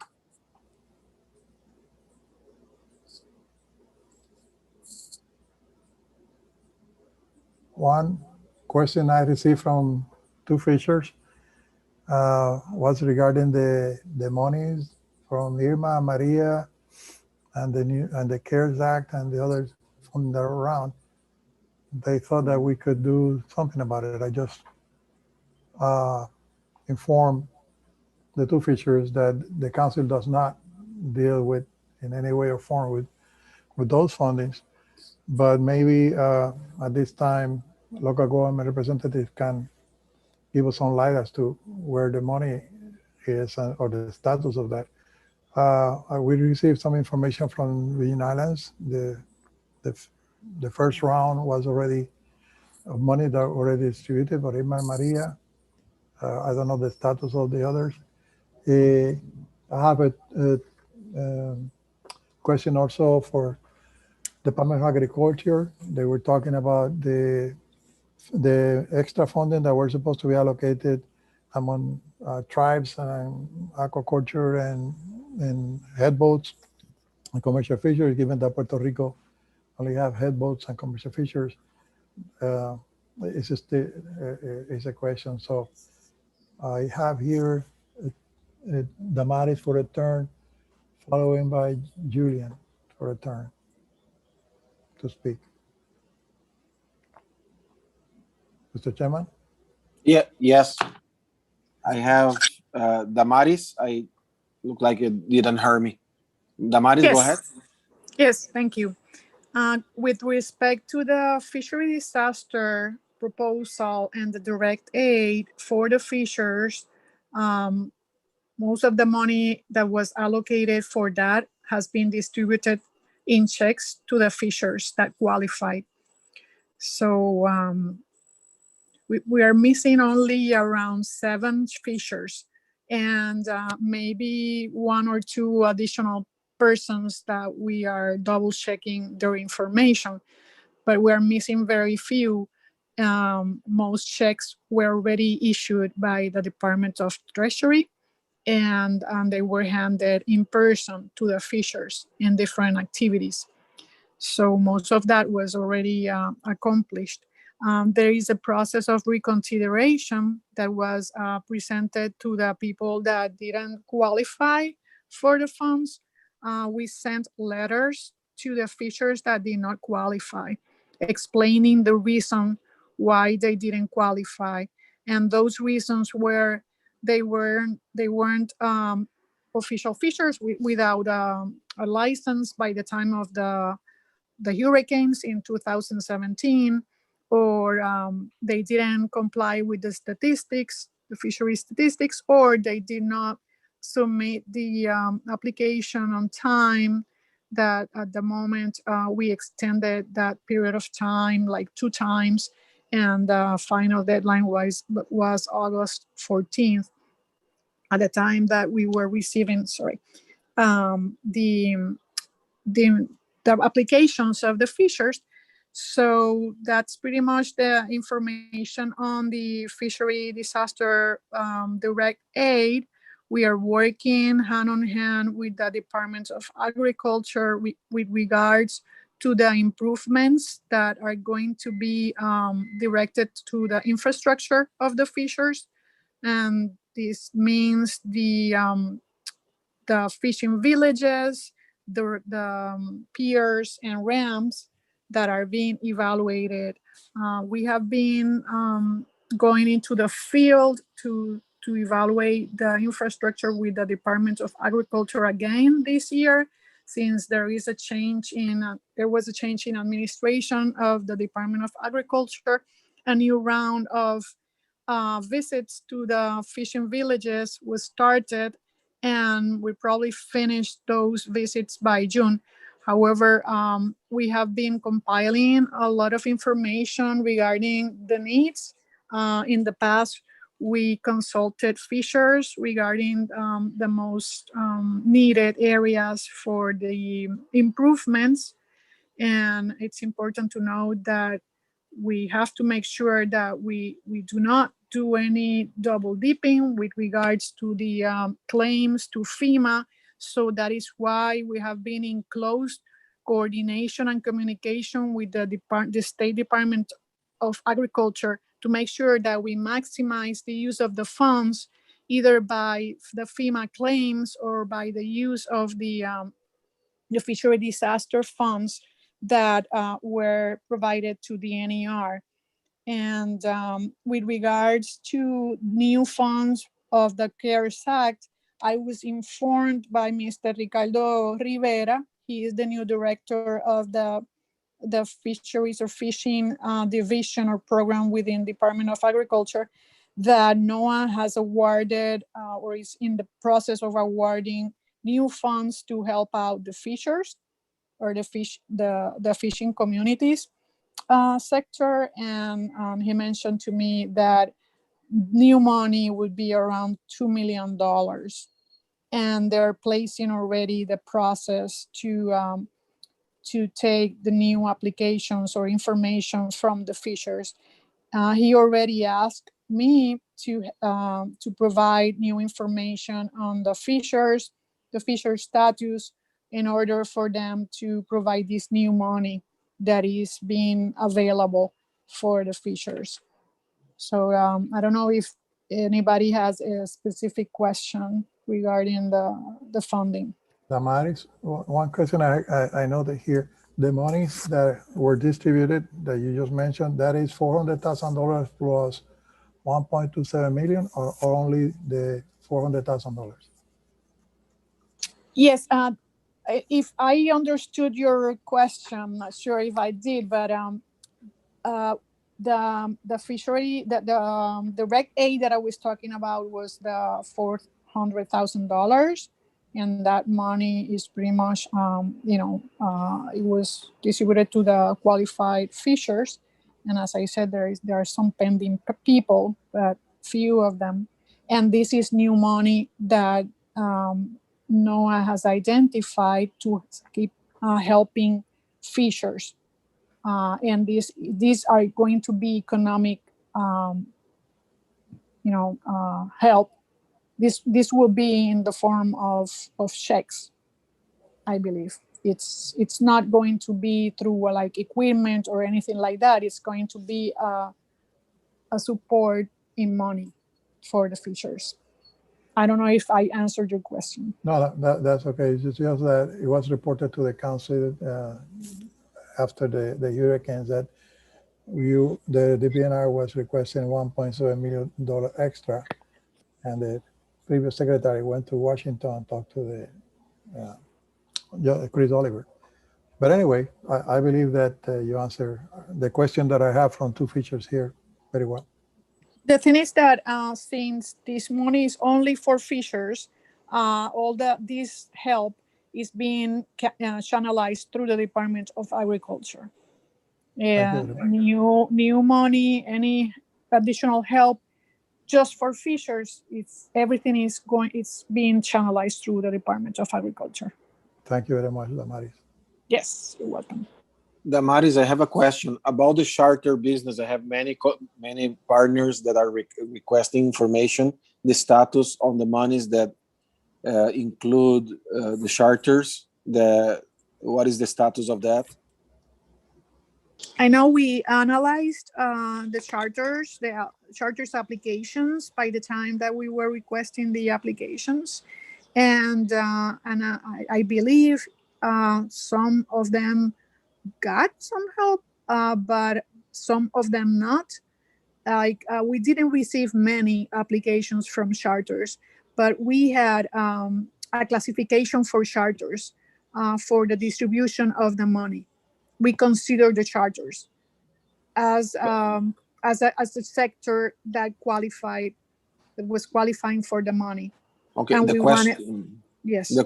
I'm sorry to interrupt you. The question that I need to tell the people from the industry is what was the elements to consider the charter granted for this money. What they need to have. They have to have a license from the DNR, and what are the requisites? Yeah, the permit that they receive from the NER. Since charters are not fishers, commercial fishers, they don't have the same category as the rest of the commercial fishers. They don't get the license as a fisher, but they have a permit. So in that sense, they needed to provide that. But I can touch base with the Auxiliary Secretary of Education, because this unit, the Secretary of Education, was the one that processed all the applications and reviewed if they qualified or not. I could check more information on the charters and let you know. Thank you very much. Any other question from the group? Vanessa Ramirez here, Marcos. Go ahead, Vanessa. Damaris, I just want to know if there's going to be any other evaluation for those that submit the application, but at least many in here in Puerto Real have not received any communication, and most of them make the application and submit by email. So if there any way that they can communicate to someone to check it out, and if there going to be any process to check twice those applications. Yes, I recommend, and we talked about it, and I appreciate that you let me know about this situation that I didn't have an idea until recently. But my suggestion would be that you write a letter, not a letter, an email to the email Ayuda Ciudadano at the drna.pr.gov. That email is constantly being checked. The emails that we receive through that email address are constantly being forwarded to the right persons. And you can copy me as well. Let me know which are the fishers that have not received any communication, written or oral, about DA, and we'll check. We'll check what's happening. I know that we had several problems with the addresses of fishers, that the letters that we sent out returned back to us. And with some fishers, they returned twice. So there were some problems with the addresses of the fishers. And I would like to make sure that that didn't happen to these fishers. But I believe we might be still in the process of resubmitting some of these letters, letting know about the no qualification for the aid. But I hope that's not the case of the fishers in Puerto Real. Thank you, Damaris. One more question about to Damaris. We have other people on the queue for public comment. We have Lourdes. Can you hear us? Yes, I'm here. How are you, Lourdes? Go ahead. Thank you for the time. I'm here on behalf of Kedanki. I know he gave a presentation yesterday. Just as a reminder, we prepared a questionnaire for any fisherman that works with traps and NASAs in Puerto Rico. If you can fill it out and give us your opinions on our design, on the way we are working with this trap, so we can make the best model to represent the whole island. We have put a little bit of a questionnaire. He will send it to the mailing list tomorrow morning. Anyone who has any commentary on it, please, you can contact him or contact me with any question or any advice on how to do the best trap design for Puerto Rico. What is your email, Lourdes? Yeah, loulastra@gmail.com. I will write it on the chat so you can all have it, and you are more than welcome to contact me with any. Marcos, you have Angelique waiting for an update following Damaris, and then Julian also to talk. Okay, thank you, Lourdes. Thank you for your participation. Go ahead, Nicole and Angelique. Thank you. So the hurricane disaster relief funds, as of last week, $3.1 million have been distributed. to 300 individuals. So about 90 individuals are waiting on additional money, and that's due to their paperwork being processed. Although about a quarter of that should have been released this week from finance.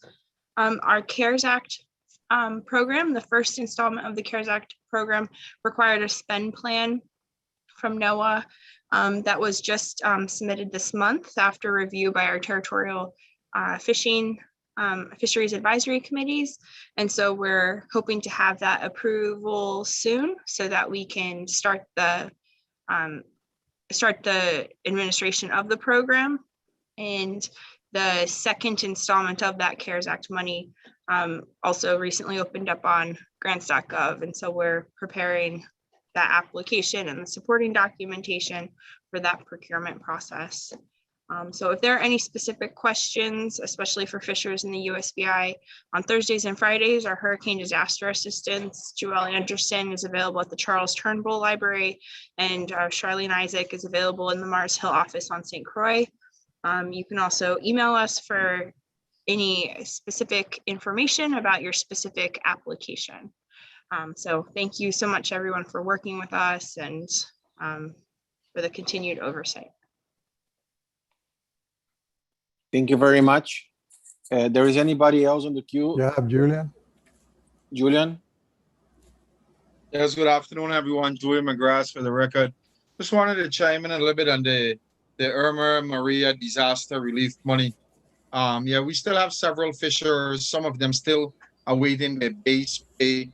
We have helpers still awaiting their base pay, but it's been a work in progress, I must say that. I'm representing from the chairman of the St. Thomas Fishermen's Association. I've been working very closely with fishers. I've been working very closely with Ms. Isaac, Ms. Anderson, and also the finance department calls me on a weekly basis to give me an update on checks that are being cut. So I find the process to be a little slow, but we are moving forward. And also tied to that, money